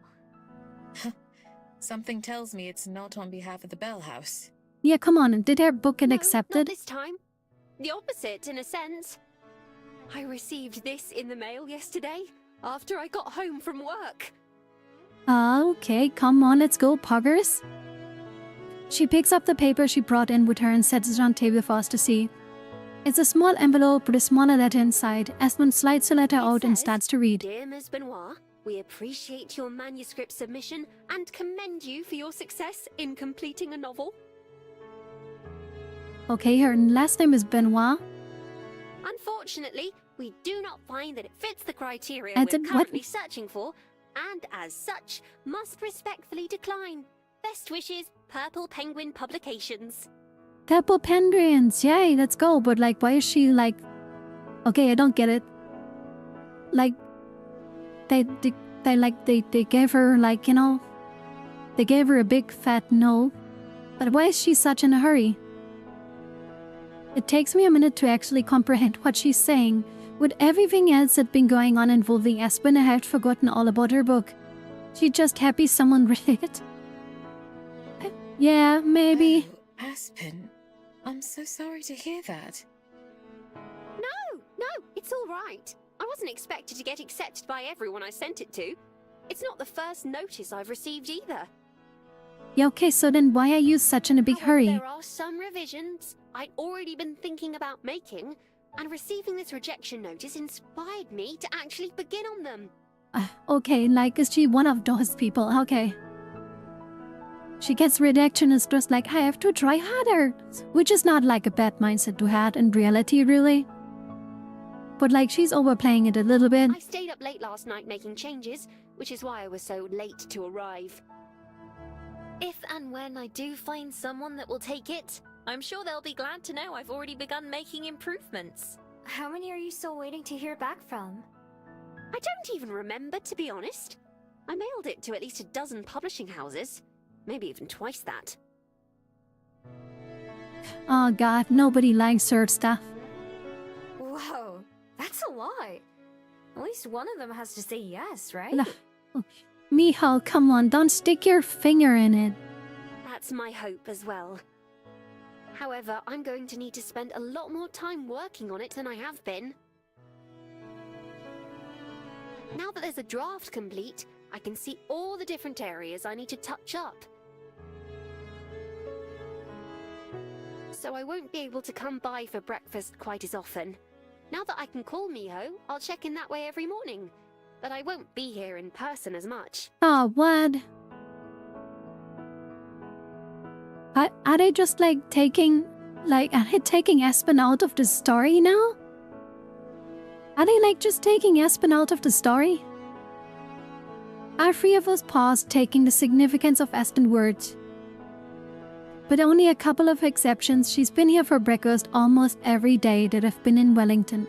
It never crossed my mind that she might stop doing that at some point. You'll be missed, of course, but that's quite exciting to hear. I can't wait to be able to put a copy of your novel on the library shelves. Gotta give you some alone time with Juliet. Yeah, I kinda get it, but like this way, it just feels like she's really being forced out of the story. Please, that's still a long, long way off. Picturing that has been a motivator for myself as well, though. Will we still see you again?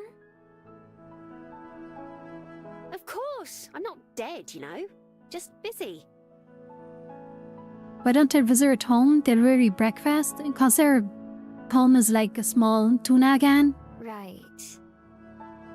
I asked Regina if I might be able to reduce my hours at the Bell House some, too. She wasn't thrilled, but she understood. She's making less money too. How will I get free coffee? Yeah, the free coffee. You'll just have to pay like everyone else, I'm afraid. Or come by when I'm working. Man, like, I'll still come be on, there Aspen. just as many days, but not for such long shifts. Will you be coming to the library to write? Occasionally, I'm sure. But it's easy to get distracted when I'm here. They're just really taking her out of the story, are they not? Like, she's At just home, gonna I just turn disappear. off my internet and get to work. That's what I tell myself I'll be doing, at least.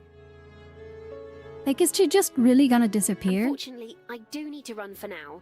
Since I overslept, I had to ask Lena to open without me. I have to get there before she burns the whole place down. No wonder you were in such a rush. Indeed. There's only so much time in the day, after all. But I wanted to say all this in person, since it may be a while before we see Man, each I other don't know how again. to feel about this. I don't feel like this is a good way to doing this. Aspen Cavalry turns the letter to the envelope and then tosses that into her bag as she stands Thank you up. for breakfast. It was lovely, as always. You're most welcome. I hope you'll be able to join us again soon. Bye, Aspen. Good luck. But I guess if I'm gonna make any predictions, this is like obviously gonna put us maybe a little bit closer. But I feel like maybe Juliet also is gonna feel more and more sad that she's not seeing her only longest friend. That she's losing her only longest friend and the tradition she had with her. That like she gets so sad that Miho finally talks about it and that's gonna connect them and whatever. It's also kind of stupid she isn't going to work 24/7. Thank you. Yeah, but like, See you know, two later. I'm gonna make that prediction, right? I wave goodbye until Aspen's out of the library with the door shut behind her. When I turn back to face Juliet, she's staring ponderously in the same direction. Yeah, already there it is. You think she'll be okay? I'm surprised she's doing as well as she is, all things considered. I had worried that receiving a rejection, which was nearly inevitable, would break her spirit. But it seems to have done At the least, opposite. yeah, at least she has like something that she really wants to do right now, really. Like she's not sobbing, sad or something about the breakup or whatever. She's just in work and happy to be Yeah. living. Even though Aspen talks about how important her writing is to her all the time, it's something that I've always taken for granted about her. Just like how Juliet never leaves without a parasol, Aspen has always been a pen and notebook with her. At some point I got used to seeing them, but I stopped really noticing. Now though, her whole routine will be different, even though I know that it's not a big deal and that I see her every day. At least in a video call, it feels like the last part of my former friendship with Aspen is gone. Okay, if you say it like this, it sounds even worse. Just another reminder that everything changes, whether I want it to or not. Sitting there in silence with Juliet, I can't help but think about her own sadness yesterday morning. Aspen isn't the only one who needs to be worried about. Are you feeling any better today?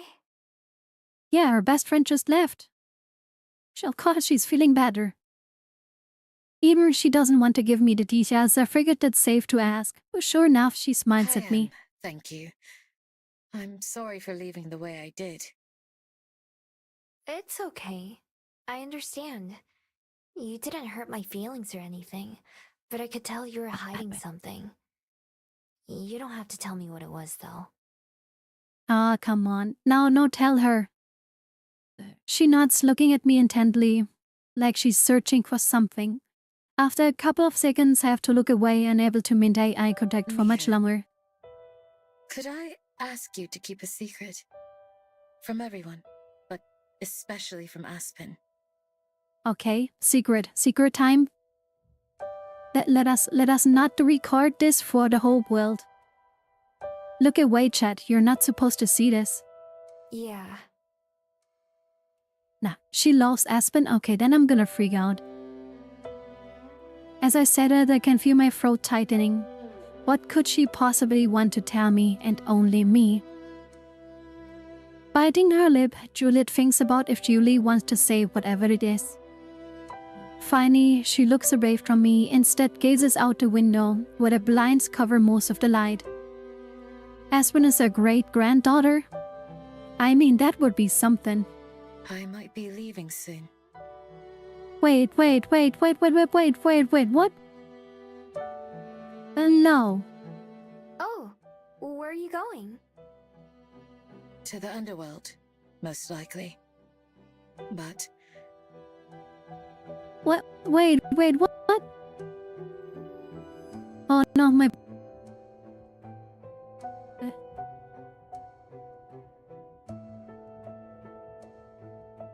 Is it better now?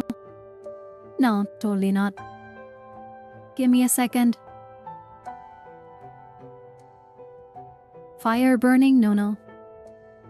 Is it fine now? I think we're back. To the underworld, most likely. No, it's still bad. Is it better now? No, still hanging up.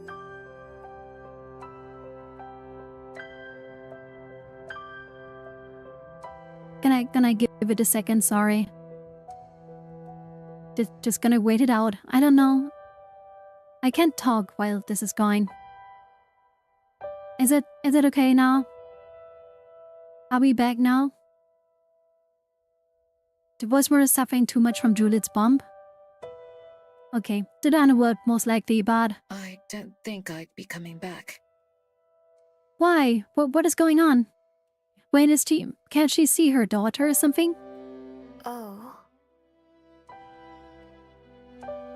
That's all I can say. Oh.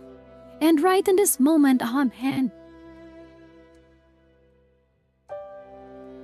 It's one of the last things I would have expected from her. The idea of Juliet not being here is as inconceivable as the sky not being there. As I said, it's only a possibility right now. Hardly a commitment or a guarantee. It's simply something I've been contemplating. But why? Why does she want to go? Once the initial shock wears off, I fly off my feet and smack on the table as I lean forward. What about the library? What about everything? Yeah, what about the promise you made to us? Seeing us every day? What about me? I want to ask, but I don't. Those are questions I've been pondering too. Yeah, what about it? Come on. Someone else could take over the library in my stead. Most of the books and other items could remain here. Is that just like what you're thinking about? Come on. Or perhaps this place could be reborn as something other than a library. It would be the decision of whoever came after me. Oh, come on. I feel like the voice is way delayed now. Give me a second.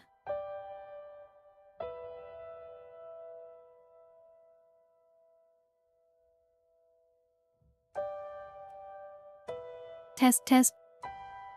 Are we banged? No, it's still more delayed, but whatever. As for Aspen, God, man. I'm sure she'd be sad at first, but she has her own life, and other things to fill it with. Her writing, her friends, her work. Come on, don't be like this, Juliet. Aspen's strong, as we've seen. Why don't you want me to tell her? My voice comes as just a whisper. I'll tell her when the time is right. There's no need to have it weighing on her mind when it may not even come to pass. Yeah. I slump back into my seat, staring at the ground. I still can't fully believe what I'm hearing. And yet, how could I not understand? And as for you, Miho. Slowly I look back up, meeting her gaze only for her to glance away sorry. immediately. I'd stay in touch, of course. With you and with Aspen. Phones work in the underworld nowadays. But why? What does she want in the underworld? Is it 'cause she wants to live among people? Is that the whole thing? Is that just the whole thing? Although she smiles as she says that, we both know it's a small consolation. She drops it almost immediately. I'm sorry. Ugh. To my own surprise, I managed to shake my head. No, don't be sorry. I get it. I mean, I don't get it, but I do. What it's like to have to leave or be somewhere else. I know that feeling. Gently, Juliet reaches across the table, and the tips of her fingers barely touching my You'll hand. always have a home here. With or without me. The library is yours if you want it. Tell us why you want to go. I shake my head again. I know I don't want that. This library only exists because of Juliet. It's only home because of Juliet. Without her, it's just building, just 4 words in a roof. It feels like those words are closing in. I take a deep breath, pushing down the rising feelings inside of You me. said your mind's not made up, right? Yes. I have my reasons for leaving, but I have reasons to stay as well. Come on, Juliet, talk with us. Okay. That just means I have to find a way to make you want to stay. Yeah, okay. If I think of this as a task, as a problem to be solved, then it's easier. I can't act like this is already too late and let myself get overwhelmed with bad feelings. Juliet's jaw drops, but like always, she quickly regains her composure. I can't help but notice the way she struggles to find words at first. I can't ask that for you. Besides, you and Aspen are already 2 of those reasons. The biggest 2, in fact. What about the opposite? Yeah, what ones? Yeah, okay, is she gonna tell us now, please? Come on. Those are more complicated. Yeah, but name them. Come on, please. I wonder how you will help she to convince her. There's many ways, you know? I'm sorry, Miho. I know how this must all come across to you. It's difficult for me to explain when I'm still sorting out my own feelings, though. I just want to mention the candy thing. In this context, a little bit creepy, okay? I promise I'll tell you when I can. We look across the table at each other. It's uncomfortable making eye contact like this, and a big part of me wants to look away. But also, I can feel there's something different about this moment. I'm really seeing Juliet, and I can tell that she's being as honest with me as she can. Maybe for the first time ever, I can tell that this isn't easy for her either. Finally, I nod, staring out in linked hands. I really do understand. I won't tell Aspen, like you asked. Thank you. But that doesn't mean I won't try my best to make you want to stay either. Yeah, make her stay. Make it happy for her. Make her the tea. Get up and make breakfast for her. Can you tell me one thing, though? She hesitates, tensing up. I just Does it ask. have anything to do with the other vampire who came here a few days ago? When it rains, it pours. Yeah, kinda does. Her shoulder relaxes and her lips curve just barely upwards. I should have known you saw him. Sorry. I wasn't trying to. He flew right past my window, though. It's fine. It's not a secret. That was Ezekiel. A vampire much older. Ezekiel, okay, come on. This guy was destined to be, yes, a vampire, right? Somebody, gave birth to him, looked at him and was like, yeah, that's a vampire. Prefers to keep his own company, which is why you haven't met him. Very few people have. This straightness is strong? What?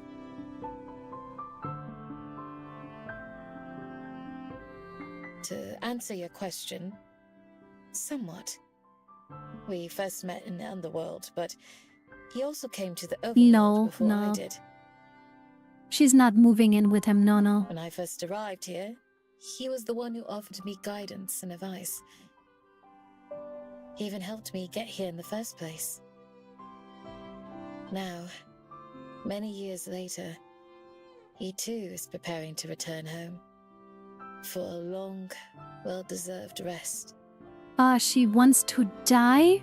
Is that what is about, When I maybe? heard of his intentions, it planted the seeds of that in my mind. Or rather, helped it take root. I see. It makes sense that she know the other vampires. Even if I'd never seen them myself, I wonder what he must be like for Juliet to call him wise. Juliet leans back in her chair, retracting her hand with a sigh. Thank you for hearing me out. Will you be okay, Miho? Yeah, I'm fine. Just surprised is all. I know. I thought you would be, but I didn't want to hide it from you any longer. Thanks. I'm glad you told me. It makes the other stuff make sense too. The quiet sadness when she looks around with the way she talks about the library. In her heart, she's already said goodbye, hasn't she? Oh. We will stand up ready to go our separate ways, although I feel shaken by our conversation. I'm also relieved to understand her a little more. It's better than just wondering. With one final smile, Judith passes by me. Good night, Miho. Night. She's not gonna just leave, right? I slowly make my way to the front desk and sit down, getting started on autopilot. Making Juliet want to stay will be hard, especially on my own. And is it even fair for me to try? She never pressured me to stay here. She just gave me a reason to want to. I think that's the important part. They have to be her reasons, not mine. Trying is all I can do. If it's not enough, then it's not enough. Okay, this is a healthy mindset to look at this. Either way, there's one thing I know for sure. I need to make every minute that I can spend with her on count. Okay, like it's really just... It's just actually the thing. Like Aspen is out of the story now and we are completely going into Juliet. Phrasing. But like, you know. Early in the afternoon, my phone buzzes as I get a call. I call Martha. Hey, I didn't mean it like that, okay? Not get into her like that, okay? I was just saying, we're now completely enclosed by Judith's presence. We have a deep connection now. We are exploring each other. Hello, common doormat. Welcome back. I read the part of the story where it's meant to put Miu in a piece where she feels lonely and alone though. Maybe, but I feel like it's just like, you know. I feel like it's more about like how lonely like, what was it, Juliet? Juliet is the whole time because she can't be awake when other people are awake, and maybe she feels like lonely because of that. Right? Exploring Juliet, right? Yeah, we are exploring her. Early in the afternoon, my phone buzzes as I get a call. I check it, expecting to see Juliet or Aspen, but I'm surprised and not surprised when I see it's Lena. Hello? Miho, I need your help. It's an emergency. Emergency? What's wrong? Come to the park. I'll tell you there. Are we gonna make them date now? The weird dryad guy and her. Yeah. The call ends when Lena hangs up. I have no clue what's going on, but it sounds serious. I put on my shoes and hurry to the park as fast as I can. What animal is Lena? A dog? No, she's a bird or something. Like something with a bird. She has wings on her back and on her head. But I have no idea what kind of bird she's supposed to be. Or something. Like, you see here. She has like wings on her back and wings on her little head. But I don't know what she's supposed to be. No idea. When I get there quickly, spot Lena, her bright pink outfit, making it easier. What's happening? Oh, Miho, good thing you're here. It's a disaster. Cyrus asked me to be in a play with him. That's why you called us? Play? Wait, that's it? Yeah, like, thank you for wasting our time. What do you mean, that's it? Yeah, maybe she's a griffin. It could be. Maybe that's whatever. I thought you were hurt or something. You said it was an emergency. It is. I have to give him my answer soon. Ugh, God, this high school drama. I can't take it. I sigh and force myself to come down to Lena's level. Hey, yeah. You have to go far down. I was expecting to find out someone was hurt, so I'm just relieved that it's not the case. I don't get it. Why is that such a bad thing? I thought you wanted to spend time with him. I do, but that's a lot of responsibility. He wants me to play Siegfried, and he'd be the White Swan. Wait, Siegfried? Isn't that this long, like, thing? I don't know the characters, but that seems a little backwards. Or are you afraid you Yeah, and can't like, do it? why is she not the White Swan? You know, the whole thing about her. Why is she Siegfried, and why is he the White Swan? So the other girl is now completely out and you just ruthlessly moved on? She forgot about us, okay? But no, we at least now learned that like phone calling with video also works, by the way. But like, yeah, she kinda like, she came in earlier today and was like, hey, I'm gonna peace out and not come for breakfast anymore, cause I'm a focus on writing. So they're just completely taking her out of the story right now. Shake in my head, someone forgets a couple of minor things about you and you already hate Aspen. And only care about Juliet. That's not true at all, okay? I cried, okay? Please, don't say this. I cried for her, okay? It was sad. Sort of. I'm afraid that if something went wrong, that'd ruin any chance I have.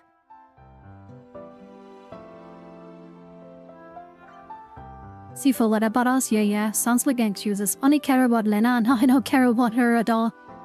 I don't care about a stupid, like, high school drama. Seeing Lena be so nervous about something is the total opposite of what I'd normally expect from her. Even during the other activities we tried, she always gave it her all. When do you have to give him an answer? She's the only one not abandoning you right now. Mind you're kinda true. But like, I don't care about her. I'm not vibing with her, okay? Today! That's why it's an emergency! Whoa. Can't you tell him you need longer to think about it? No, he's gonna find someone else. Well, it's already been a while. I thought I'd make up my mind by now, but I still haven't. What do you think I should do? Just say yes and try it out. Just then I noticed Cyrus himself walking up to the path towards us. There he is. Yeah, just take her, push her to him and be like, oh, she just told me about how she wants to join your play. Lena turns to see him, then looks back to me with a fright. I'm out of time! God, I see this guy and instantly demotivated. She tries to put on a cool face as Cyrus reaches to two of us. Oh, yeah. I was gonna say you should play wingman, but she has to wing, so yeah. Wing woman, yeah. Tommy, do something about this dude. I don't think Tommy Zalva can help us. Don't think he wants to eat him. Oh, yeah. No, Tommy Zawa will not help us. No, and like we can't run him over with a Kiryu bike too. Can't do it, sorry. Where is Kasuga? I don't have something for Kasuga yet, okay? I should probably make Kasuga's upper body throwable at me, right? Yeah. She tries to put on a cool face as Cyrus reaches the two of us. If you want to put that in the suggestion channel, I'm gonna remember it, by the way. If you at least put it in the channel, I'm gonna remember it. Hi there. Sorry to bug you, Lena, but have you decided yet? Yeah, like, he's so cool. I can't imagine it. Not yet. Still thinking about it, sorry! Like, I can get opposites attract, like she's this hyper ADHD kind of girl. And like, he is basically a dead plant, I guess. Like, and I get it, opposites attract. But goddamn, this dude is so boring. It's already Like, why? been a week. Nuh-uh! Not for another 43 minutes. Then it'll have been a week. Both Cyrus and I just stare at her. How long until you find her too energetic? Yeah. Can you make up your mind in the next 43 minutes? You bet I can. Okay. I'll just stand here. What the heck? Okay. Wait, Then- for real? Do I look like I'm joking? Yeah, does he look like he can do jokes? Wait, I like this guy. Figo, please don't. No, don't develop feeling. Wait, no, Figo. If you want to date him, that's fine. Take him out of the game at least, okay? If you want to date him, it's fine. But like, take him out of the game. Trio? Hey, sure, hey. I can never really tell. Cyrus sighs. Look, you don't have to do it if you don't want to. Yeah. Just standing there is what trees do in it, but like, he's a dryad, not a tree. He doesn't have to cosplay as a tree. But I need to know so I can ask someone else. I already have someone cast for all the other main roles. It's just Siegfried and a couple extras that are left. Oh god, she's gonna rope us in. Finally, he looks at me. Sorry to interrupt your conversation. It's okay. We were just talking about you. Wait, Oh, God. You know who I am? Yeah, we've met before. We were partners at that painting class. I don't know if all the tragic moments just feel silly. Yeah. Need to take him out in a picture and no shotgun. No. I was trying to remember who I was paired up with. I have the picture I made, but it didn't really help. Okay, maybe- much. Okay, maybe the picture was too shitty. Maybe the picture was too bad, so that's why it didn't work. Yeah, I have this magic where people forget about me after a day if I don't talk to them again. I can throw him in the fire? Oh, a bit extreme maybe. I hate him already. He made the picture of yeah, we painted. We were paired with him when Lena wanted us to ask him if he likes her, but like then we didn't get to it. And like, whatever. You know? But that's a painting. Yeah, right. But like, at least it looks like her somewhat, I think. I've had to explain this so many times by now that it just feels normal to talk about. Really? I think I have that too, except it's not magic. This dude is so fucking boring. Sounds like he made a How do creepy you and picture. Lena know each other then? We do a vid call every day. I talk about my life and Miho talks about hers. Yeah, Miho talks a lot, probably. She probably gets to talk a lot when you call, right?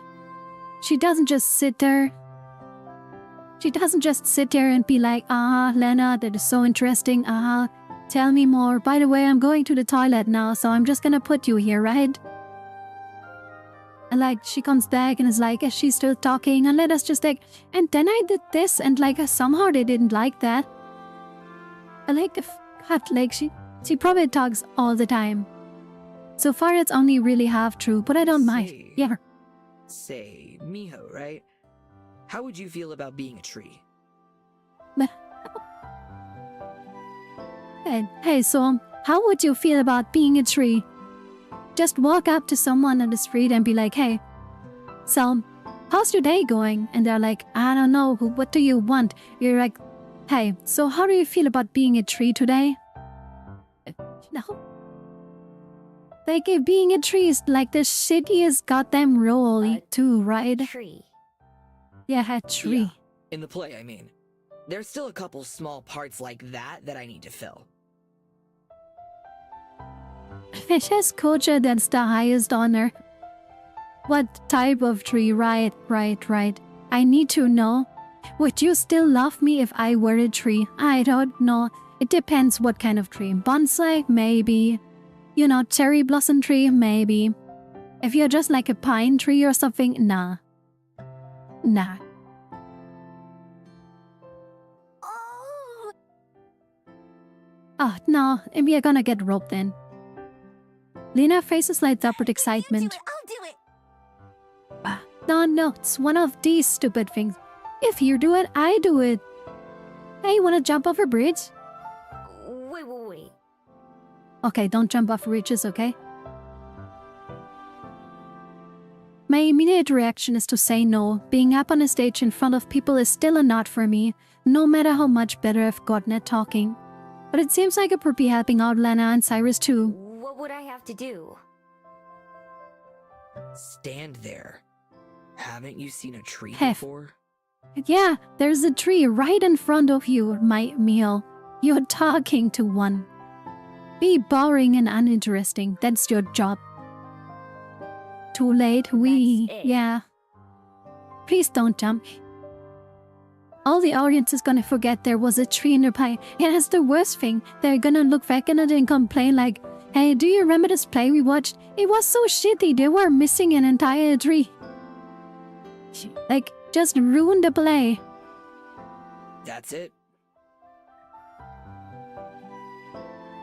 I sigh a heavy sigh on my life. I don't regret this. I hope I don't regret this. Fine. We are gonna have to, like, somebody's gonna, like, fall ill, and we are gonna take over a major role, right? Is this just gonna happen? Yeah, Christmas tree. Both of them perk up and I see an actual smile on Cyrus's face for maybe the first time ever. You can smile? Cool. I appreciate it. No problem, tree dude. We're gonna be great. You're gonna be the best tree in the play. The best tree. Yeah. I'm gonna be the greenest. Rehearsal starts soon. I'll send you both the info. I guess I'll need to talk to you every day too, right? What the fuck is a tree supposed to rehearsal?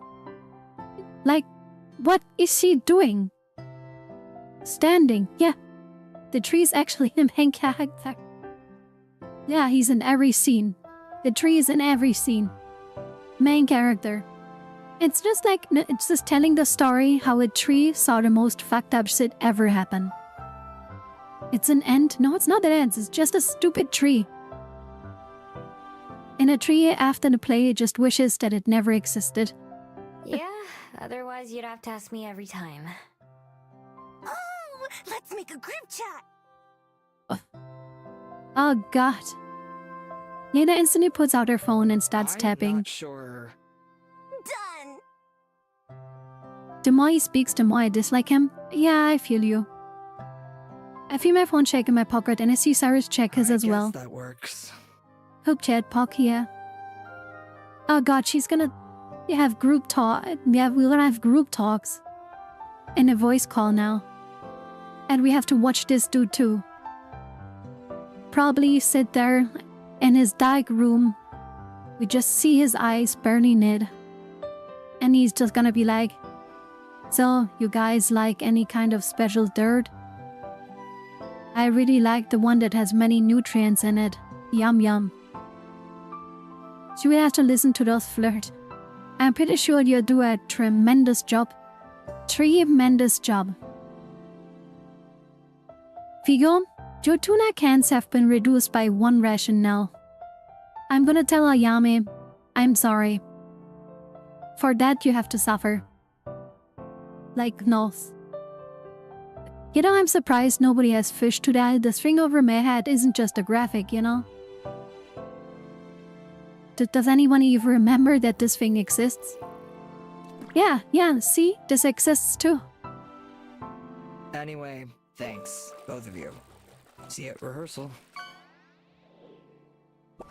See ya.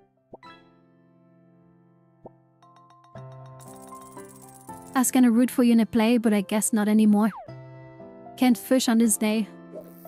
On this sad day? Oh, okay. I get you.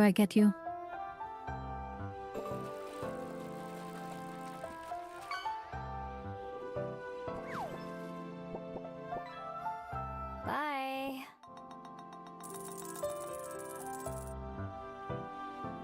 Cyrus takes off, leaving Lena and I by ourselves. I got a trigger fish. Good for you. Thanks as well. I feel a a lot better having someone else I know be there.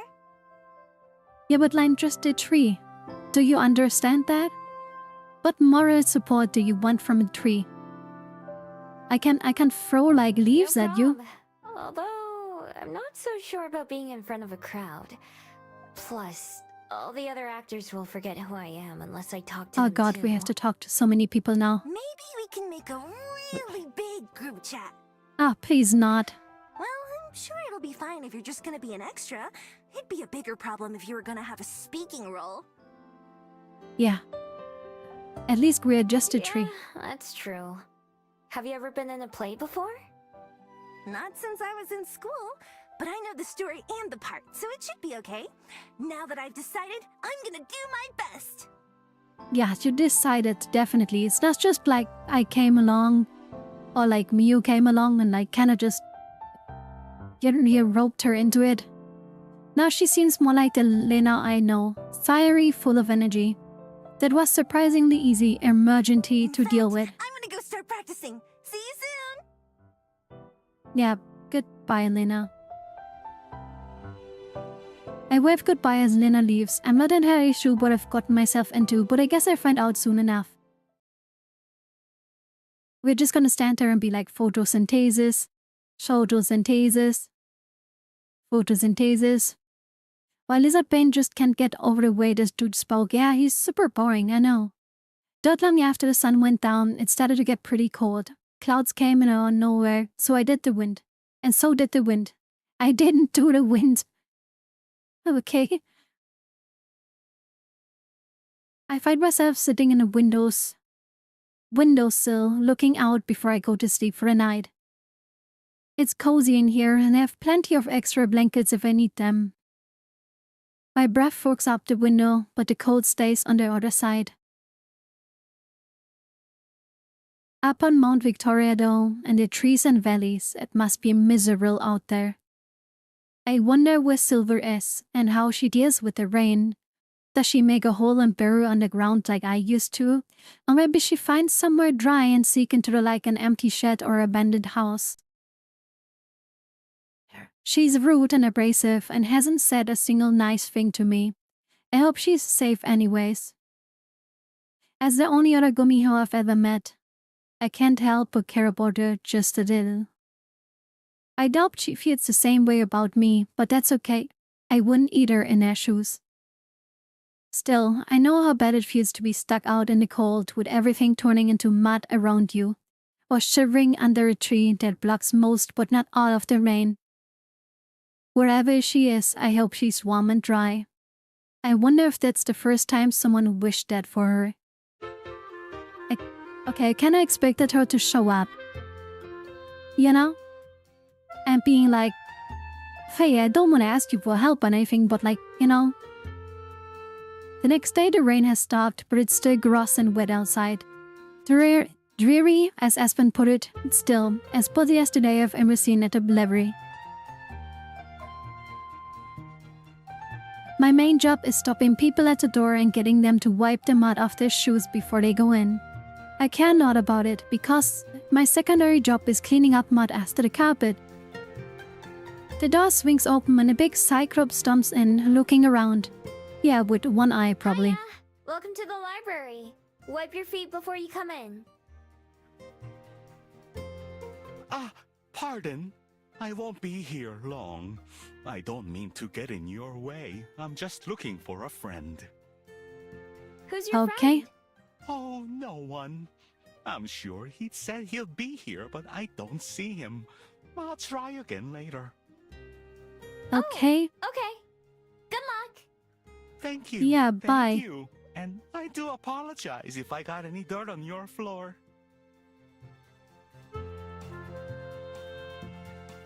Apologizing all the way back out the door, the Cyclops leaves as quickly as he came. The door stays shut, which gives me a minute to find some fresh towels and rags. I unstand tray as tidy as I can get it. I sit down behind the desk and work on my reading and writing. The Cyclops is worse than the Dryad dude. Yeah, I had a kind of weird voice, right? Isn't that long before the door swings open again, but it shuts before anyone enters.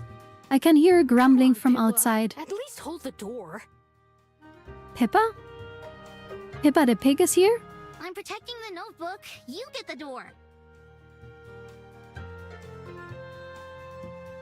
Why do they have colored names? Are they important characters? Here, let me. What? The door pops open one more time and 3 kids in a matching uniforms tug in. 2 of them, including one carrying a notebook who must be Pippa, I look around in awe while the other girl approaches me. That's not how Pippa the pig looks like. My name's Cello. My friends and I are here in New Zealand for a class trip, and we're supposed to research and put together a project on a special place in Wellington. Yeah, he knows a vampire mummy. Okay, it's all made worth it that Gomag, lizard brain, sent help. And maybe that's supposed to tell you something. If you only pay attention to the male voices, ask yourself, and not the things about yourself. Maybe you're discovering something.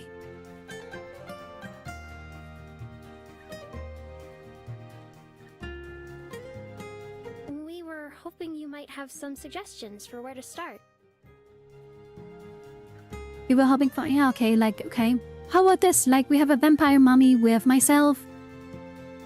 Come on, the library, super good place. There's like a lot of stuff happening, like people just literally forgetting me. Hey, I'm Miho. But, I'm not the best person to ask, really. I've only lived here for a couple months. But I know a couple people who might be able to help.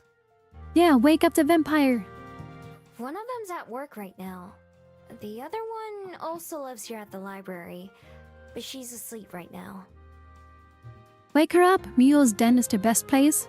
Yeah, just send them up the hill to a little dirt mud mountain. And they can just like report on it. It's kind of muddy and like it stinks and there's like rotten food in there. Did you say she lives here? And did you say also? Tell them it's a hobby hole. I don't know, might be just a way to speak that irks me. Maybe it's just awakening something in you. Who knows? Armand, Pippa, please. I'm sorry my 2 friends don't know how to not be so nosy. Wait, what is he? He looks like... has like wings, but like these ears? Like she's a rabbit, okay? And like she's like, I don't know, whatever Pokemon this is. But what is this? It's fine.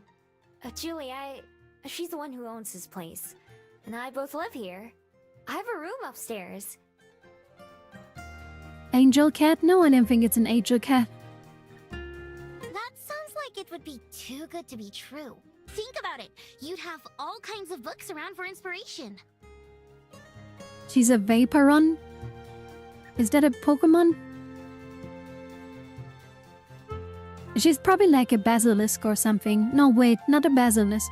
She's probably like something that really lives in the water, right? Or just for reading. It'd be impossible to get bored in a place like this. You'd be surprised. But you guys aren't the first ones to say that. Is it alright if we look around? Wait, Vaporeon? Is Vaporeon that one character from Pokemon where people joke about like, you know, it's the most compatible for you know what? Is that Vaporeon? I have no idea. Am I right about that? Okay, I don't want to know more. Okay, I know enough, okay? Yeah, no, okay, thank you for confirming. I don't need to know more. It is a library, you know. They're meant for looking around. It's still polite to ask. Yep, it's fine. Let me know if you need help finding anything. We will. Thank you. Yeah, thanks.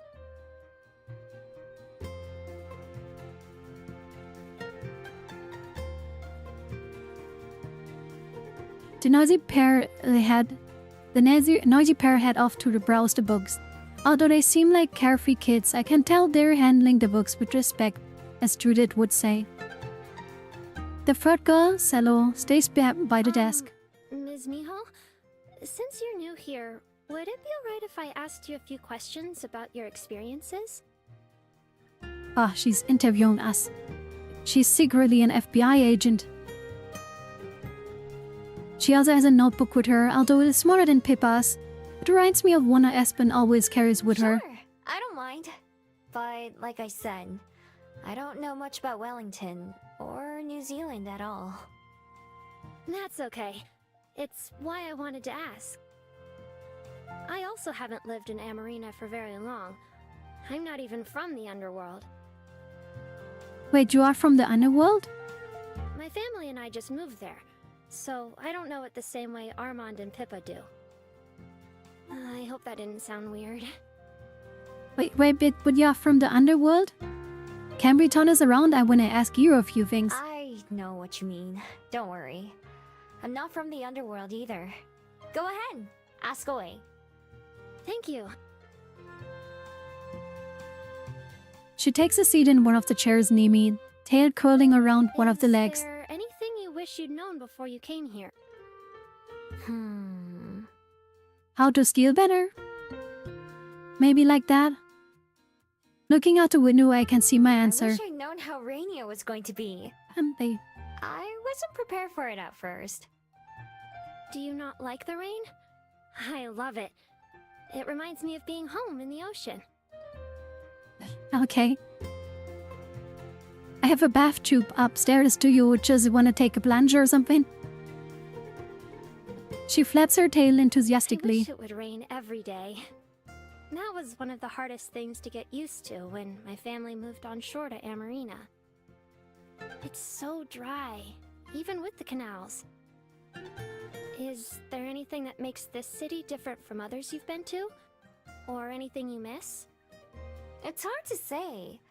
I've made more friends than I have anywhere else. Yeah, this is just like, again, wait, you're moving from one to vampire already? No. Or like, this is just still, this is like, again, an ad for Wellington or whatever it's named. This is just like an ad again, right? What do you know about this city? Tell us all about it. You make the most friends if you come here. Visit us, please. Maybe it's something about the people. Everyone I've met has been really friendly. So, there's not too much that I don't have here. Like it's really an ad. Like, the Tiant and the ending screen, they're just gonna display a big website ad for like a travel agency to Wellington. To Welly, yeah, to Welly. That's good to know. It's not always easy for me to talk to people, so I've been worried about doing this report. Maybe I get a discount for holding new plane tickets? For a one-way plane ticket? Yeah, maybe. I'm the same way. I think you're doing just fine. Thanks, Ms. Miho. Did you ever have a project like this when you were in school? She was never in school. Look at her. I didn't really go to school, so to speak. Were you homeschooled? Yeah, no, not really. Something like that. Yeah. Oh, I see. I just have He's too hot for one school? more question. No. I don't know, inviting people you just met to take a bath with you upstairs? Okay, I wasn't taking the bath with her. I would just like let in the water and like then, throw her into the bath with her clothes and just like let her be there for a while, This is actually just an ad for my Airbnb. Okay, that's even worse than just going to Wellington. Asha, she's a minor? No, she's a minor.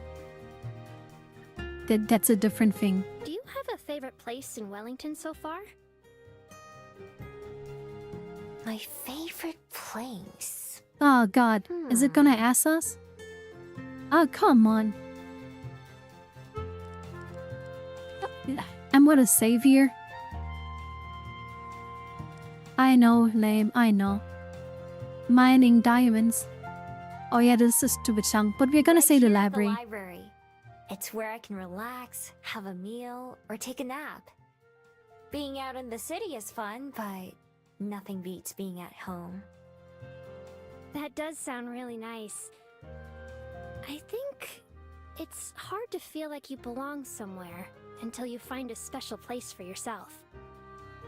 I wonder what this, selection really does. After writing down all my answers, Cello puts down her pen. Maybe that's the problem. No matter what, it's going to be hard for us to write if we don't see anything for ourselves. Thanks Yeah, for answering all then my it questions. kinda sounds true. We're going to be here all week, so we'll probably come back with more. Please don't. Anytime. Good luck with your project. Keep it too nice, Miho. Just say please Thank you. don't. I'll go make sure my friends aren't causing any problems either. They're not. Luckily, after a while, all three of them leave the library again. Nice kids. Yeah, okay, she was friendly enough, right?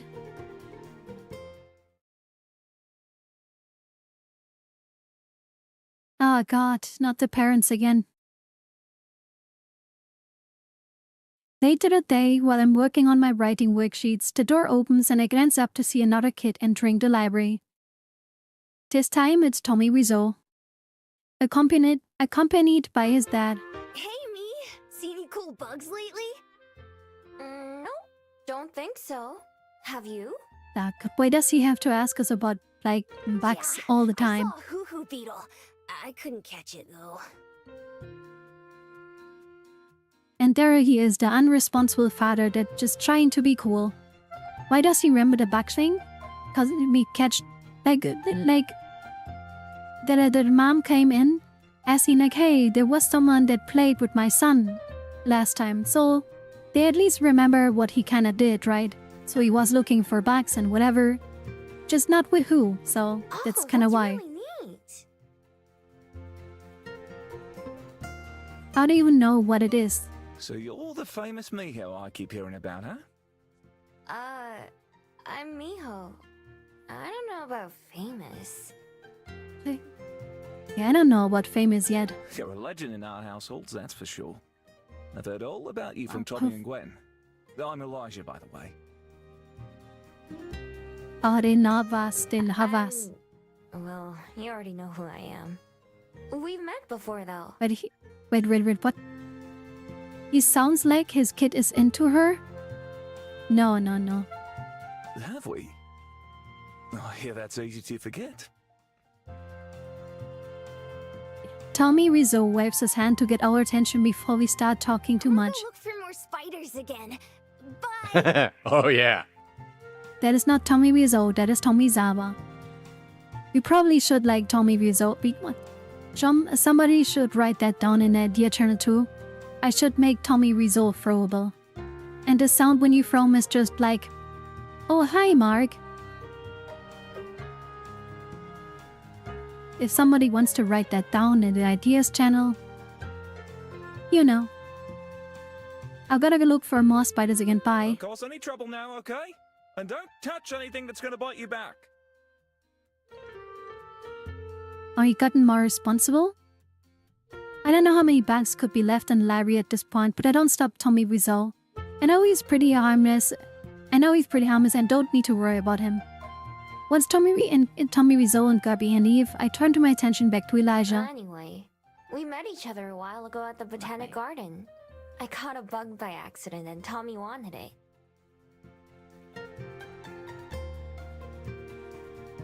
Oh, so that was you, was it? I was trying to remember who we were with. So wait, that means that you're the one who can see Tommy spend Gerby, right? Yep. Yeah, I can right. see him right now with Tommy. Farewell is next to Tommy Wiseau, like always, helping him search for their 8-legged prey. When he hears me say his name, he gives me a jolly wave like Tommy Wiseau did. Huh. Although Elijah is starting at the same spot I am, I can tell all he sees is empty space. Elijah pulls out a pen and a notebook from his pocket, just like I've seen Aspen do. He clicks the pen into a writing mode. Like, if you don't mind. He's got a white face and body with purple flower petals on his head and shoulders. And some green Why is he leaves for his asking hair. us this? Does he want to make I imagine he makes a plushie out of it or something. Custom He has plushie or eyes but something. not a mouth. And he floats. Noting, Elijah writes down everything I said. Fact checking? As he's cross-checking your references, right? That's exactly how Tommy described him. Wow. Can I ask him the S0N S9 soon? What is the S9 soon? The same thing? Could I ask the sun? Okay, I get Why it. didn't you think he was real? Sun. There's all kinds of fabled, you know? I know. It's just... Did you have an imaginary friend when you were younger? Did you have a friend when it? Nah, don't think so. I shake my head. Maybe Jonghyun was actually just imagined. Who knows? I did. And Tommy's the kind of boy who would have one too. Not that Gwen and I thought that was a bad thing, of course, but since no one else could see him, we thought he was just pretend. Hearing he's real is still a shock. Across the room from us, Tommy Rizzo's creeping around the tiptoes. Gabby floats high above her, using his aerial position to get a better view. Glad though. Real glad. In fact, that's why I'm here. I want to try and see if I can find anything in the books about a fabled like him. I'm not sure why you're able to see him either. Other fabled haven't been able to. You're the first person I've ever met who can. Maybe like foxes are just very special as fabled, right? He frowns. I forgot them too. I need to write that down. Elijah's pen scratches against the paper. In the quiet library, I can hear a sound clearly. Elijah seems pretty casual and relaxed, and so I feel like I can ask him a question just been waiting on my mind. One that I know isn't exactly polite to ask. Can I ask you something? Is she gonna ask why they divorced? I'm an open book. Why are you and Gwen getting divorced? Oh, she's really... I've talked to both of you, and you seem like you get along. Okay, now I want the deeds. Come on. Give me the deeds. There's a scratching abruptly stops. He taps the pen against the edge of his notebook a couple of times while he chews his tongue. Because people just change. Sometimes in different ways. Okay, who of you fucked up? Don't Tell get me. wrong, she's still one of the best people I know. We're just better off not being together. I feel like he's irresponsible. Like the whole thing about asking, oh, Tommy Rizzo got in a fight? Did he win? Ruined him for me. I don't trust him as a parent. Like, he's probably the one that is just completely wasted and, like, careless. Can't trust him with a kid. It hurts. But if we'd stayed married, it just would have hurt more. Eventually, you have to rip that bandage off. You're just not cool enough? Okay, if, like, your kid ever gets in, like, a fight, right? I'm just gonna ask you to... Hey, so, at least, did he win? Did he punch an eye out? It's for the best for all three of us. I mean... Why you're getting a divorce, worst thing to ask. Me and her both still have the same goal, and that's to do right by our kid. That seems rough for Tommy. Yeah, poor Tommy Rizzo. No wonder he grew up so fucked up. Yeah, that's the hardest part. We're all still getting used to it, I think. You know what they say about time healing wounds? I wish I won fights as a kid. Hey, take this as advice. You wouldn't be here and the same person if you would be a winner. Yeah, take that and think about it for a good long time already. Then take that and just like, hey, so. Yeah, no problem. No idea who that is, but for no problem. Well, I'm glad he's got a friend after all. Thanks for letting him play here too. I hope he's not too much trouble. You really are Katsumi's small sister? I'm not, though. Like, what the hell are you talking about? Well, messing up the you are her date? No, not that thing. Nah, if he was, I wouldn't let him come back. Elijah lost. Please don't. That's good to know. I'm gonna go get a start on that research. With any luck, you'll see me again soon with a few books to check out. That would not be lucky. I don't think you're a responsible parent. Good luck.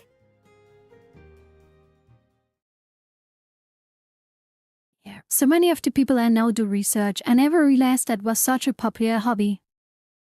After a while, Elisa returns to the desk like he promised, with a couple of books in his hands. One of them is so fake, even Aspen would think twice about trying to read it. I only skimmed through these, but they seem promising. So I'll take them home and have a look.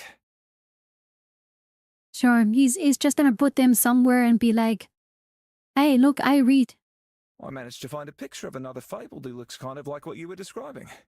It seems like they're not from the underworld, so there's not a whole lot known about them. It's good that that it's still snowing since the burn keeps coming. Hey, come on. I am not burning anyone. That's not my thing, alright? Would you mind if we keep in touch? Gwen tells me that's the way to not forget you. No, I have to talk to this dude too.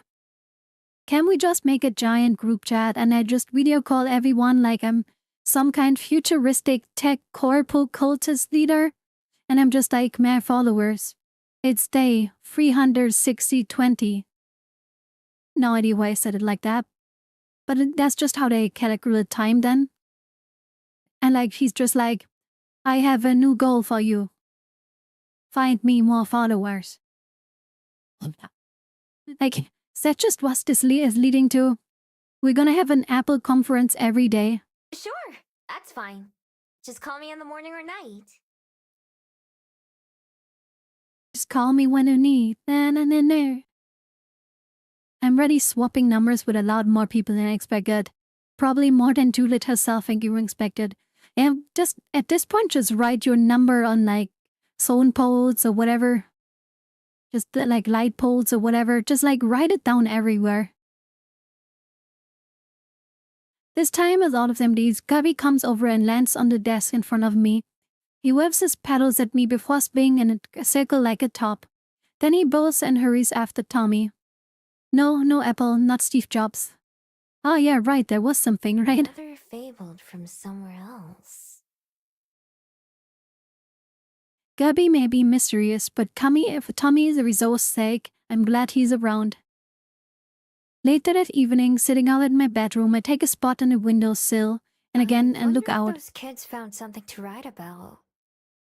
Yeah. We got students who was in Kalari all the time, but I've never met any others who came from so far away, like Cello and her friends. I wonder what it must be like to go on a big adventure like that with the people you care about. I bet it would make the traveling more fun to have someone to talk to. I'd be nice if I was able to do that, like being here in Valley, but I know that someday I'll have to urge to journey again and see more of the world. I mean, if you go somewhere with like good phone reception, it still works. Enough to show Juliet some of the places I've been. She's helped me make Wellington my home. So I'd like to show her when I came from, where I made when. Oh, we are thinking about Juliet now, huh?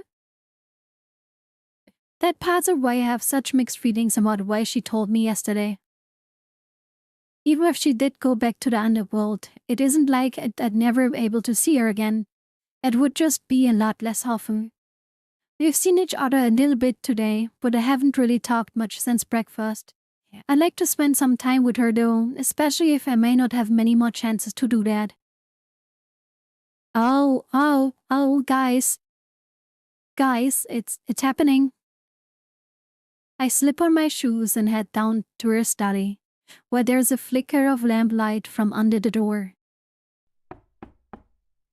I knock 3 times, just like she always does. Huh? Oh, hello, Juliet. I open the door to find her at the desk, a pen in her hand. Of course, she smiles when she sees me. Miho. What brings you here? Not much. I just wanted to come see you. Are you busy? Date night? Yeah, it's happening. Not at all. Would you like to sit? Yeah, sure.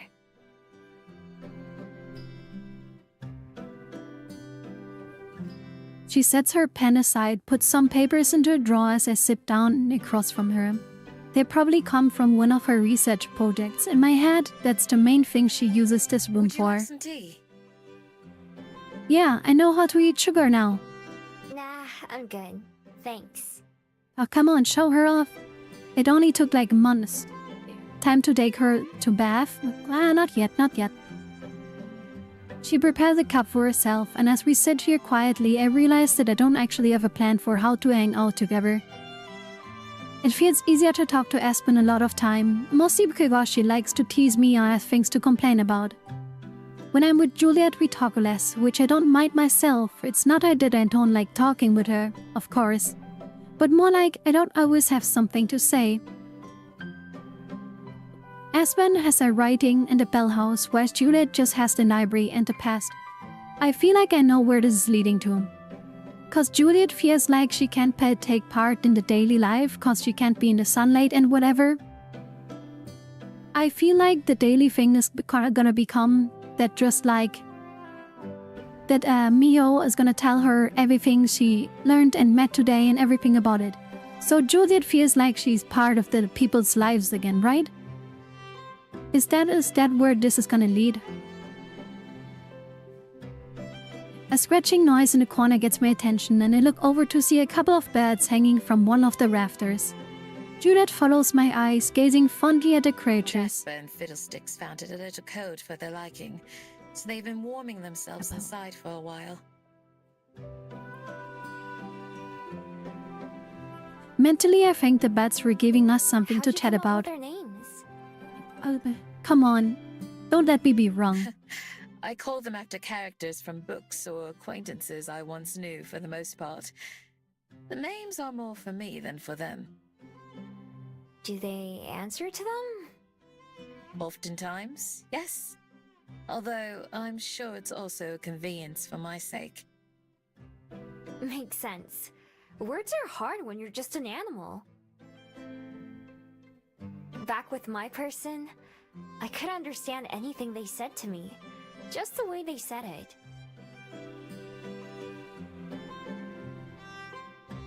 It took a long time as a Gumiho before I learned enough words to understand. Before that, they were just sounds I'd memorized. I mean, yeah, that's kind of like how it works fighting emotes, I guess. I imagine it's like that for Fiddlesticks and the others. Just sounds that they can recognize. That's all language really is, though. Yeah. One of the bats flaps its wings, adjusting itself but remaining hooked to the ceiling. You ever talk to them as a bat? Yeah, like you just turn into the bed and be like, hey guys, what's up? Wanna go to the bar? Drink some fresh blood? No. Though I'm sure they can sense that part of me. I imagine it's why they chose the library as their roost. Cosette used to call them pets. They've always been wild. Still, she was the one who first began naming them. No. Whoa! They've been coming here for that long? Yeah, how long is that? Like 100 years now? Not the same bats, mind you. The ones Cosette knew are long gone. Jasper, Fiddlesticks, and the others are from many generations later. La. Even bats die. They all have to die at some point. I'm glad that somehow they had knowledge of this place passed down to them. Do you think bats in this world just write books? Just like the people. Maybe that's their thing. Yes, just like them. Nah, bats are eternal. Nah, I don't think so. History Generations family, it never really dawned on me how Judith built her entire life around these ideas. Hearing about her research for people was one thing, but it doesn't stop there. Even the bats have a legacy. And Juliet's been there for all of it. When I think about it that way, I feel like I can start to understand her reason for wanting to leave. How much there is for her to miss. But also, her words give me an idea. I may struggle with saying things sometimes, but maybe we don't have to use words to have fun. Do you want to go somewhere? Ah, we're gonna take her out? Why? Hey, why are you bunking me? don't mind. But what did you have in mind? I was thinking maybe we could go for a walk. Since we're not always awake at the same time like this, I wanted to spend some time with you. Yeah, we're gonna have a little. Oh, come on. It's gonna be a super romantic walk, right? Come on. Like with someone like in this outfit in the night, you know? And a shiny night of the street lighten up by like soft lighting of the poles. And like whatever in the moonlight and whatever. And maybe we go to the park. I'd like that very much. I didn't read what But was written there isn't it because late like for I was you? imagining too much. Judith blinks several times, something I've seen Aspen do when she's surprised, before settling into her usual calm warmth. Hey, say this again. Say this again. Okay, it's not... Okay, they're not doing it. It's fine. I'm not that tired. Besides, you're always staying up to talk with me, so it's only fair. I see. I certainly can. But yeah, say no she's to that. understanding. She feels lonely. Give me just a moment to get ready, and I'll meet you outside. Okay. Is she gonna take, like, is she gonna change her, you know, her outfit? I go downstairs to wait, leaning against the front porch. I may not be able to show her the places I want to, but I can show her one of my favorite things instead. Tua joins me after a minute and I lead us off. It's been a while since we've Look, gone on gay a walk people. like this, hasn't it? Yeah. When we delivered some papers, right? I just started staying at the library last time. Time to hit the clubs? No. She doesn't look like a club goer, right? And now here you are, leading the way. Are we going to Mount Victoria by chance? I think those are flags, not people. No. Gay people are actually like bats at night. They turn into flags upside down, hanging from poles. That's just how it is. That's our superpower. That's our superpower. We turn to flags overnight. Actually, there's a book called The Library. Sounds like a good place to go. Okay. You could also say you were talking about me, you and Juliet. I mean, yeah. Gay people here too. Yup. Is that okay?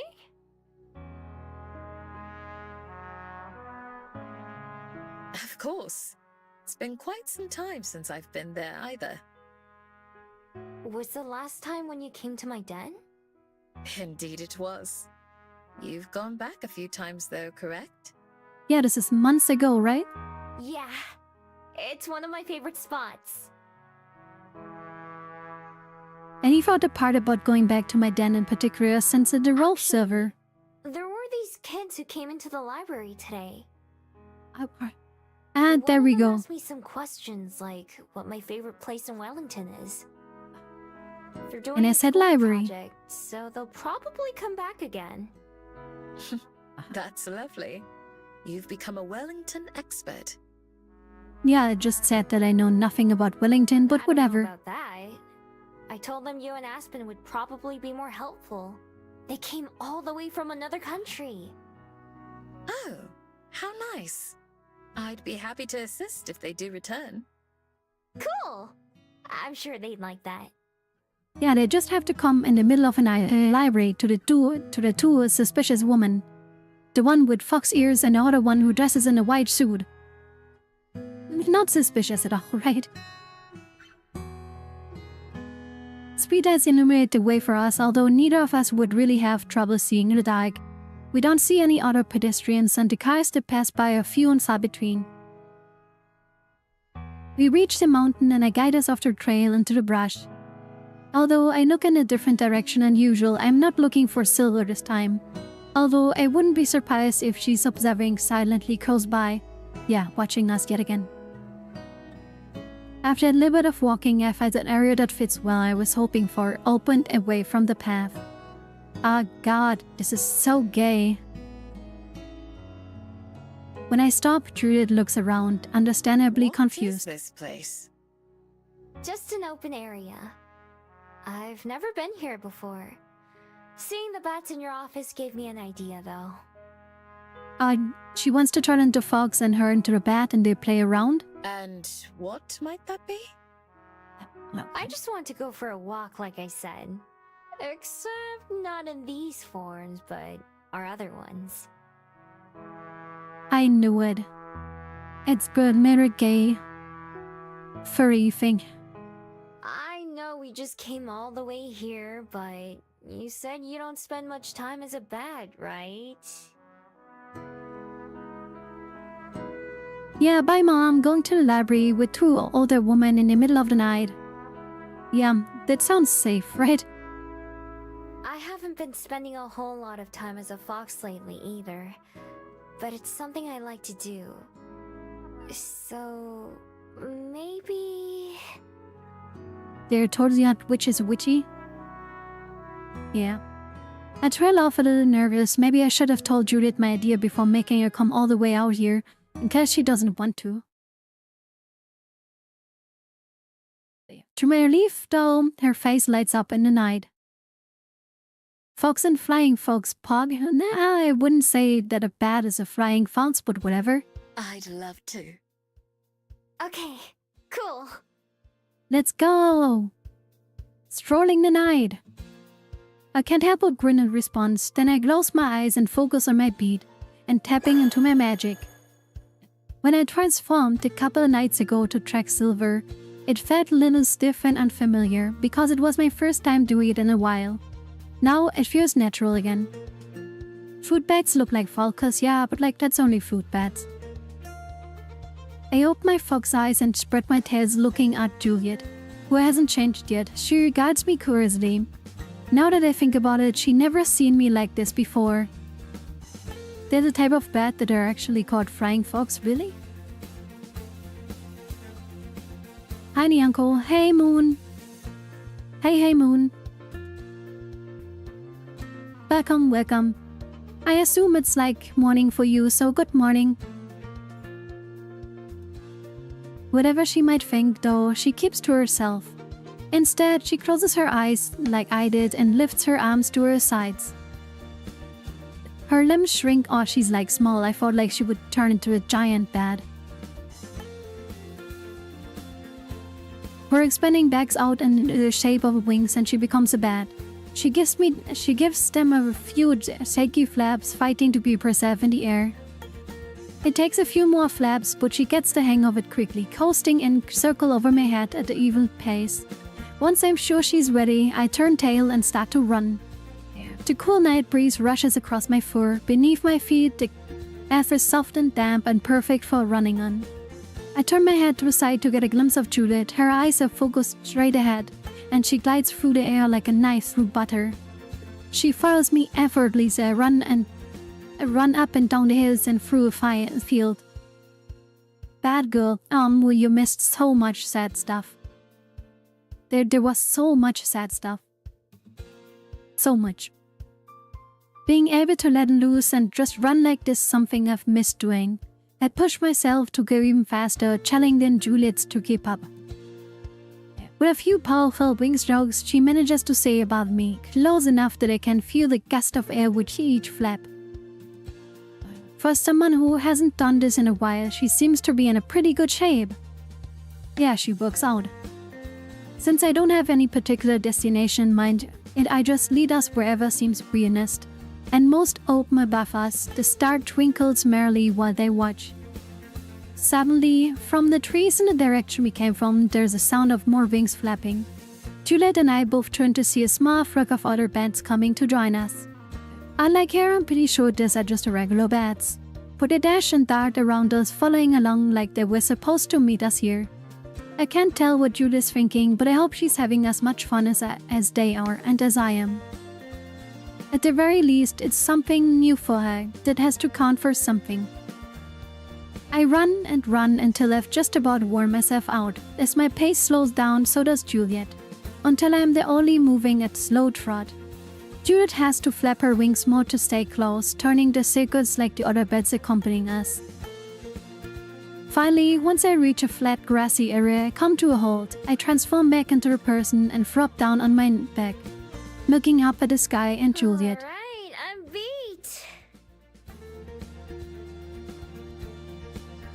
That girl and Foxboy?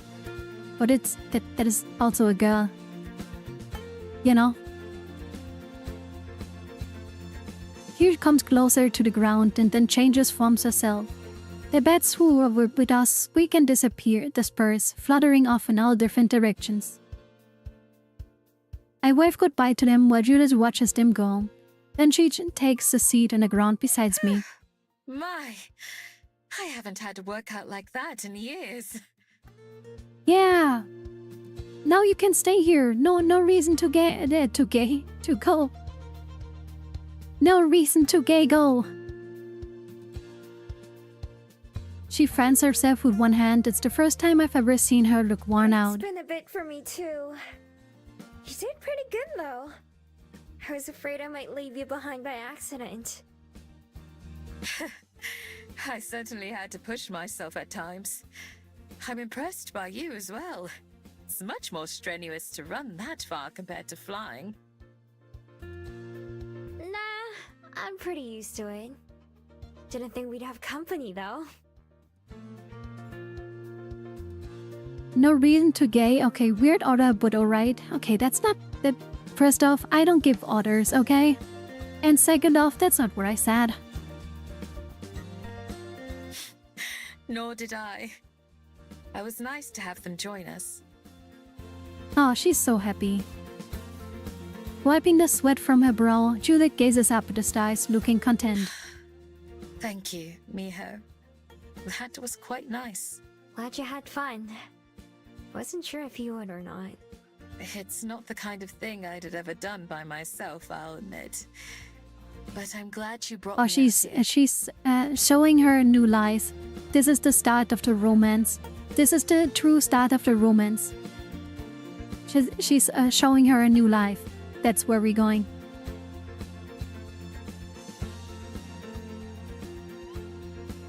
To endure its words and more importantly, being able to see her face, how much she means them, makes me feel good, even without many words between us.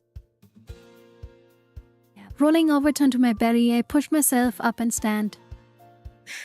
You must be worn out. Shall we head back to the library? Yeah, I'm ready if you are. I'll sleep good tonight, that's for sure. And now Silver shows up and challenges Juliet to a duel for a fight.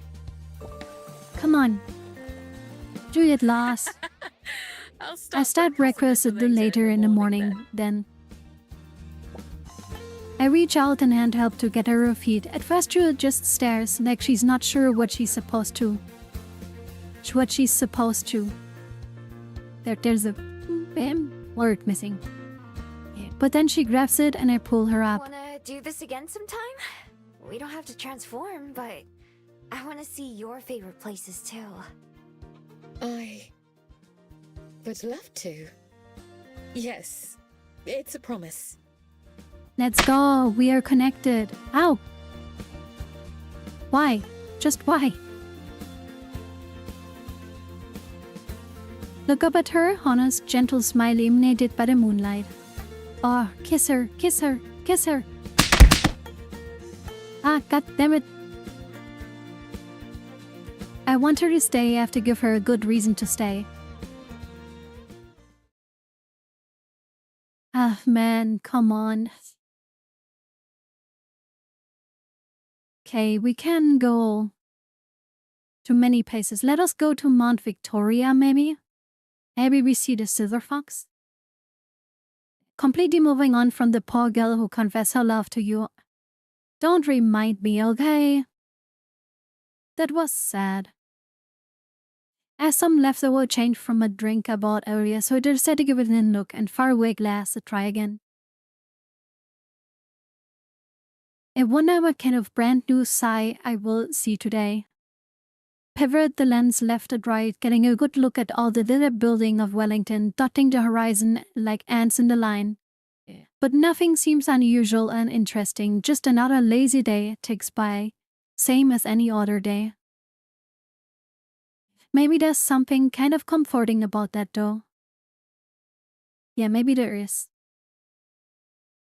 When evening rolls around again, I drift to Judith's study once again. The door is open and I can see her sitting at her desk on the side. Come in. I take a seat across from her. I started to think of it as How was your my day seat. today? It was fine. Not too much happened. Do you want to hang out again? Come on, say yes. Come to have me make good on my promise already. Yeah, come Only if you on. want to. It's fine if you're busy. I'm never too busy to spend time with you. Oh, okay. We are okay. We are in. We are so in. Great! Remember, it's your turn to pick where we go this time. Okay, now it's gonna be romantic, right? Now it's gonna be something romantic, I feel like.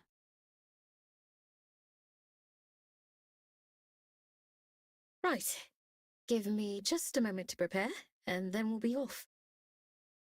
What do you mean? We are going to the beach.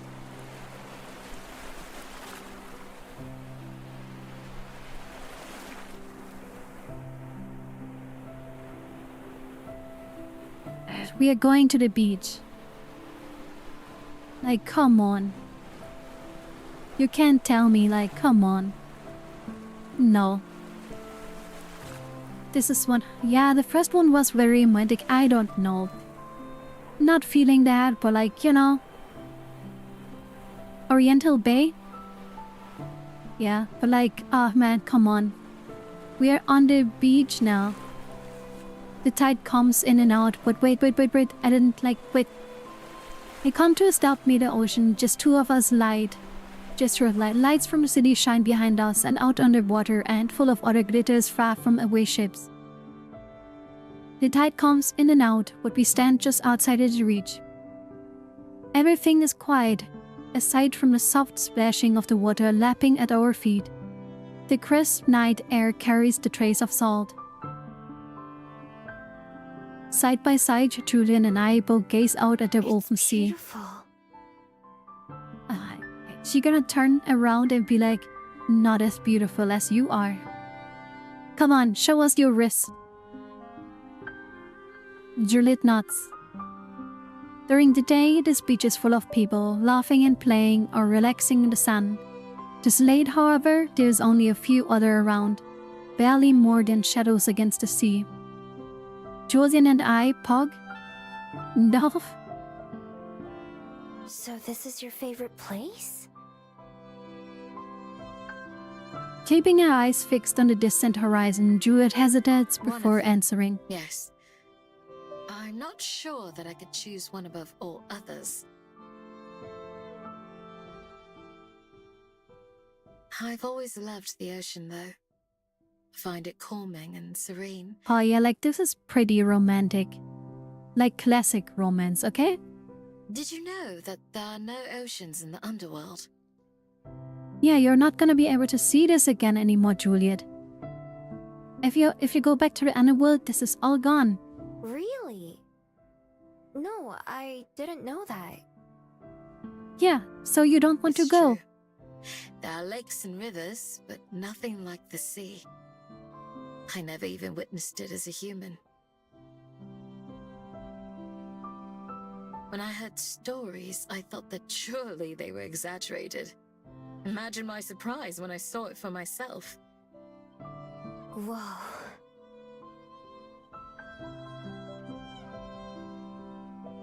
I think back to the first time I saw the sea.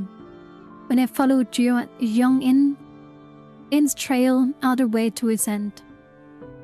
I didn't even know it existed until I saw one. And when I did, I thought it was just a really big lake. I mean, it kinda is a really big lake, somewhat. Just like in the opposite way. It's not surrounded by land, we are just surrounded by water. It's like an inverse lake. You must have been just as surprised as I was. I got on the boat and it took me to China. Not that I knew that. I didn't even know what Korea was, or that I'd left it. Are there no connecting and bonding over similar I'm sure experiences? it didn't take you long, though. You learn very fast. Only sometimes. There's some stuff that I learned really slowly. As do we all. As do we all.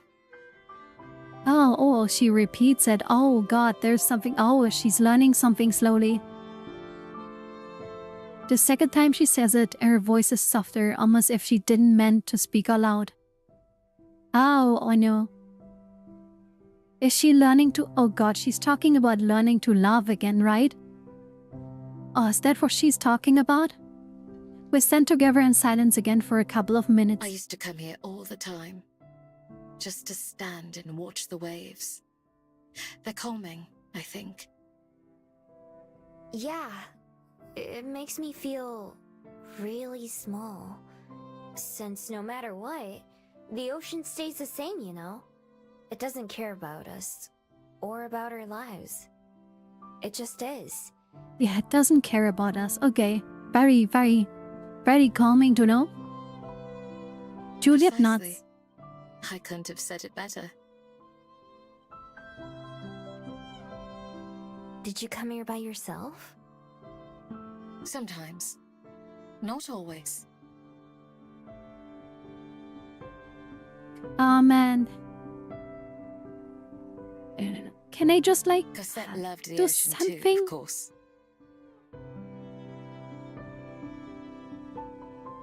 When she was young, she used to say that she wanted to be the captain of a ship and sail all around the world and see all there was to see.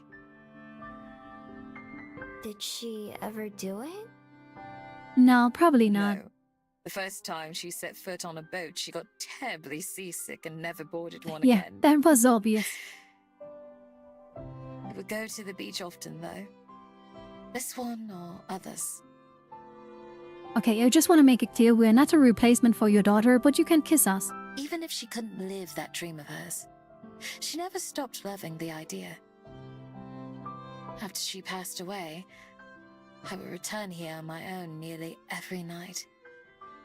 Sleep was impossible, but I could gain some measure of peace and rest just by watching the tide. Yeah, now you're not alone anymore. Its constant, reliable motion was something I could hold on to.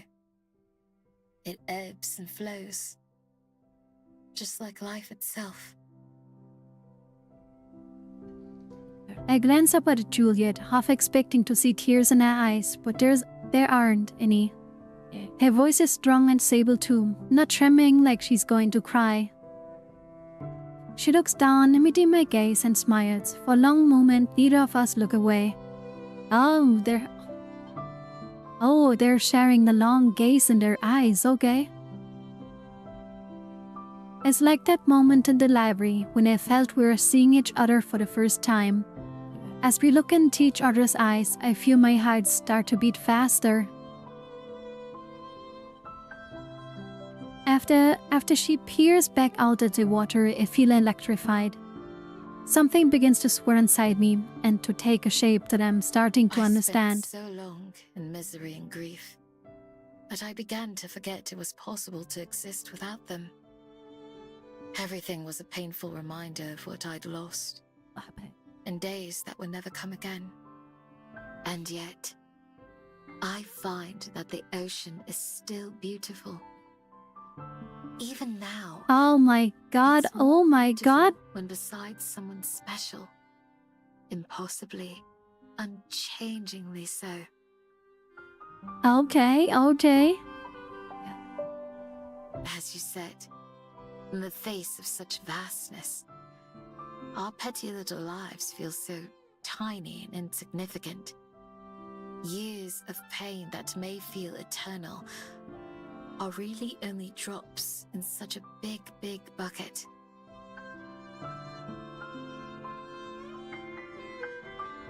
Is it happening? That's what helped me to find some measure of solace and strength to go on. I'm glad you did. Ah, Me too. come on.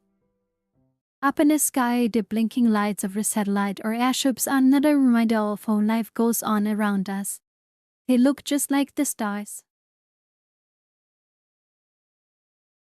Standing here next to Juliet, I feel the same kind of quiet warmth that I did last night after a run together. Something from inside myself that feels good and strong and right. The trials and pains that we've been through are very different in nature, but I'm glad that they brought us to the same spot. Beside me, Judith takes a couple of steps forward and smile back on her face. Would you care to walk a little? Now we're walking along the beach. Sure. We move slowly, following the shoreline close enough together that I kept bumping into her. The sand makes it hard to walk straight. She can't walk straight anymore, get it? Juliet doesn't seem to mind though, and for some reason every time it happens I feel a little spark of excitement inside. Oh my god. Man. The tide sloshes in a little bit higher, enough to sweep against our shoes, but we keep going. Shells and seaweed decorate the beach, and I take care not to step on anything that might break. Monkeys, if they keep walking much longer, they're gonna get where the crackheads hang out. Hey, don't ruin his moment, okay? We walk until we reach the far end of the beach, where a few stacked boulders and a pathway lead back into the town. The boulders are worn down by the waves that sometimes reach here, and the grass path stops abruptly just before it. I notice something in the dark, though, a little green sprout peeking up from the ground, beyond where the rest of the plants there grow.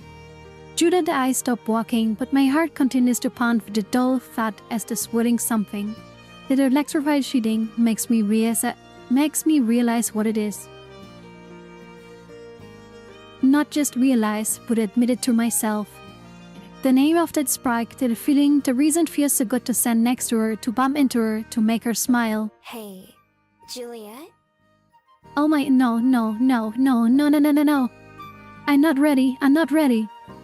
I'm not ready.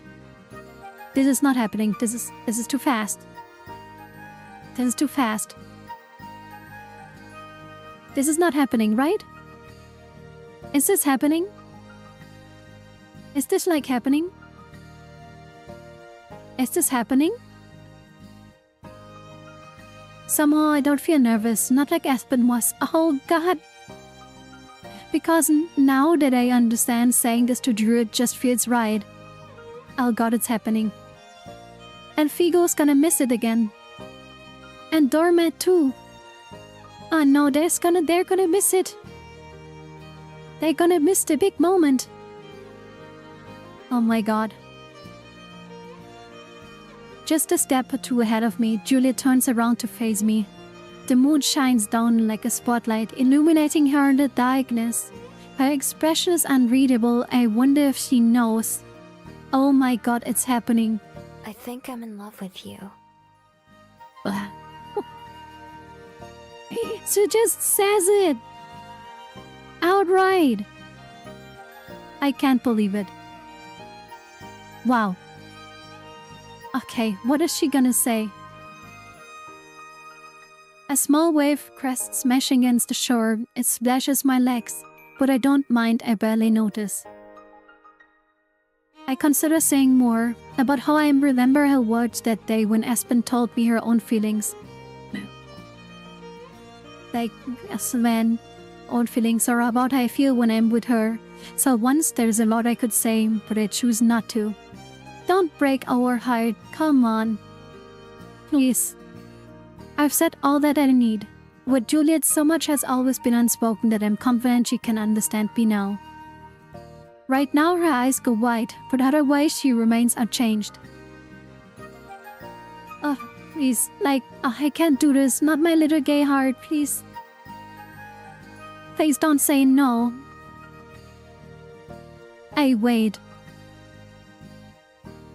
Now that I've said it, I don't know what I hope she'll say. Thinking about myself as the kind of person who could be in love still feels weird, but also feels true. whatever else it might include, and whatever Juliet might feel about me, that's a whole other issue. So's everything else between us, like whether or not she'll be leaving. Ah, God, what is she gonna say? Come on. No matter if she stays or goes, no matter if she feels the same way or the way I do, none of that is important right now. Right now, I'm just glad to be able to put a name to those feelings. Oh, my God. Finally, Juliet takes a step forward and places her hand on my shoulder. She touched me lots of different times before, but this time I'm hyper aware of her presence. Oh, please don't say no. Thank you for telling me, Miho. Thank you for telling me? That is your response to this? What is this customer service? Why should... Just like, thank you for telling me. Thank you for voicing your concerns. I will lock this with our service. Then is this your answer?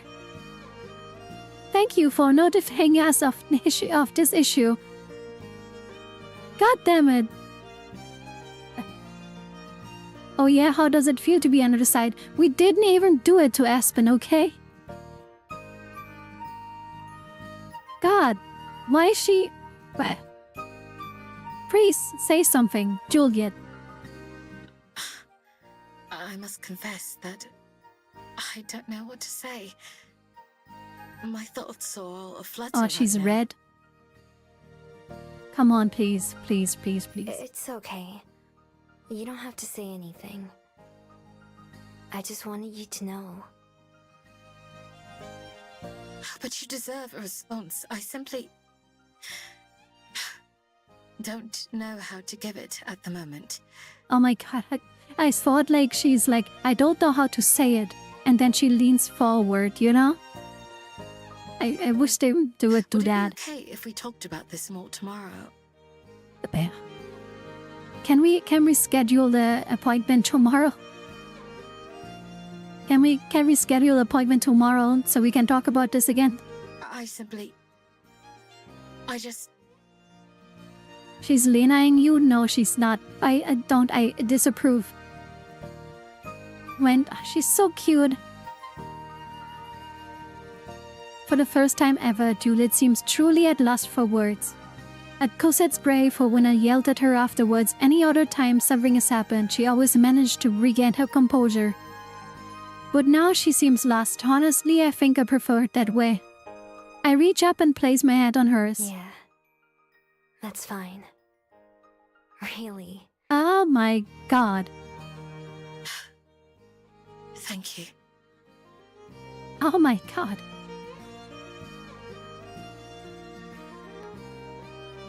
Juliet's hand lingers on my shoulder, a moment longer before sliding out from beneath mine, and I miss it as soon as it's gone.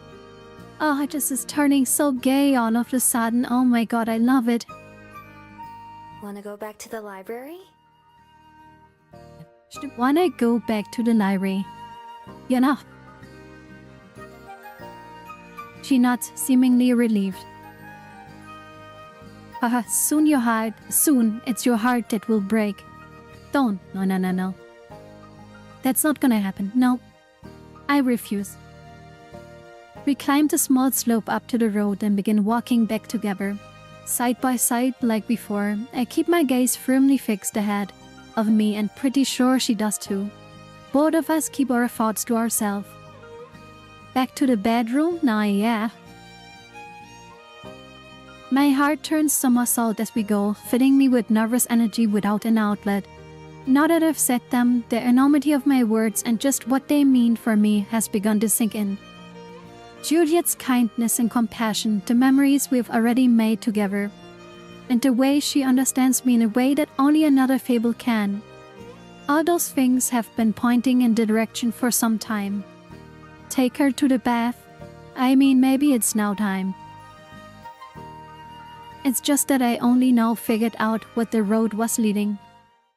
When we get back to the library, we wordlessly hug each other before going our separate ways. In my bed, I lay awake and stare at the ceiling. In love. Man. Okay. I know what I sound like when I'm lying, and it's not how I sound now. My feelings are real and true, and now they're out there.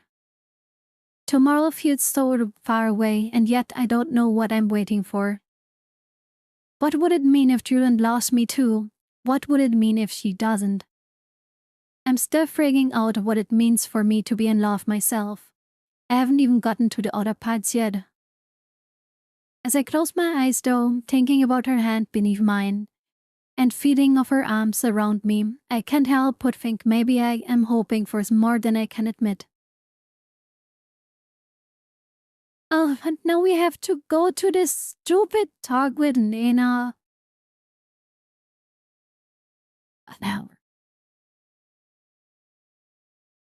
I don't want to go. I don't want to see her. No, I don't want to be a tree right now, okay? I don't want to be a tree right now. I know. I refuse. Damn it.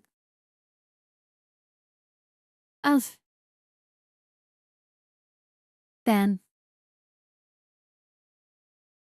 Man, I was all worked up now. And now we have to see the tree thing. Horrible. But I'm gonna tell you what, cats. I think we're gonna end here for today. I feel like this is a good breaking point. You know? No. I feel like this is an okay breaking point. We've been at this for like 6.5 hours now. I think this is a good breaking point. So, we are gonna end here for now. Let us go chat a bit. But like, yeah. Let us do this next time, right? Man, that was there were a lot of feelings today, right? Like there were a lot of feelings, right? Like, whew. You know? That was I don't know, heartbreak. Like there was heartbreaks, there was like big feelings. There's like so much. You know? This was a roller coaster of emotions, yeah, kinda.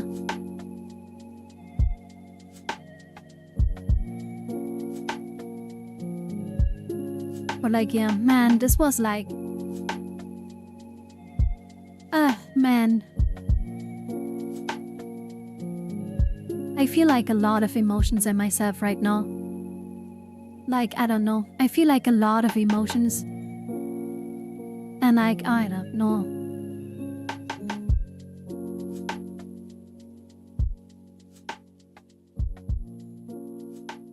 But like, man, yeah. Oh, man, I feel a bit overwhelmed right now with my feelings. You played him like a fiddle, computers trying hides like a true mastermind. Too early for me to get emotional? No, I like, man. Well, that Aspen just forgets about us. I thought this will happen, but I didn't think they would use that to get us out of the situation from telling her no. But like, man. Oh, that was hard. That was just hard. Man, this is just like... There were a lot of feelings, right? I feel like... This was very something. Man. Now my heart kind of feels like big, heavy, throbbing. You know?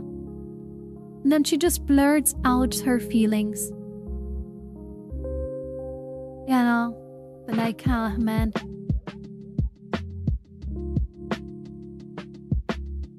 But like, you know. Man, I don't know.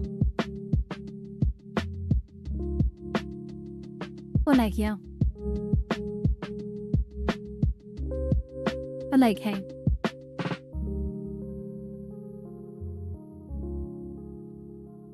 I don't like that she's just gone now. Aspen, yeah, it's kind of sad, right? But like, yeah, whatever.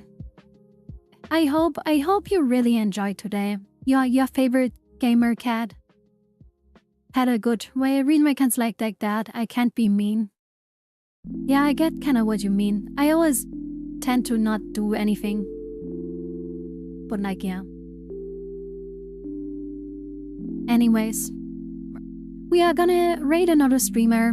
Maybe you say hi to them. Single message is enough. If you wanna say hi to them. But yeah. Wave at them, say hello, maybe. You don't need to though. Would be nice though. And we will see each other next week again. I hope you had fun. It was really great. I hope you all have a good night or day. And yeah. But bye bye. I keep staying in the snow. I keep staying in the snow. Okay. If you say so. If you say so. But yeah. Thank you for watching. Very nice. Thank you for the support. Thank you for chatting. Very, very cool from you. I'm very happy. Thank you. And we see each other next week. Bye bye.